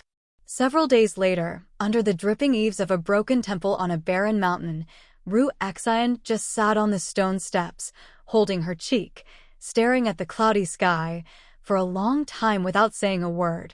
And Li Qingshan sat beside her, looking at the water droplets. Like millions of their predecessors, they fell into the dents on the bluestone slabs. Smashed to pieces. What was the meaning of this behavior, she still didn't say. Li Qingshan listened to the sound of the rain, and his mood gradually calmed down. He recalled the various kinds of water he encountered in the past few days. The water trapped in the vat silently seeped through every crack. The bottom of the dry well revealed a moist breath. The deep and dark pool could not be seen at a glance. And the turbid and shallow puddle clearly reflected the sky and her face. Ru Exine suddenly stood up and stretched. "Well, it's almost time to go back. What is the meaning of all this?" Li Qingshan couldn't help but ask. "How do I know?" Ru Exine spread out her hands. "So, you admit that you have been fooling me these days?" Li Qingshan approached her with a bad look. "Do you know what you mean to me?" "Huh?" Li Qingshan was startled and stopped. "Just like I don't know what I mean to you. Water has no shape, and law has no fixed law. I can only let you see and feel. As for the meaning, you can only ask yourself, and it depends on your hand." Li Qingshan looked at the water ball in his hand. Under Ru Exine's request, he had been maintaining it for the past few days. Unknowingly, it had become stable. Although there was still a gap between him and Ru Exine, it had improved a lot. "Seems like you have a point." Ru Exine was silent for a moment. These words, "I didn't say it. My mother told me." "Your mother? Did she also let you plunge your head into a bathtub or lock you in a dry well?" What Li Qingshan really wanted to ask was not this question, but looking at Ru Exine's expression, he couldn't bring himself to ask it. "How could my mother fool me?" Ru Exine had a look of, "Are you an idiot?" on her face. Li Qingshan rolled his eyes, then smiled in relief. This guy had finally returned to normal. Ru Exine suddenly took out a neatly folded 1,000-mile sound transmission talisman and listened attentively for a moment. "Master is calling me." "Hey, Chu Tian is awake. Then I have to see." Li Qingshan smiled. He also knew that cultivation was not an overnight success. Since he had seen what he needed to see, the next step was to comprehend and find the meaning. The two flew together into the sky. As they passed through the clouds, Li Qingshan suddenly said, "If you don't tell me, of course I don't know what I mean to you. And if you want to know what you mean to me, you can ask me directly. People are not water, people can understand each other." Above the clouds, the sun shone brightly, the blue sky was blue, and the pure white sea of clouds rose and fell continuously to the horizon. Ru Exine was slightly startled, then smiled brightly, maybe.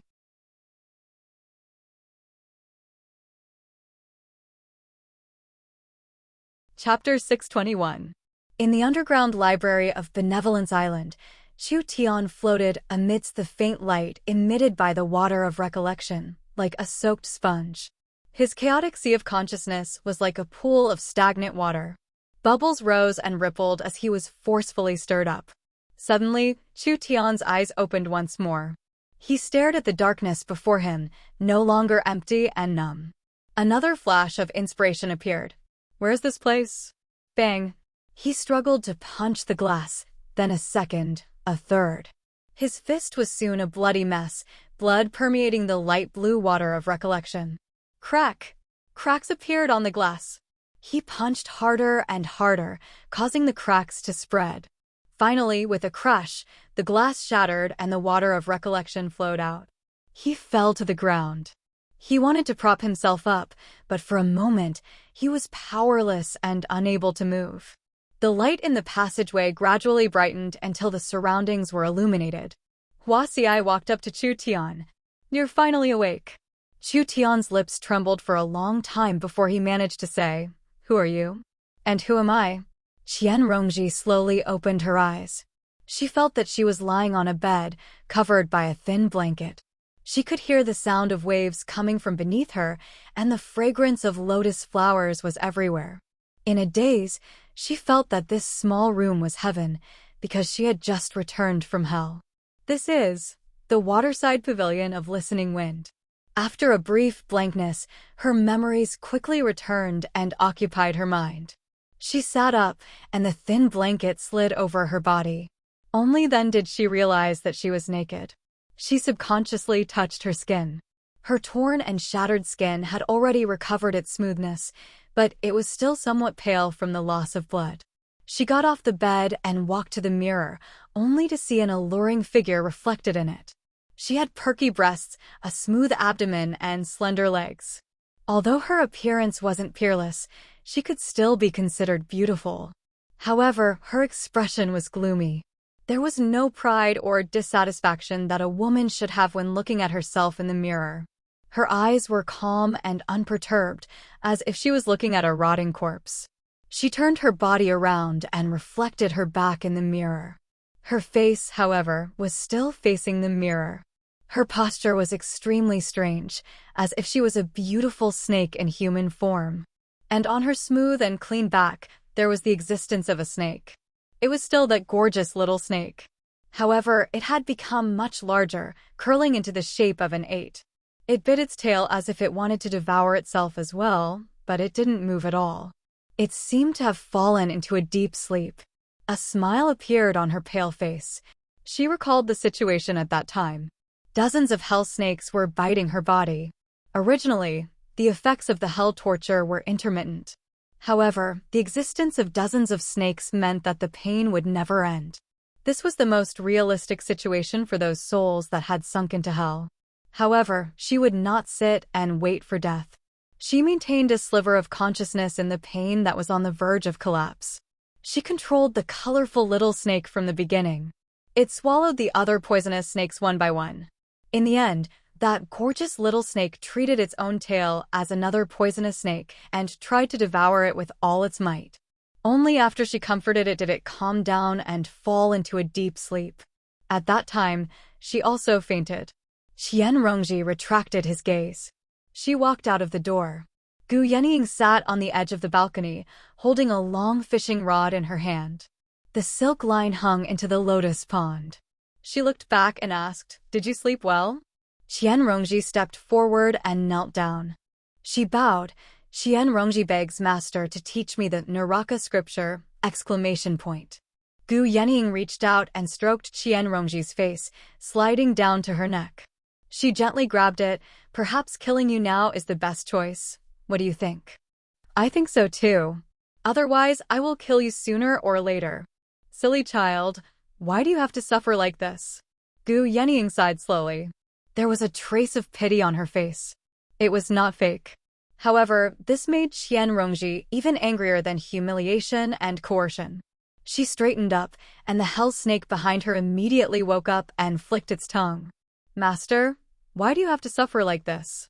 Then I'll wait and see. Heh, the fish has taken the bait. Gu Yenying waved her fishing rod, and a carp jumped out of the lake. She threw it to Qian Rongji. Go and cook it. Show filial respect to your master. Qian Rongji was stunned. She had never done such a thing in her life. Although she was bullied in the Qian family, she was still a Qi practitioner after all. Hurry up and go. You can't possibly think that I'll just pass on the highest secret technique of the school of legalism to you so easily, right? Yes, master.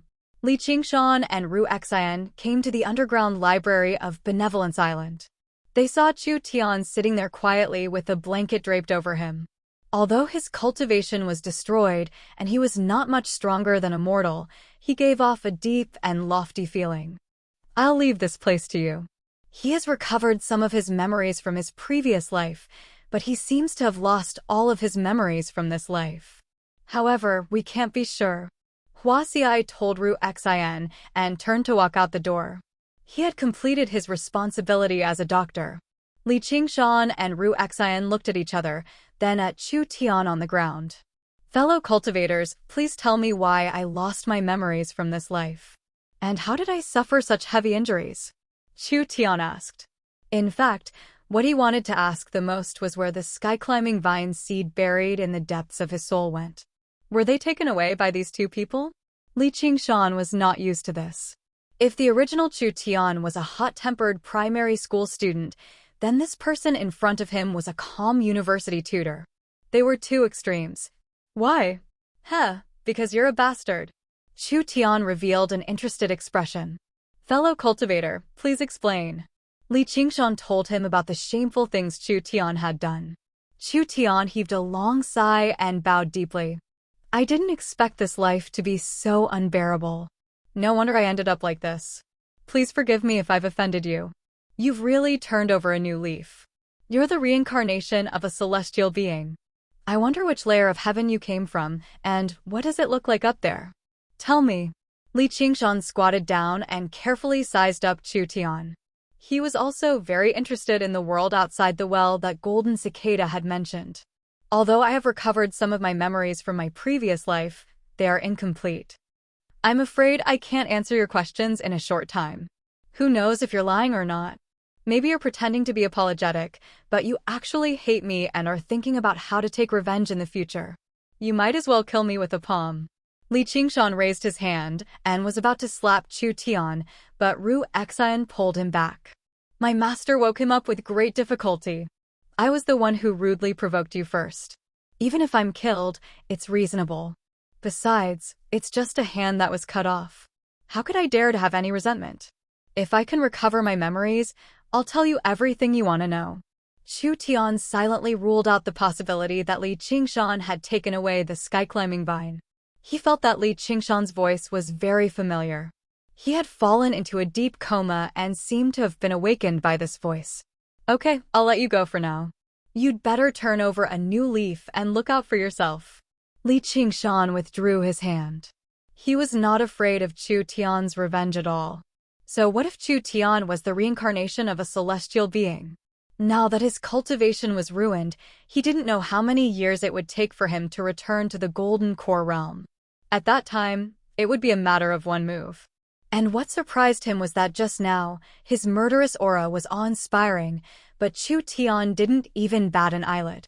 Instead, he looked like he was deep in thought. This kind of willpower, not to mention the original Chu Tian, even people like Lu Chongqing couldn't compare. Ru Xian moved to the side. Okay, since you've already woken up, you can leave. Let me remind you, it's best if you hide your identity and leave quietly. Otherwise, your life might be in danger. Chu Tian said, does this have something to do with that woman named Qianrongji? Li Qingshan was slightly surprised.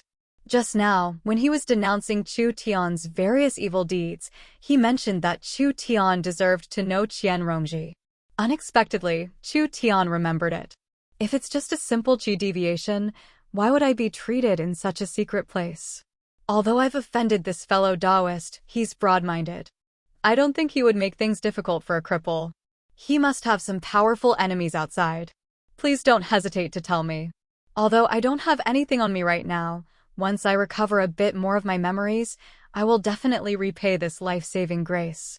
Chu Tian said very sincerely. In his heart, he was already cursing the original Chu Tian. As his reincarnation, his talent and perception far surpassed ordinary people, and he also had a strange treasure like the heaven-climbing vine. But in 20 years, he had only passed one heavenly tribulation. He was simply a waste. His character was so bad that he didn't even bother to pay attention to his savior, leaving him to fend for himself. Fortunately, he was very lucky and did not die from this unexpected disaster. He even recovered some of his previous life's memories in advance, so he did not have to worry about the memories of the two lives.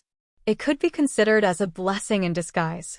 The most important thing now was to understand his current situation and what kind of world he was in. Only then could he slowly recover. Ru Exine talked about Chu Tian's background and basic interpersonal relationships in the 100 schools of thought. From an objective point of view, she supplemented Li Qingshan's story. She also mentioned that Qian Rongji came to visit him. In the end, she agreed to let Chu Tian stay here to recuperate and left him some food and books. After Li Qingshan and Ru Exine left, Chu Tian said softly, "Qian Rongji." When Li Qingshan lambasted him for his various evil deeds and even threatened his life, he could maintain his composure. But every time he heard the name Qian Rongji, his mood would involuntarily become agitated, and he would feel a deep hatred. He had lost all his memories, but this thought could still be preserved. His hatred was so deep that even he felt surprised. It seems that the heaven-climbing vine was most likely taken by Qian Rongji. I have to find a way to get it back. Moreover, I can't let go of this hatred. It's not good for my cultivation. I have to put an end to it. After Li Qingshan left Benevolence Island, he returned to the Qingshao abode and began a new round of secluded cultivation. He wanted to comprehend what he had experienced over the past few days and turn it into actual cultivation. Time passed slowly. After an unknown amount of time, Chu Donqing's call came from outside the abode. "Qingshan, are you inside?"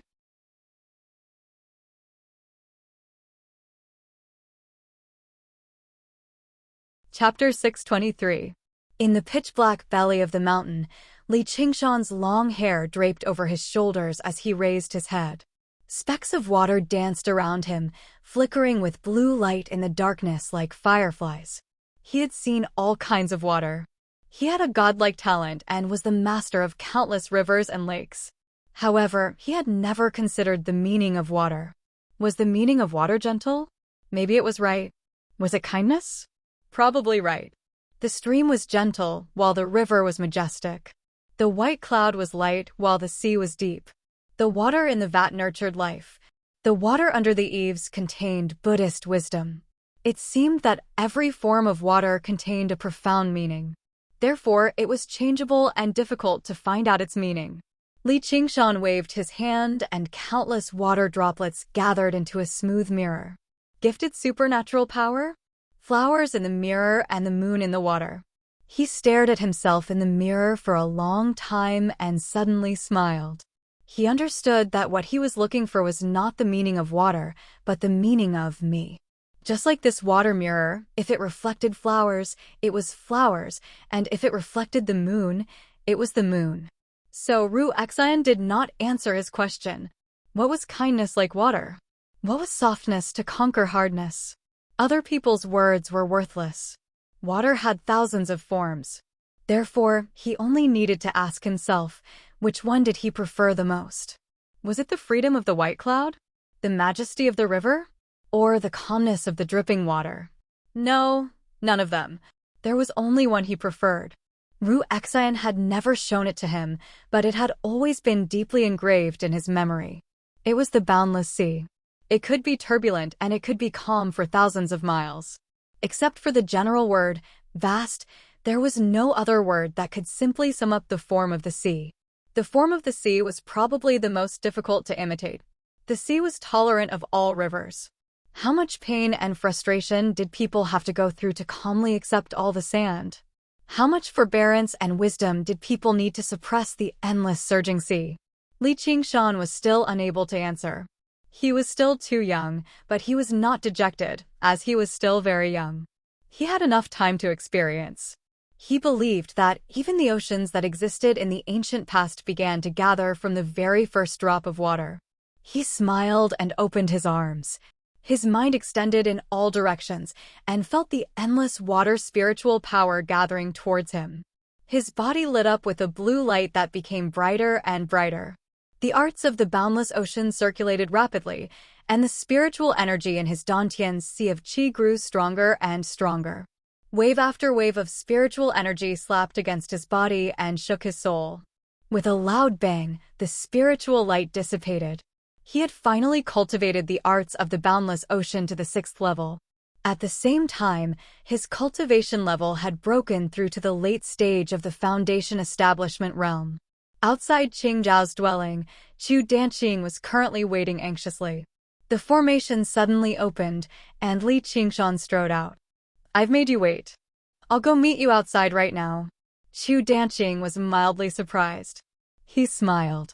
"Qingshan, congratulations on breaking through again.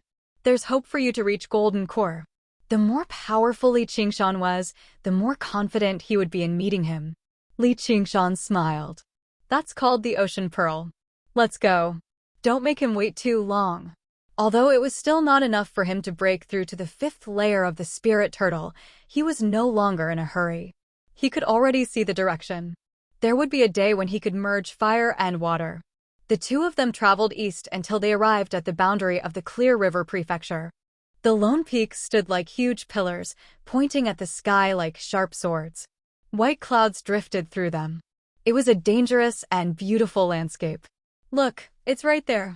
Chu Danqing pointed at the tallest peak among the peaks. It was surrounded by cliffs. Even apes would struggle to climb it. Only birds could fly over it. However, there were 2 men and a woman sitting at the top of the mountain, overlooking the mountains as they sipped tea and drank alcohol. They were all graceful like immortals. "Little junior brother, you're late." "Who's this?" The 3 of them made their way over from afar. The oldest male cultivator asked. He seemed to be in his 40s or 50s, and his bearing was the most mature and level-headed. No one could tell that he was someone who would betray his master. "First senior brother, this is my friend, as well as the Scarlet Hawk commander of the Clear River Prefecture, Li Qingshan," Chu Danqing introduced. "Friend? We're gathering together, yet you've called an outsider over. What's the meaning of this?" The female cultivator squinted her eyes and studied Li Qingshan. She found the name to be rather familiar. She was in her 30s, thin and beautiful. She wore a dark palace dress, and she truly was a beauty. However, her cheekbones were rather high, which made her seem rather mean. Chu Danqing said in a manner that was neither servile nor overbearing, "Second senior sister, before master passed away, he told me that if my seniors came looking for me, Commander Li must accompany them and uphold justice." "Li Qingshan? Are you the Commander Li who defeated the other folk in the Marquis estate? I've heard a lot about you. Now that I've seen you today, you really are extraordinarily valiant. However, I'm afraid it's inconvenient for you to participate in the matters of our sect today, Commander. My master is advanced in age, so his mind is a little muddled. Please don't take offense." In the end, the 3rd senior brother was amiable. His round face carried a smile the entire time, but he seemed a little like a street person. He spoke politely, but he also wanted to get Li Qingshan to leave. With his reminder, the 1st senior brother and 2nd senior sister both shivered. "I was wondering why it sounds so familiar. Turns out it's that mad tiger." The news of the clash between Gu Yenying and Si Qing in the Marquis estate spread like wildfire. Li Qingshan's reputation rose as a result, but the main reason for his fame was not because he defeated the fire devourer Zhu Lai and helped Gu Yenying win the crucial battle. Instead, it was because he had publicly cursed Yidan. With such reckless, crazy actions, he became known as the Mad Tiger. As the 3 of them studied Li Qingshan studied the 3 of them too. The strongest was the 1st senior brother, who was at late foundation establishment, while the 2nd senior sister and 3rd senior brother were both at mid-foundation establishment. They really could not pose much of a threat. Xu Shidao was quite good at teaching his disciples, but unfortunately, he only taught them how to draw and not how to conduct themselves. Chu Danqing wanted to introduce the 3 of them to Li Qingshan, but Li Qingshan interrupted him. "Even if you tell me, I can't be bothered to remember it. If the 3 of you have something to say, just say it. I'll make my own judgment. What he hated the most was these empty courtesies, let alone with three scumbags like them. The first senior brother and second senior sister were slightly angered. Only the third senior brother maintained his smile, but it was rather forced. The second senior sister said, "Commanderly, you sure don't hold back." Li Qingshan turned around and arrived on the edge of the cliff, gazing at the scenery of the mountain. Chu Danqing said, "Senior brothers and sisters, just say what you have to say. Little junior brother, there's nothing we can do to be envious of Master's doting on you. All we can do is cultivate diligently and not embarrass Master. If anyone mentions us, don't call them Great Master Chu. Don't think that we're coveting Master's belongings. You can keep them for yourself, but if Master has any last words, you have to tell us." The first senior brother's words were reasonable. If an outsider heard it, they would think that Chu Danqing was taking advantage of Master's doting on him. Not only did he swallow the inheritance, but he also deliberately refused to tell Master's last words. However, Chu Danqing knew that the so-called last words and explanation were all referring to the secret of the painting tomb. Before he could answer, the second senior sister said, "What the first senior brother said is reasonable, but there's one thing I don't agree with. Little junior brother, you can keep the other paintings, but you have to take out Master's wife's painting and let us take turns worshipping it." "I've already said that Master's wife has already left with Master."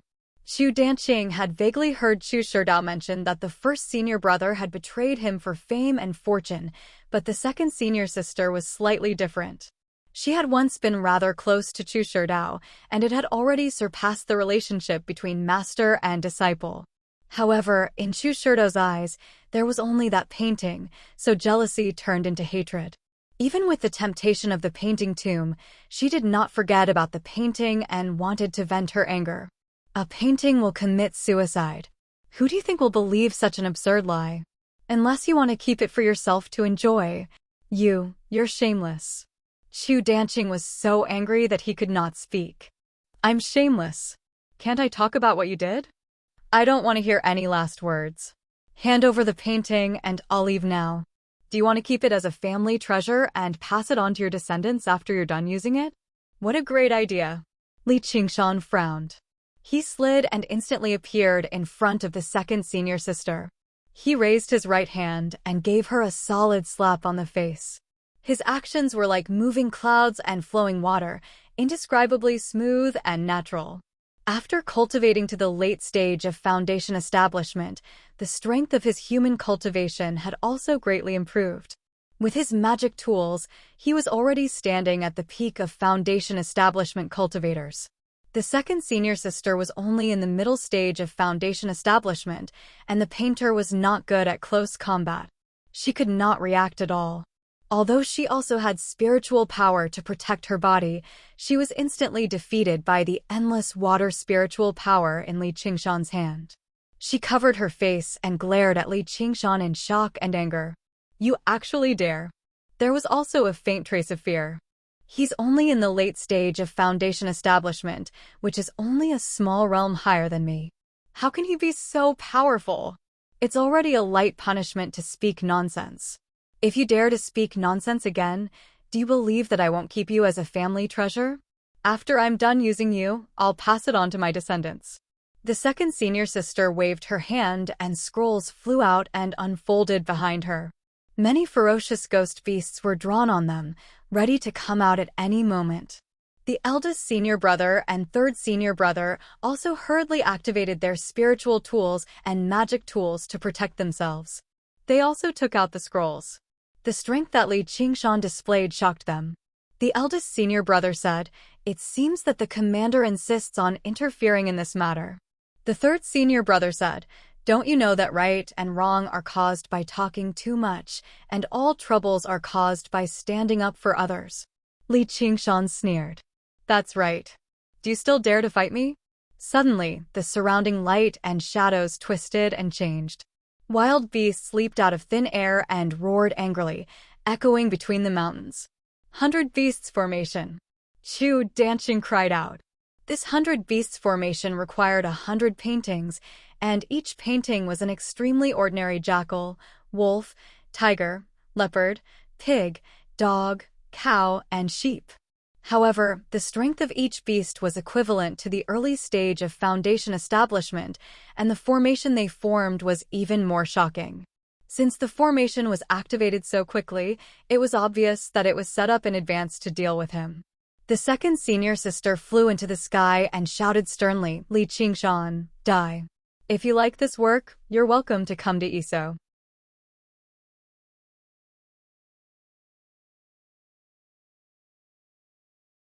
Chapter 624. Junior Sister. Senior Sister. The first senior brother and third senior brother were surprised as well. They never expected her to take action on a whim. Originally, they planned on laying down a trap.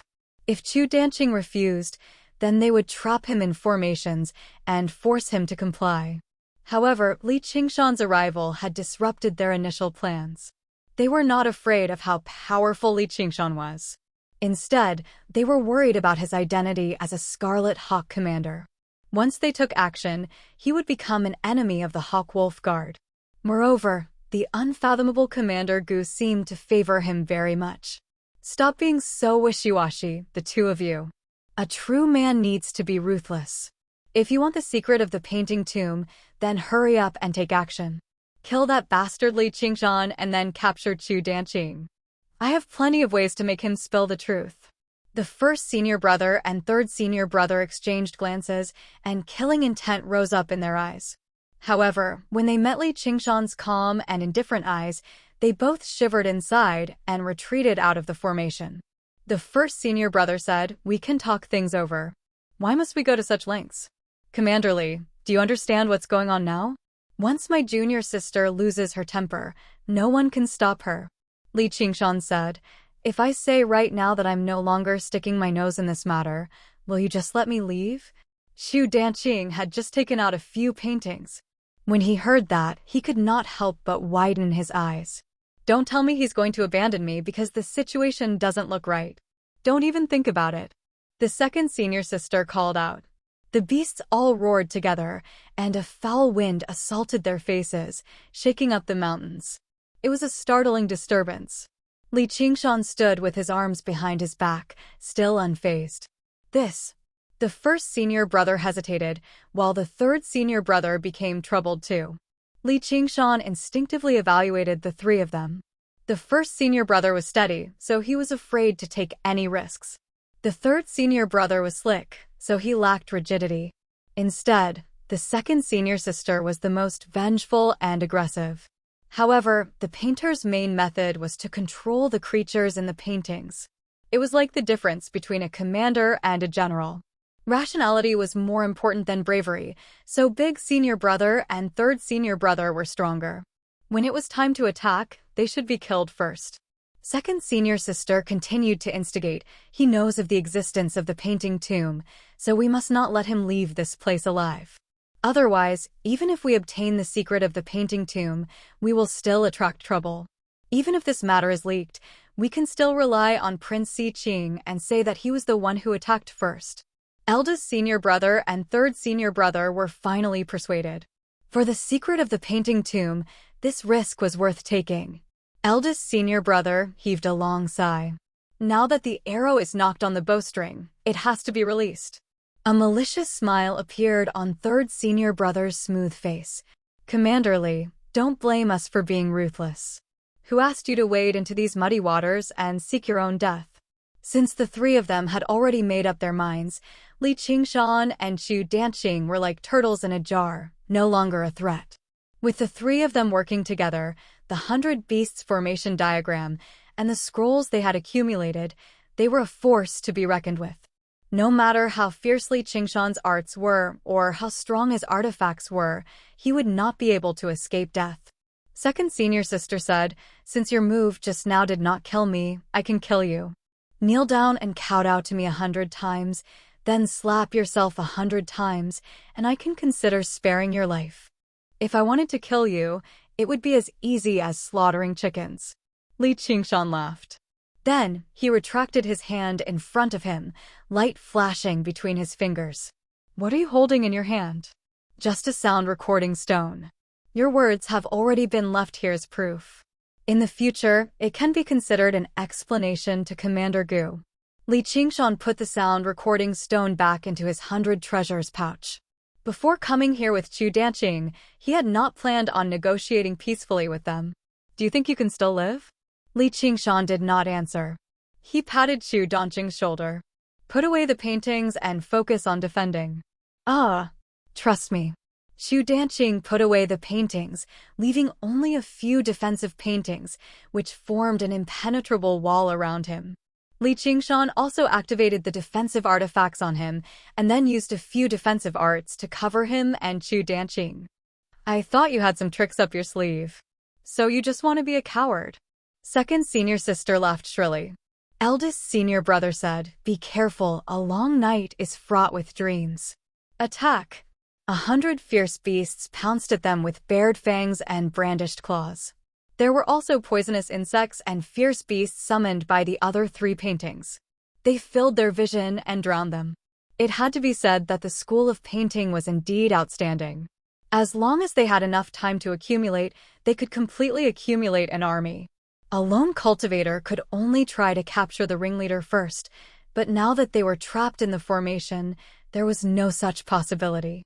Li Qingshan raised his head slightly and sniffled, determining the position of the 3. If he only used human cultivation methods, he was confident that he could break out of the formation, but the situation would definitely be very dangerous, and it would be difficult to protect Chu Danqing. Moreover, he was not willing to let another person know of his secret. At some point, a thin talisman had appeared between the 2 fingers of his right hand. A purple talisman. He raised his right hand lightly, and the purple talisman flew out. Under the control of his spiritual will, it flew through the gaps between the fierce beasts, shattered in midair, and burst forth. A red sphere the size of a human head suddenly expanded by 1,000 times. It was like a red sun rising from the mountain peak. One by one, the beasts were engulfed by the red light. In the face of this violent power, the power of a mere early-stage foundation establishment cultivator was simply too insignificant. The majestic 100 beasts formation lasted only for a moment before turning to ashes. The red sun released thousands of rays of light, illuminating the entire sky. Time seemed to have stopped in that instant. It felt like a long time had passed before a deafening boom could be heard. A wave of air whistled past, and thick trees were easily uprooted and torn apart in the air. The aftermath also crushed countless trees, and the green mountains seemed to have been flattened. Chu Danqing's head buzzed, and he lost his sight. When his vision slowly recovered, he discovered that a section of the lone mountain peak under his feet had been shaved off. The defensive spells Li Qingshan had used, along with a few protective scrolls, had all been turned to ashes. He was shocked. This is the power of a purple talisman. Talismans were divided into 3 types: yellow, red, and purple. Among them, purple talismans were the most precious. Only nascent soul cultivators could make them. Basically, only golden core cultivators had them, and it was almost impossible for foundation establishment cultivators to get their hands on them. It was evident how precious they were. Naturally, their power was also extremely strong. In the past, when Gu Yenying and the Soaring Dragon Elder fought, they each used a purple talisman. Li Qingshan had killed a group of golden core cultivators to accumulate a few, and he had never had the chance to use them. He casually used one, and the effect was pretty good. The biggest flaw of talismans was that they could not distinguish between friend and foe, and were difficult to control. If not for the 100 fierce beasts forming a meat shield, even Chu Danqing would have been injured. Qingshan.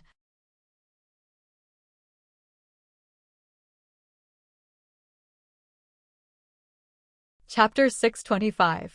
When the power of the purple amulet's explosion reached its peak, Li Qingshan took the opportunity to kill eldest senior brother and third senior brother in one fell swoop. The 2 of them died with their eyes wide open. Their last thought was, how could he have a purple amulet? Even if they drew hundreds of paintings, they would not be able to compare to this small amulet. One was made by a foundation-building cultivator, while the other was made by a nascent soul cultivator. The difference between the 2 was like heaven and earth. Li Qingshan turned around to look for second senior sister, only to see a green light streaking across the sky and flying towards the north. Second senior sister activated the 100 miles escape amulet and quickly fled. Her ears were still buzzing, and her mind had not yet calmed down from the shock. No wonder he was so fearless. The power of the purple amulet is simply too terrifying. If not for the fact that she was the furthest away from the mountain and was not Li Qingshan's first target, she would have been killed on the spot before she could even activate the 100 miles escape amulet. You want to leave? Waves surged under Li Qingshan's feet. With a light step, he chased after second senior sister like an arrow released from a bow. Second senior sister flew hundreds of miles away and suddenly spat out a mouthful of blood. Although she was only affected by the aftershock, the purple amulet still injured her. She felt like her whole body was going to be torn apart. I can't stop. I have to leave quickly. I have to move to another place to hide before he catches up. Otherwise, if he follows the trail and finds me, I won't be able to escape death. She restrained her breath and supported her body. She randomly chose a direction and was about to fly away. Looking back, her pupils suddenly shrank and she turned pale with fright. How is this possible? Li Qingshan's figure suddenly leaped out of the horizon and aggressively attacked. How can he be so fast? That's right, he even has a purple amulet. He definitely doesn't lack escape amulets. Damn it. Second senior sister guessed wrong this time. Li Qingshan did not deliberately accumulate escape amulets. He only flapped his wind and fire wings a few times after he left Chu Dongjing's sight. She gritted her teeth, took out another escape amulet, and turned into a ray of light and flew away. This bitch has a lot of escape amulets. Huh? Why did she stop? Li Qingshan saw the ray of light fly out of his sight. It turned out that the 100-mile escape talisman was hard to come by, and the one second senior sister used was just the 10-mile escape talisman. In a battle of magical powers of this level, it did not have much significance. Second senior sister stopped running as if she had accepted her fate. Li Qingshan walked over the water and arrived before the second senior sister. Why aren't you running anymore? Li Qingshan, what do I have to do for you to spare me? It wasn't that second senior sister didn't want to escape, but that she had used the escape talisman continuously while she was injured. Her internal injuries were acting up, and her true chi was in chaos. She was on the verge of chi deviation. Kneel down and kowtow to me 100 times, then slap me 100 times, and I'll consider it. Although he had said that he wanted to emulate the magnanimity of the sea, Li Qingshan could not help but admit that he was still very lacking. He was very vengeful. You. Second senior sister looked at Li Qingshan. There was not even a trace of ferocity on his face. This kind of battle where the strong bullied the weak could not stimulate his passion and fighting spirit. He even found it a little boring. What about me? Li Qingshan extended his hand and spread his fingers, reaching towards her left breast. However, he obviously did not have any lecherous thoughts, as in the next moment, his fingers would pierce through her rather thin chest and dig out a bloody heart. The tiger demon digs out the heart had always been his favorite move. Second senior sister saw the corner of his mouth curl up slightly. His eyes seemed to flash with a red light, and a murderous aura went straight to her heart. She recalled the scene when eldest senior brother and third junior brother were killed. He will kill me without hesitation, like slaughtering a chicken or a dog. Fear overwhelmed everything. Second senior sister's legs went soft, and she really knelt down with her head on the ground. She felt a deep sense of humiliation and shouted, "Don't kill me." Li Qingshan's hand hung in the air. He was very surprised. She looked like she was facing death calmly just now, but in the blink of an eye, she turned into a pile of mud. Can't you have some backbone of a foundation-building cultivator? She looks smart. Doesn't she know I'm deliberately playing with her? When a person is about to die, there are not many who can face death calmly. She obviously did not have this kind of courage. Even if she knew Li Qingshan was playing with her words just now, she was like a drowning person. Even if there was a life-saving straw, she would desperately grab it. Even if she could live a little longer, it would be good. Li Qingshan smiled. Since you've already said something, I'll think about it. Second senior sister clenched her teeth. Her mouth was full of the taste of blood. She slowly raised her head and kowtowed. She thought to herself, Li Qingshan, if I escape today, I'll definitely cut you into 1,000 pieces in the future. This time, it was Li Qingshan who felt a little embarrassed. He had killed countless people in his life, and he did not lack all kinds of cruel methods. However, it was the first time that he made his enemy kneel and kowtow to him. If it was a man who was so disgusting, he would immediately kick him. But since it was a beautiful female cultivator with an extraordinary temperament, he could endure it a little. I'm giving her a taste of her own medicine. But she can't really think that I'll let her go after she kowtowed a few times and slapped herself a few times, right? Second senior sister kowtowed a few times, and the last bit of her courage disappeared without a trace. She repeatedly cried, Commanderly, I was confused for a moment. Please spare my life. I won't dare to do it again. Wait until you finish what you have to do. Li Qingshan laughed. His devil heart faintly stirred.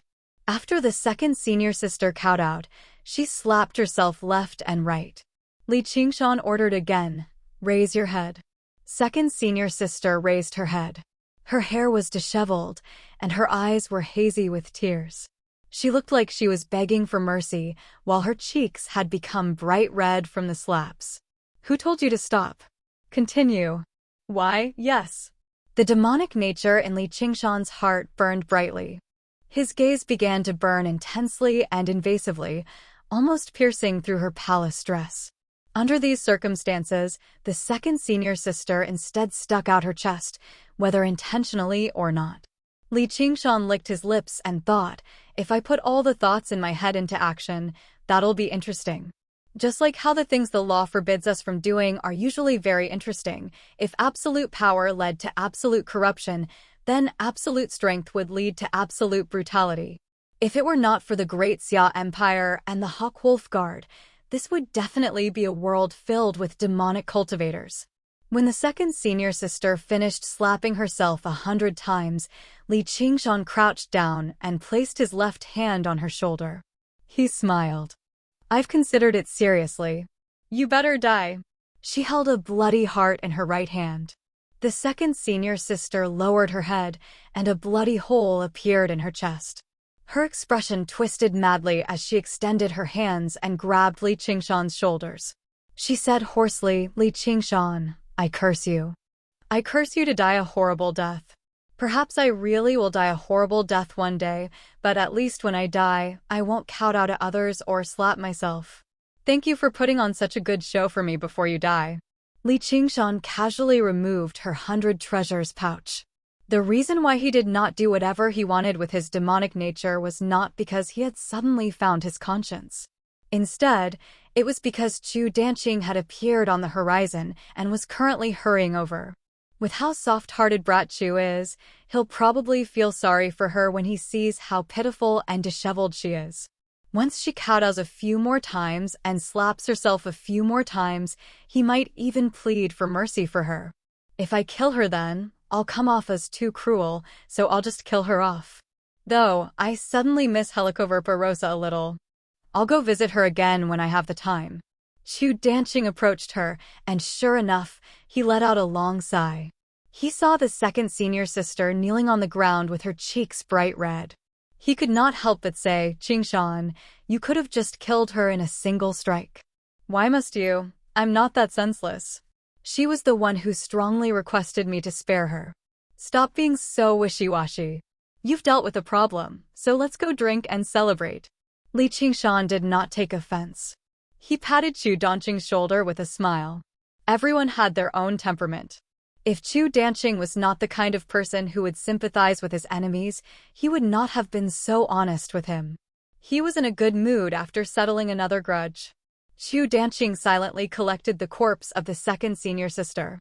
Alas, it was not my wish to kill my fellow disciples. They conspired against me, so they deserved it. Qingshan, if it were not for you this time, I'm afraid I would not have been able to escape from their hands. Does anyone else know about the secret of the painting tomb? Li Qingshan asked again. This is of great importance. They probably won't tell anyone else. Besides, even if someone knows, as long as they don't plot against me, How can I silence them for a secret? Xu Danqing saw that Li Qingshan's body was brimming with murderous intent. He was afraid that Li Qingshan's murderous nature had been aroused, and he would start a massacre. He would not even let the relatives and disciples of these 3 senior brothers and sisters off. What are you thinking? I'm the dignified Scarlet Eagle commander. How could I do such a thing? I'm just asking so that I can be prepared in advance. Just now, Li Qingshan really did have the thought of getting rid of future troubles, but it was just a thought.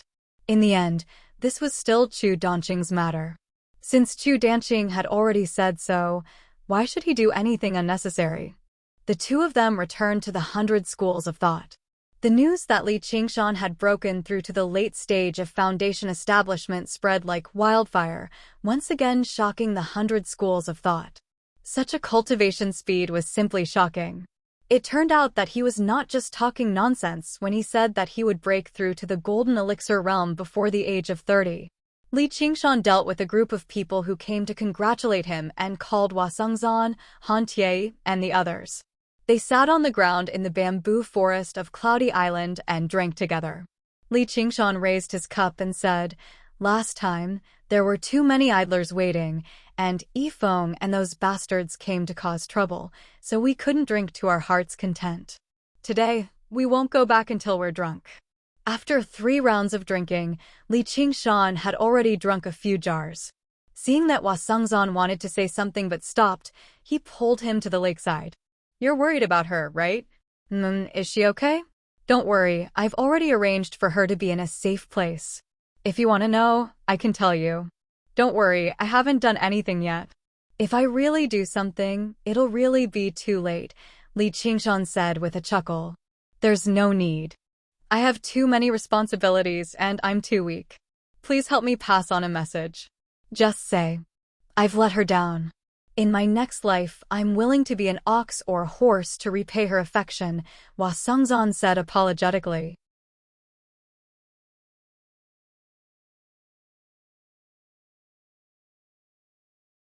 Chapter 626. What are you guys talking about sneaking around here? Xu Danqing walked out of the bamboo forest with a flushed face. His alcohol tolerance had improved quite a bit compared to before. He also felt very carefree tonight. After killing his 3 senior brothers and sisters, he felt sorry for them, but in the end, excitement and joy prevailed. Xu Shidao living in seclusion in the forest had a lot to do with these 3 traitorous disciples. It could be considered as cleaning up the family. Of course, I'm talking about your favorite woman. Come on, let's go back and continue drinking. Li Qingshan laughed and glossed over it. He put his arm around the 2's shoulders and returned to the clearing in the forest. The moonlight danced in the secluded bamboo forest. Han Tie pressed a wine jar with one hand and sat in front of a rock. His expression was cold and serious as he silently drank cup after cup of wine. The sound of the zither was quiet. Qinxin sat in front of the table and played the zither. Her fingers played slowly and lightly, and the sound of the zither was endless like a clear stream, making people forget about their worries. After a period of hard cultivation, she finally succeeded in building her foundation and became the head of the Le clan. Mind Enlightenment held the prayer beads and listened attentively, but he was drinking water. Everyone present was a young foundation-building cultivator. Seniors like Lu Chongqing consciously did not participate. When they saw Li Qingshan and the others return, they all greeted them. They paid special attention to Li Qingshan. Although everyone present was a talent, they were still very far away from the Golden Core realm. It was not even certain if they could survive the second heavenly tribulation. He was the only one who had truly touched the edge of the Golden Core realm, and at such a young age. Originally, he was the youngest among them, but everyone seemed to regard him as their leader. Although they were still reserved and did not flatter him, they all wanted to befriend him. "You've been gone for a while, so you've missed a great part of the song. Do you want me to play it again?" Qinxin smiled as she pressed the zither. Although she said, "you," her eyes were fixed on Li Qingshan. Wei Yongsheng said, "Qinxin, that's not fair. Aren't we supposed to accompany you and listen to it again?" Qinxin said, "You can seal your hearing first. I'll call you after I finish playing." "No, that would be an even greater loss. Li Qingshan smiled and said, Qin Xin, if you don't tell me, I definitely won't be able to tell if there's more or less. Just continue playing. Hua Songzan, who had always been elegant, actually walked to the side of the wine jars and drank 3 jars of wine in a row, causing a burst of applause. Xu Danqing said in a clear voice, such a beautiful scenery on such a fine day, heroes and beauties, it's a perfect fit for a painting. As he spoke, he took out his paints and brushes and began to paint. Just as the brush was about to land on the paper, he stopped and shook his head. There's still one thing missing. What's missing? There's only zither music, no sword qi. I also want poems and songs. Wei Yongxing drew his sword, reciting poems as he danced with his sword. His sword aura and sword aura were restrained, but not released, like a startling dragon. Li Qingshan also nodded slightly. The Confucian school swordsmanship was indeed extraordinary.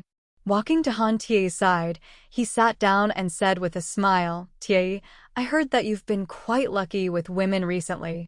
Don't waste too much of your energy and embarrass the Han family during the exhibition matches of the 9 prefectures.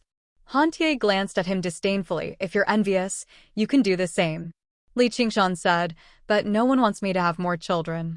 The exhibition matches of the 9 prefectures this time probably won't be that simple. You have to be prepared. The same goes for you. With the great General Lord's orders, Yi Dan won't dare to do anything to the Han family for now, but if he has the chance, he'll definitely think of a way to kill you. Him holding back is the scariest thing. I don't want my sister to become a widow before marrying into the family. Don't worry, I'm also the son-in-law of the Han family. At this moment, Xu Danqing had already finished the last stroke, completing the banquet in the bamboo forest, painting. Everyone gathered around to take a look, only to see that everyone's voice and smile had entered the painting, vivid and lifelike. Best of all, they could even hear the music of the zither and see the flying sword qi. Qin Xin couldn't help but ask, Danqing, you're in such a good mood tonight, but you still haven't told us what you want to do with Qingshan. Xu Danqing's mind cleared, and he couldn't help but look at Li Qingshan. Li Qingshan nodded slightly. The deaths of 3 foundation establishment cultivators was no small matter.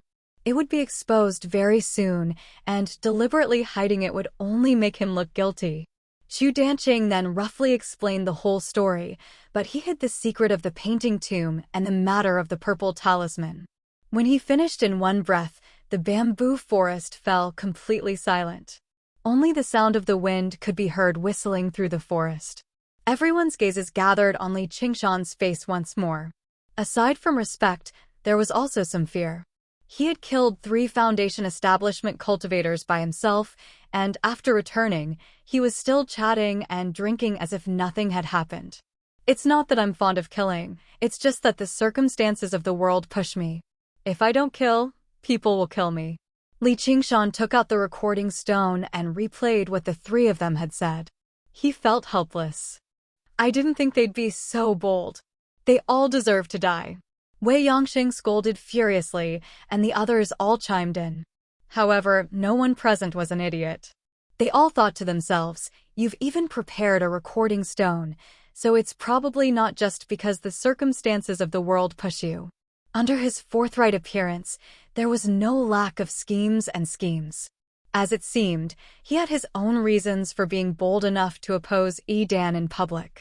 However, if he had such a powerful friend, then it would be for the best. Danqing, why didn't you ask us to go with you and support you? With Qingshan taking action, is there a need for us to interfere? Haha, that's true. Compared to elegant matters like poetry, playing the zither, or painting, at the end of the day, the most primitive form of slaughter was more convincing. The prevalence of duels in the Dragon Province was not without reason. Late in the night, the banquet dispersed just now. Li Qingshan was already 70 to 80% drunk, only 20 to 30% sober. He continued to refine water with his mirror clone. After leaving the 100 schools of thought, he originally wanted to return to the Qingxiao dwelling. However, he changed his mind and flew into an underground cavern. He transformed and erased his presence, turning back into North Moon. He smiled. Ma, am Spider Queen, I'm coming. He flapped his wings of wind and flew through the complicated cavern. Very soon, he sensed Helicoverpa presence. He smiled and directly passed through the obstruction of countless rocks, arriving in a huge space. Strands of spider silk crisscrossed, forming a huge web. A cold, elegant woman in tight black clothes stood in the center of the web. She looked at him with hostility. North Moon, what are you doing here? Obviously because I missed you. Li Qingshan smiled drunkenly and studied the surroundings. This is Cobweb City. More accurately speaking, it was the cavern where Cobweb City stood. During the battle, Cobweb City had been destroyed, and the cavern had collapsed before being flooded. However, as time went on, the water receded, and the cavern stabilized once more. Helicoverpa then returned and used it as her nest. Li Qingshan arrived behind Helicoverpa in a flash and pressed her against the center of the web. He leaned over and smiled. As they say, a single night as husband and wife means 100 nights of devotion. Did you miss me? Helicoverpa said coldly, I wanted to kill you. Then it's best if you don't try that again. I'm afraid I won't be able to hold back my killing intent, and it'll be bad if we end up breaking off all ties. Li Qingshan touched her beautiful cheeks and gently slid it down to her chest. He grabbed a plump mound and played around with it recklessly. Although it still paled slightly in comparison to Begonia's sturdiness, it was much more bouncy. He felt like he was about to flick his fingers away with a gentle squeeze. His lust immediately boiled. The lust that he had not fully indulged with Han Xiongji, the lust that had been stirred up by Begonia, and the demonic nature and brutality that had been stirred up by his second senior sister today erupted in his body while he was tipsy. Ah! Helicoverpa cried out gently. A wave of pain came from her chest. Li Qingshan's fingers sank deeply into the plump mound. Even her body found it rather difficult to endure the great strength of the fifth layer of the ox demon, but he completely ignored it. He used even more force. When he caressed Han Xiongji, even though the spirit turtle had already suppressed most of its power, he still had to be careful, afraid of hurting her. It was even more so now. However, he did not have as many qualms when it came to Helicoverpa.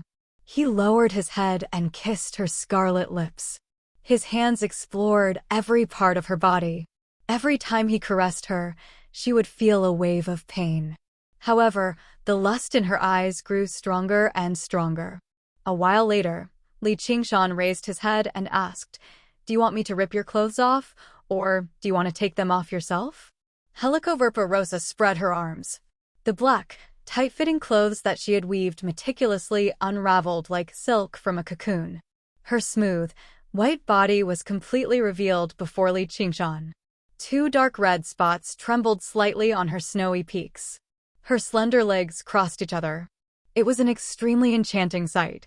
After Li Qingshan had violently conquered her body, she could no longer search for offerings freely like before she killed him.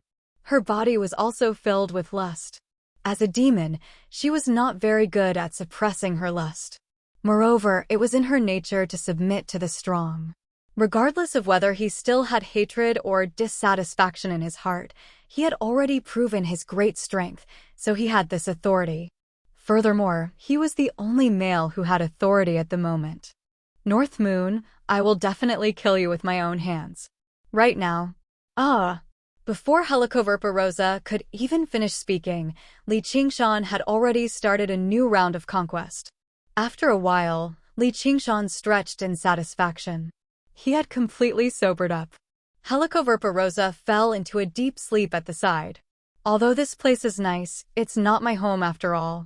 After resting, I can continue cultivating. At this moment, he suddenly felt a strong sense of danger. He immediately raised his guard. It's the spirit turtle's warning. Someone wants to deal with me. Could it be that Helicoverpa has come up with another move to trick me? I won't let her off this time. Li Qingshan waited for a while, but there was no movement around him. No, that's not right. It's from the mirror clone side. In that instant, he completely focused his mind on the mirror clone 500 kilometers away. The mirror clone was currently controlling the water god seal to refine a river. Although he still could not see the enemy, he could vaguely feel an invisible net looming over him. To be able to make the spirit turtle feel such a strong sense of danger, the enemy could not be compared to the three fools of the school of painting.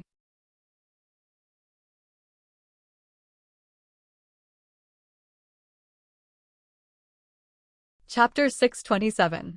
It happened to be early in the morning right now. A thin mist drifted over the surface of the water, and the air was clear and transparent.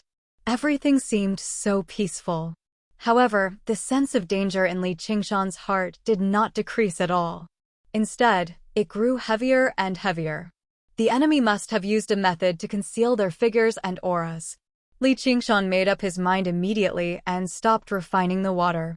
He completely erased his aura before swimming upstream and changing his position. He was like a spirit turtle diving into the abyss of the ocean, completely vanishing without a trace. No matter how sharp the soul sense of the enemy was, they would struggle to lock onto his location.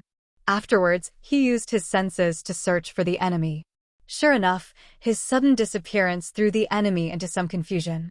Although he still did not leak out a single aura, the momentary waver in their minds gave the spirit turtle a clear direction for its senses. The spirit turtle suppresses the seas. There are 3 enemies, and they're all people I've interacted with in the past. Oh, so it's them. Sure enough, they can't help themselves anymore and want to make trouble for me? The corner of Li Qingshan's lips curled into a smile, but his gaze was very stern.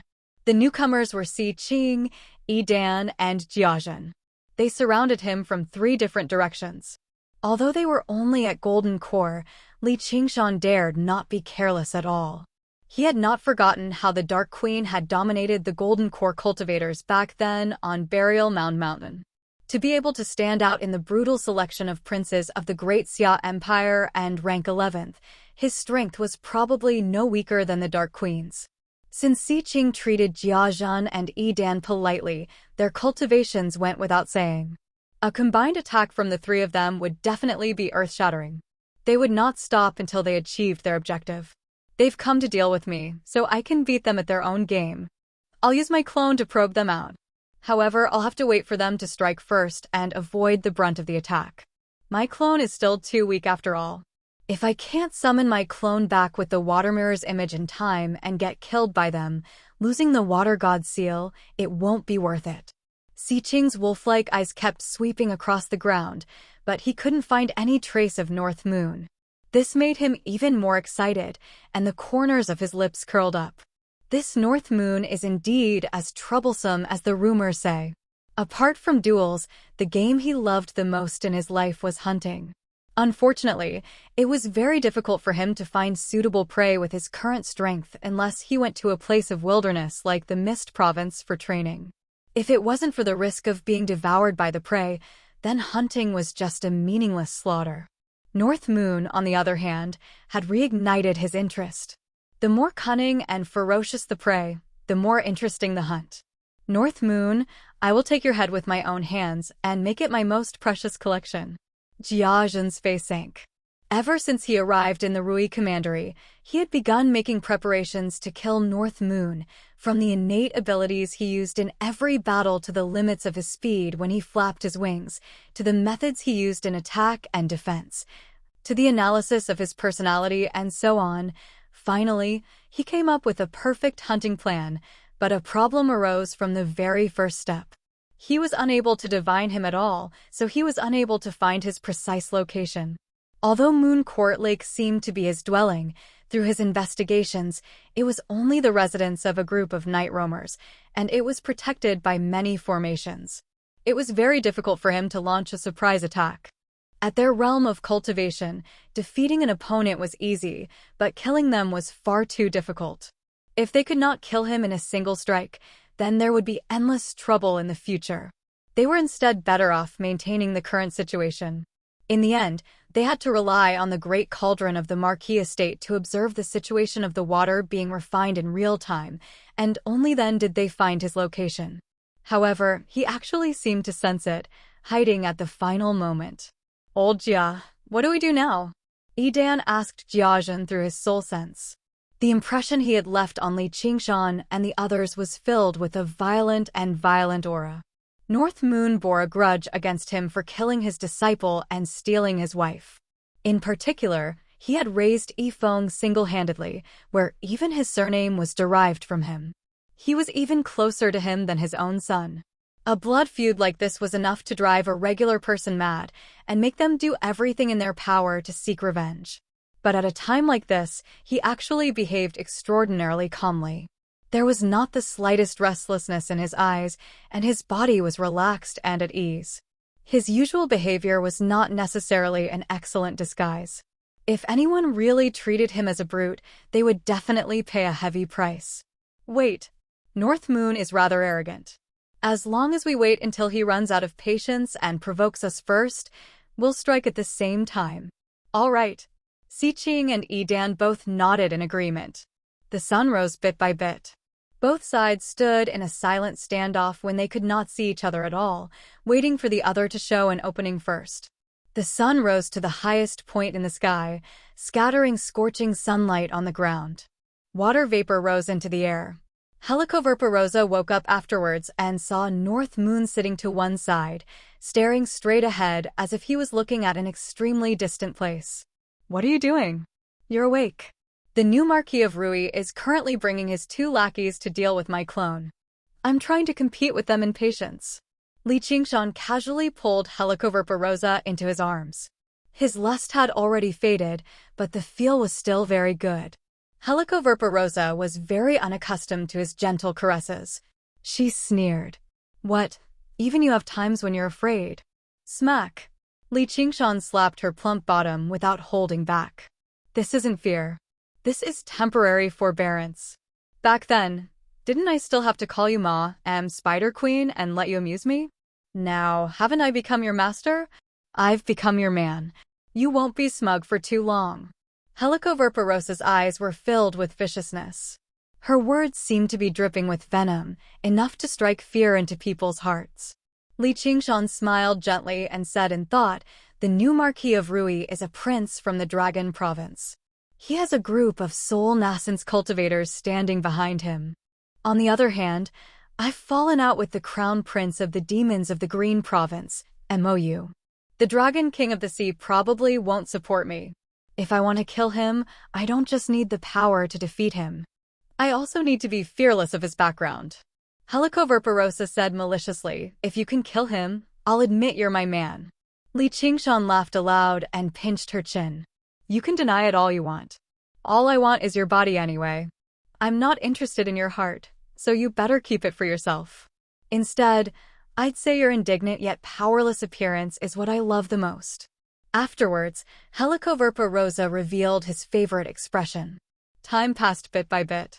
Li Qingshan teased the Spider Queen, but he did not find it boring.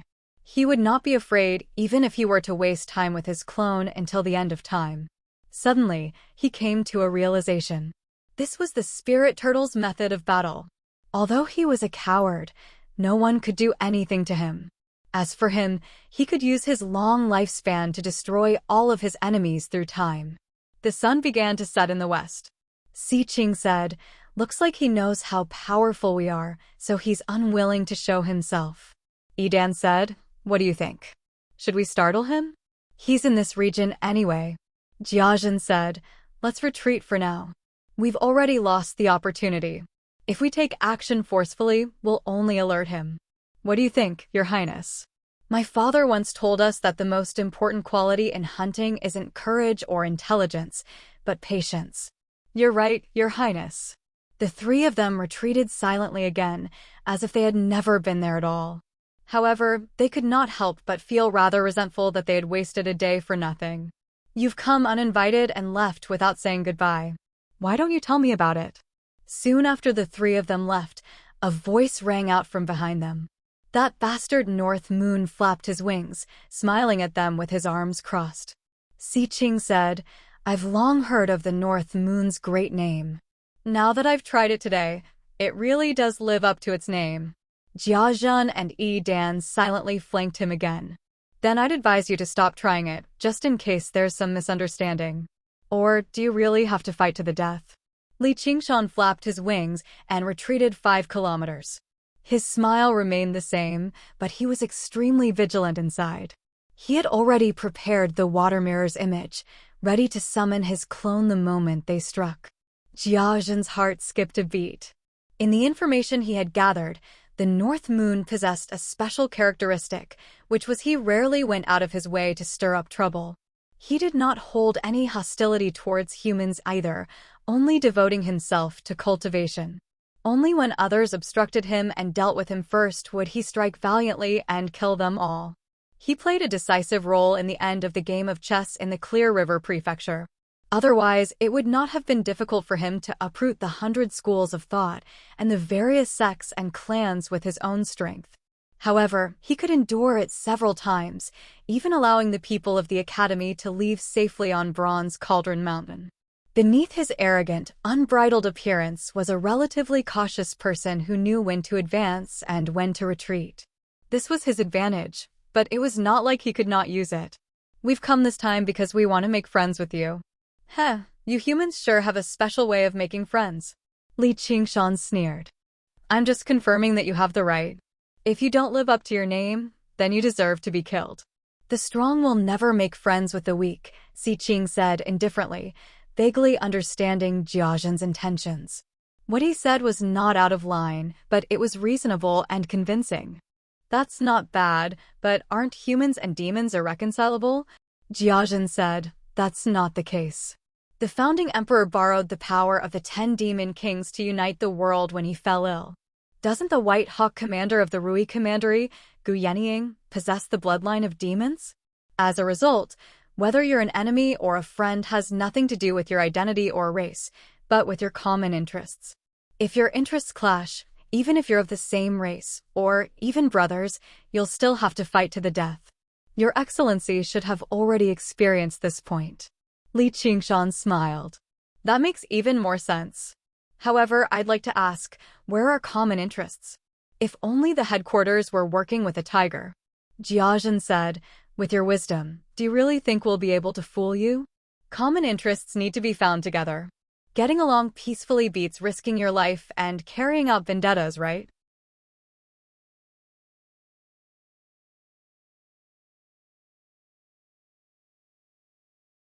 Chapter 628.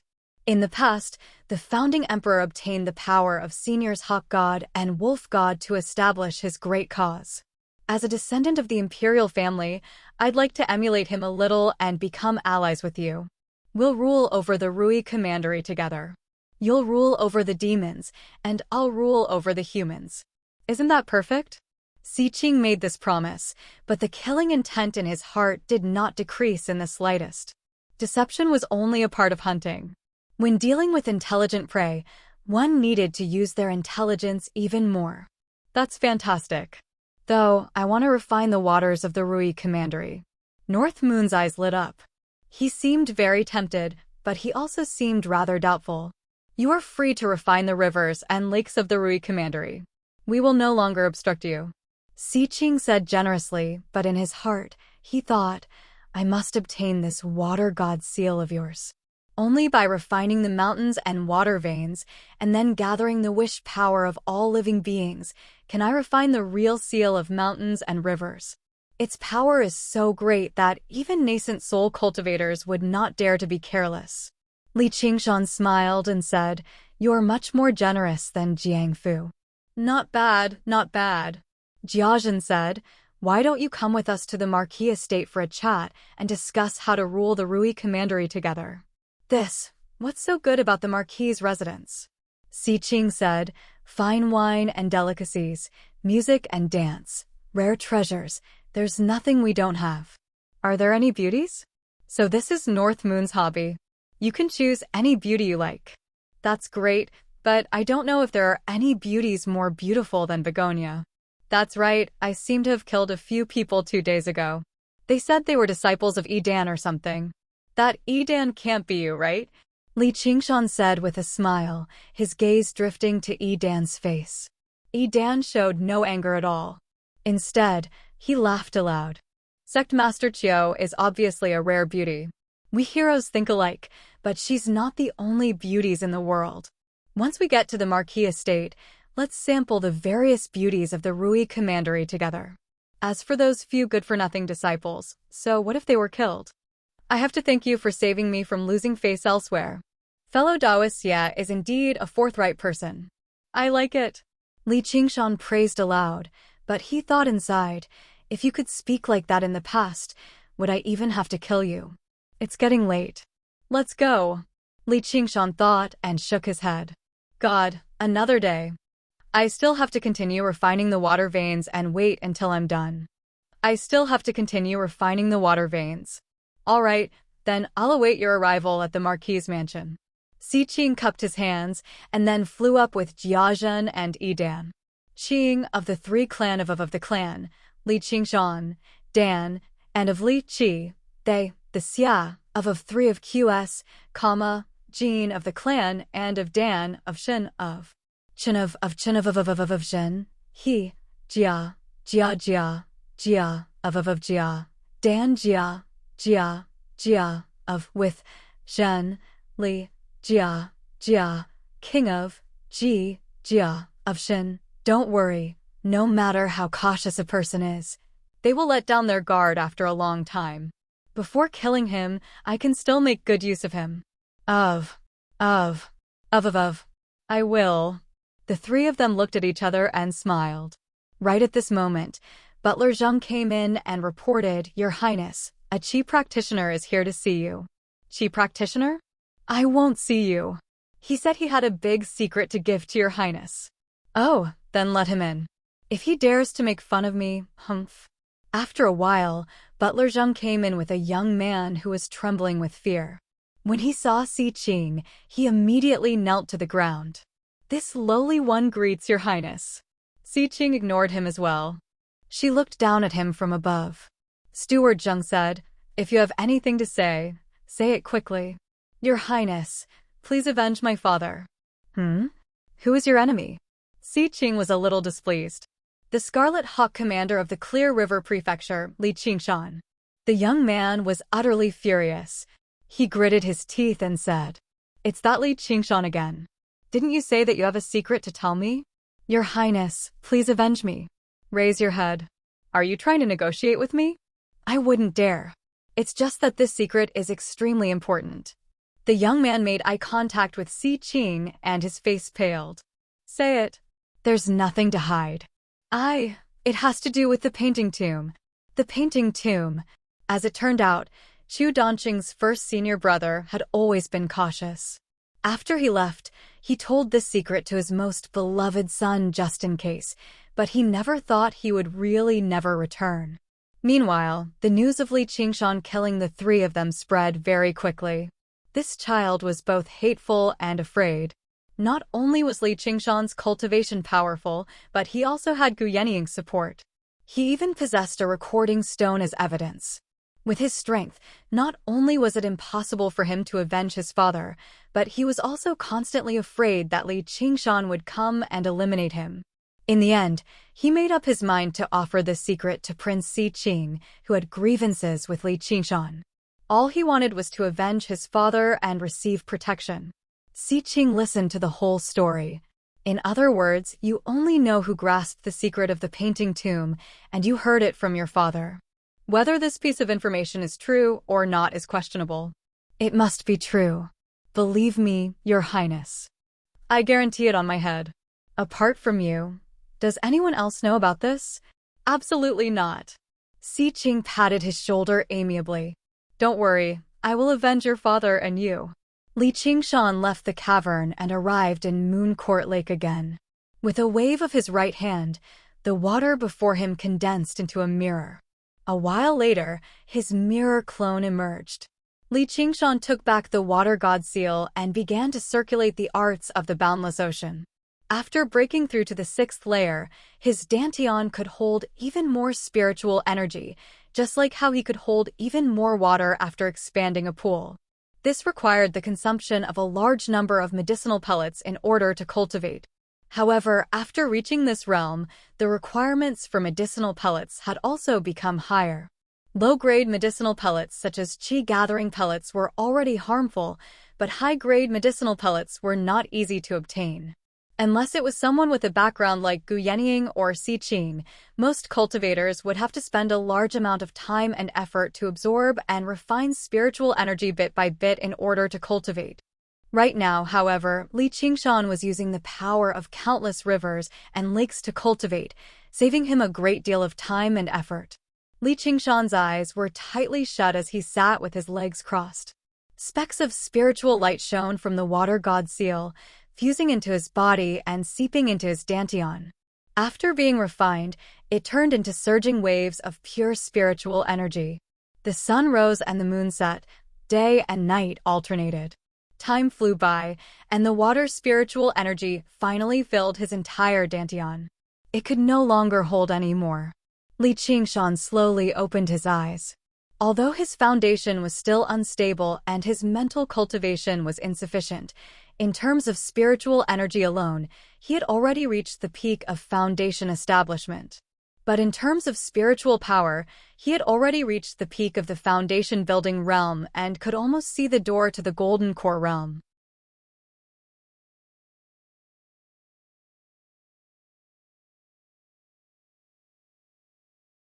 Chapter 629. The sun shone brightly in the clear sky. On a platform 100 feet high in the Marquis of Rui's estate, Si Qing held a cup of alcohol in one hand and placed his other hand on the railing, gazing into the distance. One after another, the flying dragon ships hovered in the air. Streaks of light flew over from the horizon. The entrance to the Marquis's estate was packed with people. They were all cultivators from various parts of the Rui Commandery. They had come to congratulate him on becoming the Marquis of Rui and to participate in or observe the upcoming exhibition matches of the 9 prefectures. Si Qing turned around and let out a long laugh with his jackal-like voice. Thank you all for rushing over from various places. Si Qing will drink first as a sign of respect. He downed the alcohol in his cup. A banquet had already been laid out on the platform. A group of cultivators sat there, consisting of both men and women, monks and laymen. Every single one of them possessed an extraordinary bearing. There were cultivators from the academy as well as cultivators from sections. There was only one standard for those who could sit there, golden core cultivators who had undergone the second heavenly tribulation. Gu Yenying was among them too. She raised her cup and smiled. Sibao ignored Si Qing and sat down with her. She asked about Qianrongji.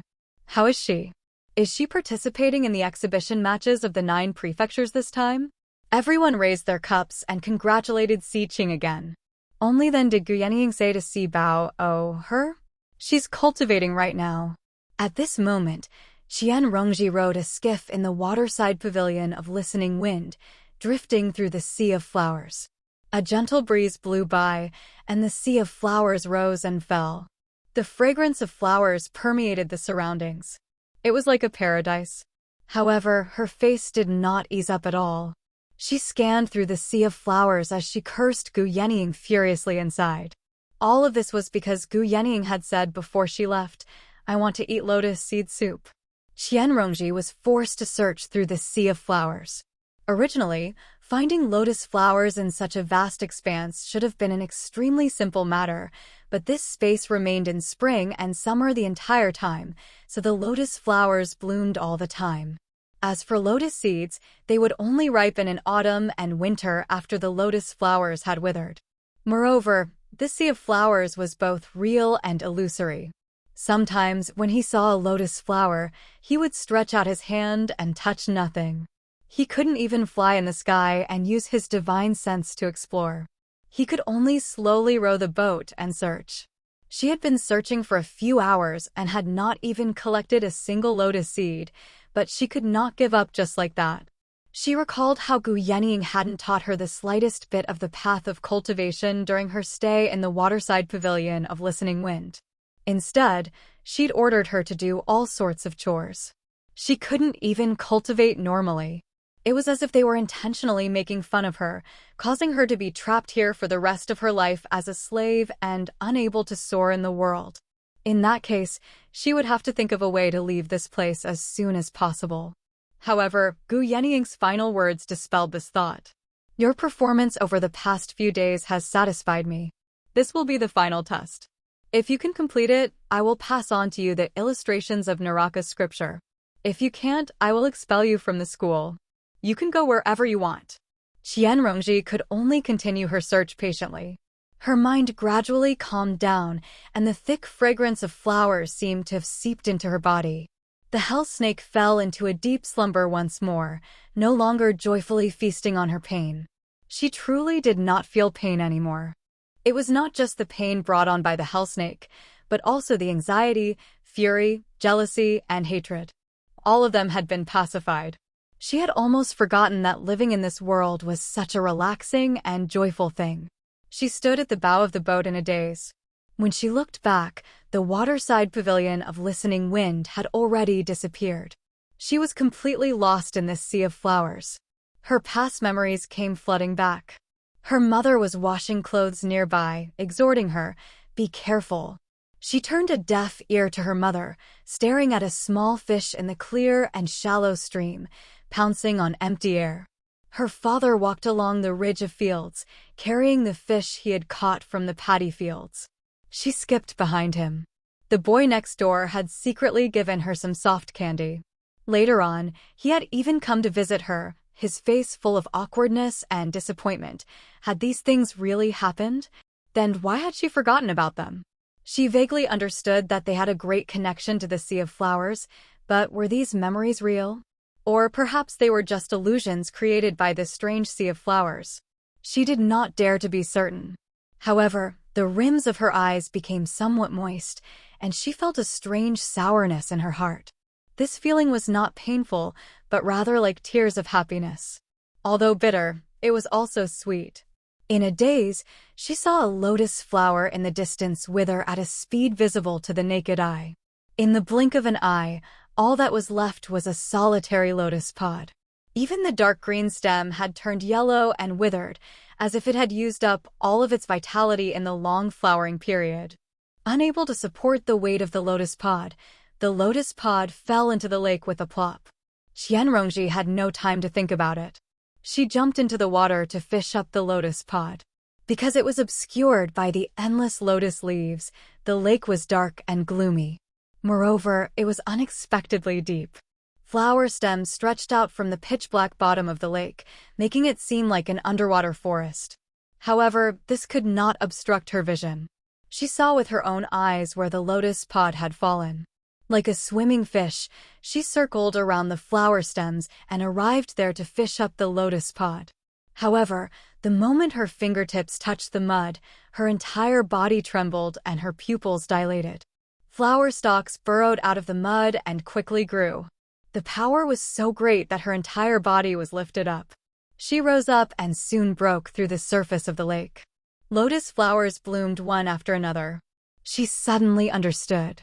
Sitting cross-legged at the bow of the boat, she closed her eyes and took a deep breath, allowing the fragrance of the flowers to completely permeate her lungs.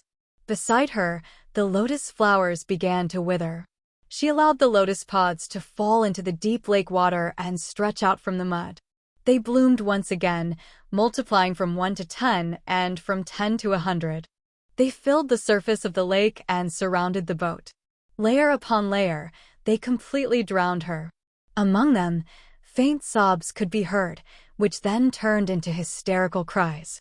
On the high platform, Gu Yeniying's heart stirred. Her lips curled into a faint smile. At this moment, a gust of wind blew over the high platform, fluttering her clothes and long hair. All the cultivators present, including the monks who had become monks, could not help but be moved by her beauty. They secretly praised her. She truly was the daughter of the hawk god after all. Si Qing said, "Yeniying, I heard recently that your subordinate Li Qingshan has done something major again.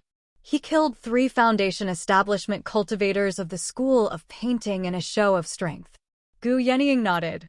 "I've heard that too, but it seems like the 3 of them set up an ambush beforehand to kill him, but they were too weak, so he killed them." Si Qing said, "Then why don't we get him to explain everything? This is the Rui Commandery. As the Marquis of Rui, I can't just turn a blind eye to this." Gu Yeniying blew on it. "All right." Afterwards, she said, Li Qingshan, get over here. His Highness the Prince wishes to see you. Her voice was not very loud, but it drifted away with the wind, reaching the ears of every single cultivator. They all looked at one another. A while later, when Li Qingshan did not appear, Jiazhen said, "Looks like the two of you still aren't respected enough. Speaking of which, he's even bold enough to not come on a day like today. That's pretty disrespectful." Yidan said, "I think he knows he's committed a great crime, so he's fled to avoid punishment. Commander Gu, you better issue a warrant for his arrest."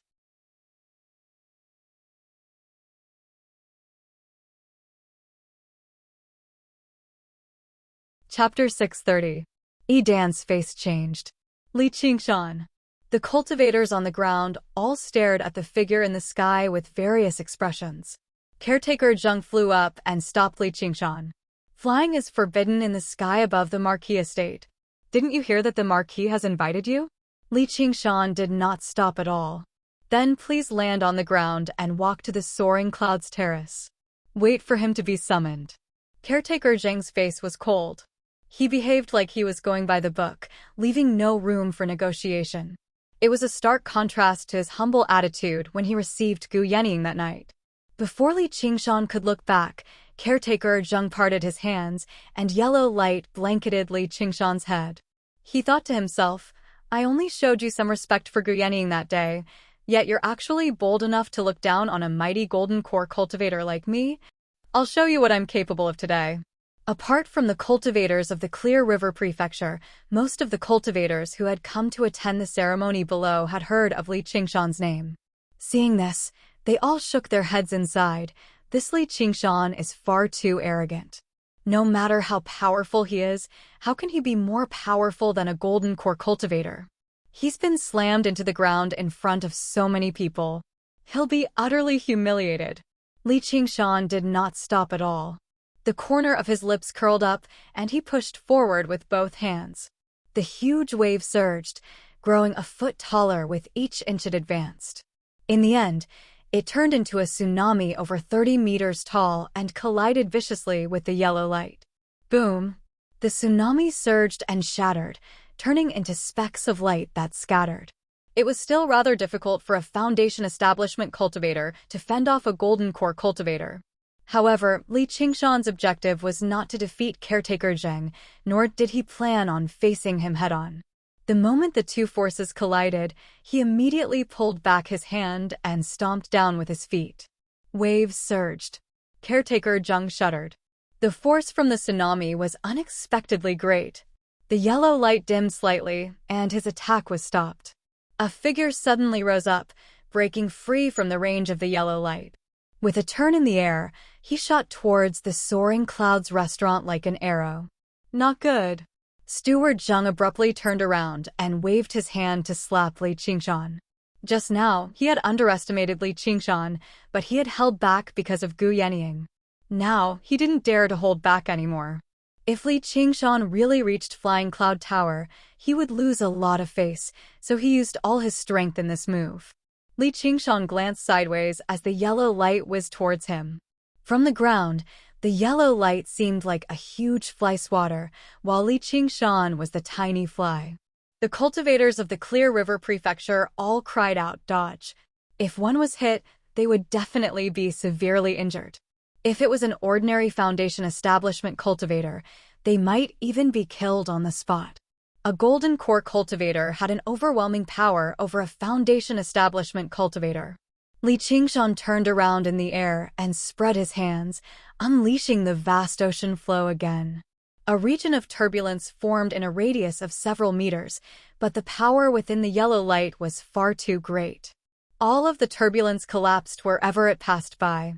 It was unable to divert the enemy's power at all. Child's play. Caretaker Zheng sneered and used a little more force. With a bang, Li Qingshan was sent flying. What? Caretaker Zheng's expression changed immediately, as Li Qingshan had not been sent flying horizontally. Instead, he flew straight towards the soaring clouds restaurant with a smile on his face. Although he could not divert the power away and avoid harm, he could still divert it from the side to the front. Using this force, Li Qingshan's speed suddenly doubled. Caretaker Zheng was unable to catch up immediately. All he could do was watch as Li Qingshan flew towards the Soaring Clouds restaurant. Right when he was about to collide with the restaurant, his hands moved gently like willows in the spring, producing an extremely gentle force. He drifted upwards, leaping over the railing and sliding towards the center of the platform. Then, he turned around and stabilized himself, facing Gu Yenying and Si Qing. He exhaled deeply and clasped his hands. Subordinately, Qingshan greets Commander Gu and Your Highness. May I ask why you've summoned us so urgently? Cheers came from below the platform. The group of golden core cultivators did not say anything out of respect for Si Qing, but they were secretly praising him in their hearts. What impressive moves! He achieved his goal despite being obstructed by a golden core cultivator, and it's rare for him to do so with such ease. No wonder Commander Gu trusts him so much at such a young age. Your Highness. Caretaker Zheng chased up to the balcony. His originally amiable face was now somewhat flustered and exasperated. Old Zheng, go and entertain the guests. Caretaker Zheng glared at Li Qingshan's back. Brat, don't be arrogant. I'll make you die a horrible death in this exhibition matches of the 9 prefectures. Gu Yenying smiled. His Highness has a few questions to ask you. Just answer them truthfully. Li Qingshan, your cultivation is progressing very quickly. Si Qing studied Li Qing'an up and down. He was filled with indescribable surprise. How long had it been since they last met, yet he had already gone from mid-foundation establishment to late foundation establishment. If he had always been close to breaking through the bottleneck, then there would have been nothing strange about it. However, the issue was his aura had already reached the level of peak foundation establishment. Not only did this mean that he possessed extremely great talent and ability to comprehend, but it also meant that he had great support behind him. According to the information, he had not been accepted by any sect. As it seemed, Gu Yenying really did value this kid. However, that was not strange either. Even among the princes of the Dragon Province, reaching peak foundation establishment in his 20s was extraordinary. In a place like the Rui Commandery, he would definitely be an outstanding genius. As a result, he became even more determined to kill him. Otherwise, once he really underwent the second heavenly tribulation and reached Golden Core, it would be difficult to kill him. It's all thanks to Commander Gu's nurturing. I wonder when I'll be able to repay this great kindness. Li Qingshan bowed slightly towards Gu Yenying in gratitude. He had already learned how to push everything onto Gu Yenying now. Gu Yenying smiled but said nothing. She knew he was reminding her. You still owe me money. Li Qingshan, do you know why I've called you here? Si Qing's voice suddenly sank, like the threatening growl of a jackal. The atmosphere on the Soaring Clouds terrace became tense as a result. I don't know, Li Qingshan said calmly. Have you killed anyone recently? Li Qingshan thought about it. I've killed 3. Even if the Golden Core cultivators present did not know who Li Qingshan had killed in the first place, they had asked one another about it during this time. Seeing how easily he answered, they all frowned slightly. The Green Province had been peaceful for several thousand years. The concept of peace had already been deeply rooted in everyone's hearts. Qi practitioners still tended to kill one another, but once they reached foundation establishment, they all cherished their lives a little more. Even conflicts between the academy and sects would rarely reach a point where they would have to fight to the death, let alone kill one another within the academy. If they ended up killing one another over a tiny bit of profit and conflict, the entire cultivation community would be thrown into chaos. The Green Province would become a barbaric land like the Mist Province. You worked with Chu Danqing and helped him murder his fellow disciples. You're a Hawkwolf guard who carried out the executions on behalf of the School of Legalism. Tell me, what kind of crime is that? I'll be honest, Your Highness. I really don't come from the School of Legalism, so I really don't know much about the laws of Great Xia. However, if someone wants to kill me, surely I can't just stand there and let them kill me.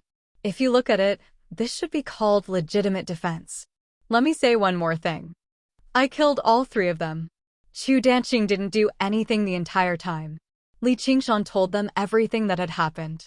He fished out the recording stone from his 100 treasures pouch and played it, proving that he was telling the truth. Only then did everyone understand what had happened. They thought, if that really is the case, then the three of them really are looking to die. They deserve to be killed. However, even after being ambushed, he still managed to take on 3 of them alone. This Li Qingshan sure is vicious. Jiazhen said sinisterly, I know you're a novelist, and you're most skilled at making things up. Who knows if you didn't force them to talk after you captured them? It's not difficult to fake the voice in the recording stone. If you're out to pin a crime on someone, you can always find a pretext. If you insist on sticking to me like this, then there's nothing I can say. Li Qingshan said indifferently, as if he could not be bothered with arguing. With Gu Yenying here anyway, it was impossible for the 3 of them to take the blame for him with just a few words without any concrete evidence.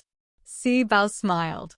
Si Qing, you've only killed 3 treacherous scoundrels who sold out their masters for glory. Is it worth it for you to go to war? Let's put this matter aside for now. Bang! Yi Dan suddenly slammed the table. Then what crime do you deserve for working with that wretched demon, North Moon, to kill so many of my disciples? When the name North Moon was mentioned, the Golden Core cultivators all lurched inside. Whether it was his actions of refining all the water in the Rui Commandery on a large scale, or his terrifying battle record of killing basically all the demon commanders in the Rui Commandery in one fell swoop, it made him the most famous and powerful demon in the Rui Commandery. Right now, the situation between the humans and demons was becoming more and more tense. North Moon was definitely a sharp sword hanging over the heads of all the cultivators in the Rui Commandery. Once a full-scale war erupted, he would behead everyone. There were not a lot of people present who were confident they could survive a direct clash with him either. To Golden Core cultivators with long lifespans and noble statuses, this was basically the worst possible outcome. His crimes were getting heavier and heavier. Li Qingshan replied with a question, May I ask how I ended up working with North Moon and killing so many of your esteemed disciples? Back then, I asked you what happened, and you actually dared to lie to me. Only afterwards did I get to the bottom of it. Tell me, the jade pendant in the possession of that bitch, Begonia, to report to North Moon had originally been snatched away by my disciple, Yifeng. Did you personally shatter it before summoning North Moon in the end? Even your disciple refused to believe the jade pendant was real. When we clashed, I accidentally shattered it. Who knew it would actually summon the Moon Devil? You're afraid to seek revenge from the Moon Devil, so you came to vent your anger on me. You're basically bullying the weak and fearing the strong. How unreasonable. I fought against demons in the Clear River Prefecture, risking who knows how many times to kill a few demon generals, yet you suspect me of having connections with demons right now. How absurd.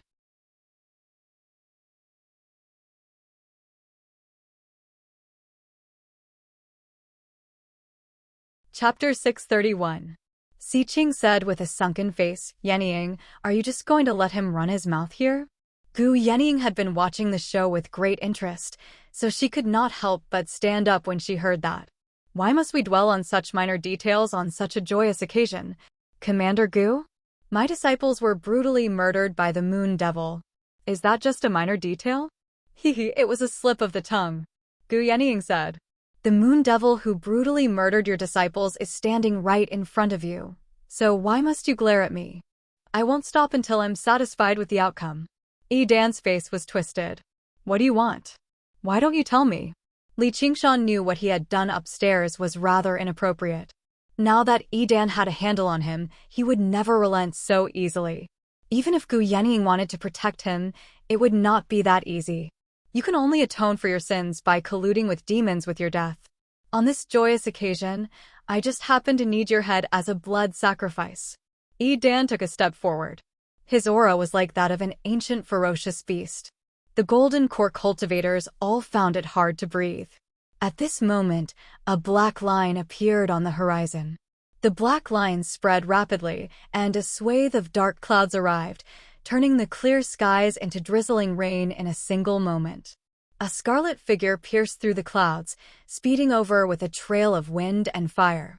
Flying is not allowed in the sky above the Marquis estate. Caretaker Zheng flew over to receive him. He was filled with both surprise and fury. He had just been utterly humiliated, so he wanted to see which ignorant person dared to provoke him. Did they really think that the caretaker did not have a temper? However, when he saw the newcomer's appearance, his eyes suddenly narrowed. The Moon Devil. His scarlet hair fluttered in the wind, and his appearance was peerlessly handsome. He smiled wickedly, and the two words, North Moon, were engraved on the pair of horns on his head. Apart from the Moon Devil, who else could it be? Manager Zhang's belly full of rage was immediately mostly extinguished, and for a moment, he didn't know if he should attack the celestial artifact in his hand. This moment of hesitation allowed North Moon to flash past him, and North Moon didn't even glance at him. North Moon, how dare you? Fellow Taoists, let's attack together and take down this monster. North Moon arrived on the soaring clouds terrace in a flash, and with a series of rustles, all the golden core cultivators stood up. Their bodies flickered with light of various colors as they drew their arcane artifacts, gazing at the striding North Moon cautiously. No one paid any more attention to Li Qingshan. Only Gu Yenying lowered her head and chuckled. Sibao asked curiously, Sister, what's wrong? Oh, nothing. Li Qingshan sent her a voice transmission. Instead of relying on others, it's better to rely on yourself. North Moon didn't look at the golden core cultivators on either side. From the moment he stepped onto the flying cloud platform, he had been staring straight at Si Qing.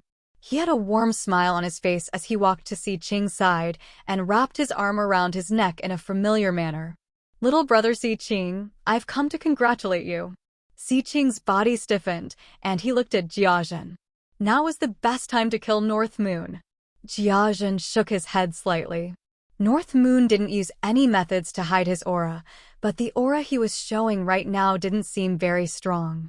He was clearly telling them on purpose that this wasn't his main body.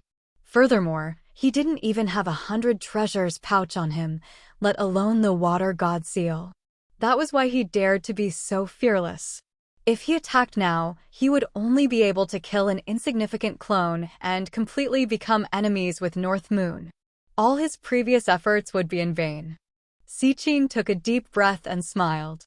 Fellow North Moon, you're here. Why are you being so polite? Aren't we allies? Of course I have to come and congratulate you on such a joyous occasion. Didn't you say a few days ago that you were going to invite me over? Calling me fellow Taoist North Moon is too unfamiliar. Just call me a you, and I'll call you a Qing. North Moon laughed aloud as he patted Si Qing's shoulder.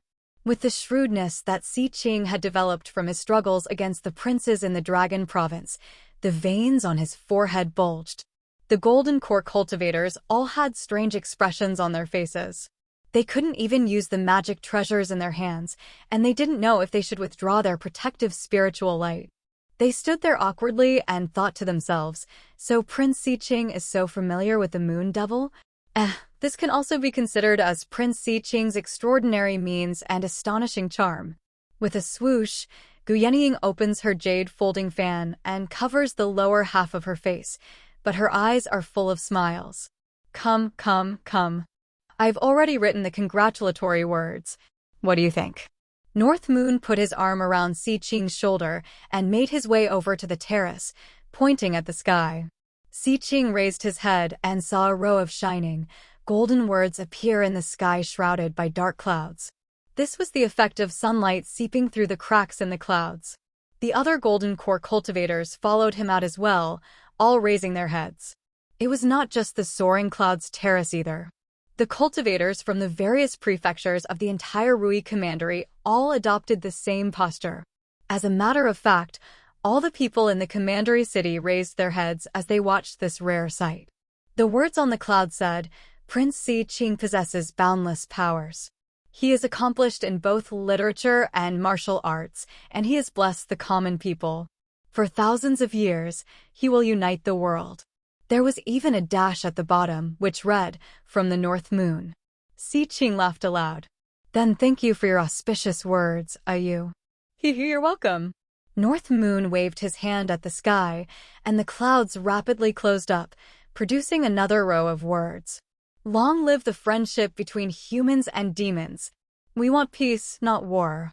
The cultivators all looked at one another. They felt like the Moon Devil's reputation was terrifying, but his train of thought aligned with theirs. Speaking of which, ever since the North Moon heavily injured the demon commanders that day, the demons of the Rui Commandery had quietened down a lot. The great war that was about to erupt actually settled down miraculously. If the North Moon could truly reach an alliance with the Marquis of Rui, Si Qing, then they could avoid many pointless wars. They all agreed with Si Qing a little more.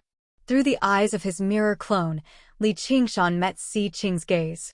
He smiled and sighed, "If you want to endure and deceive me, then I'll let you endure and deceive me to your heart's content. You'll have to accept my deep friendship whether you want to or not." Si Qing continued to smile, but he was furious inside. This damned wretched demon is clearly playing along with my own scheme.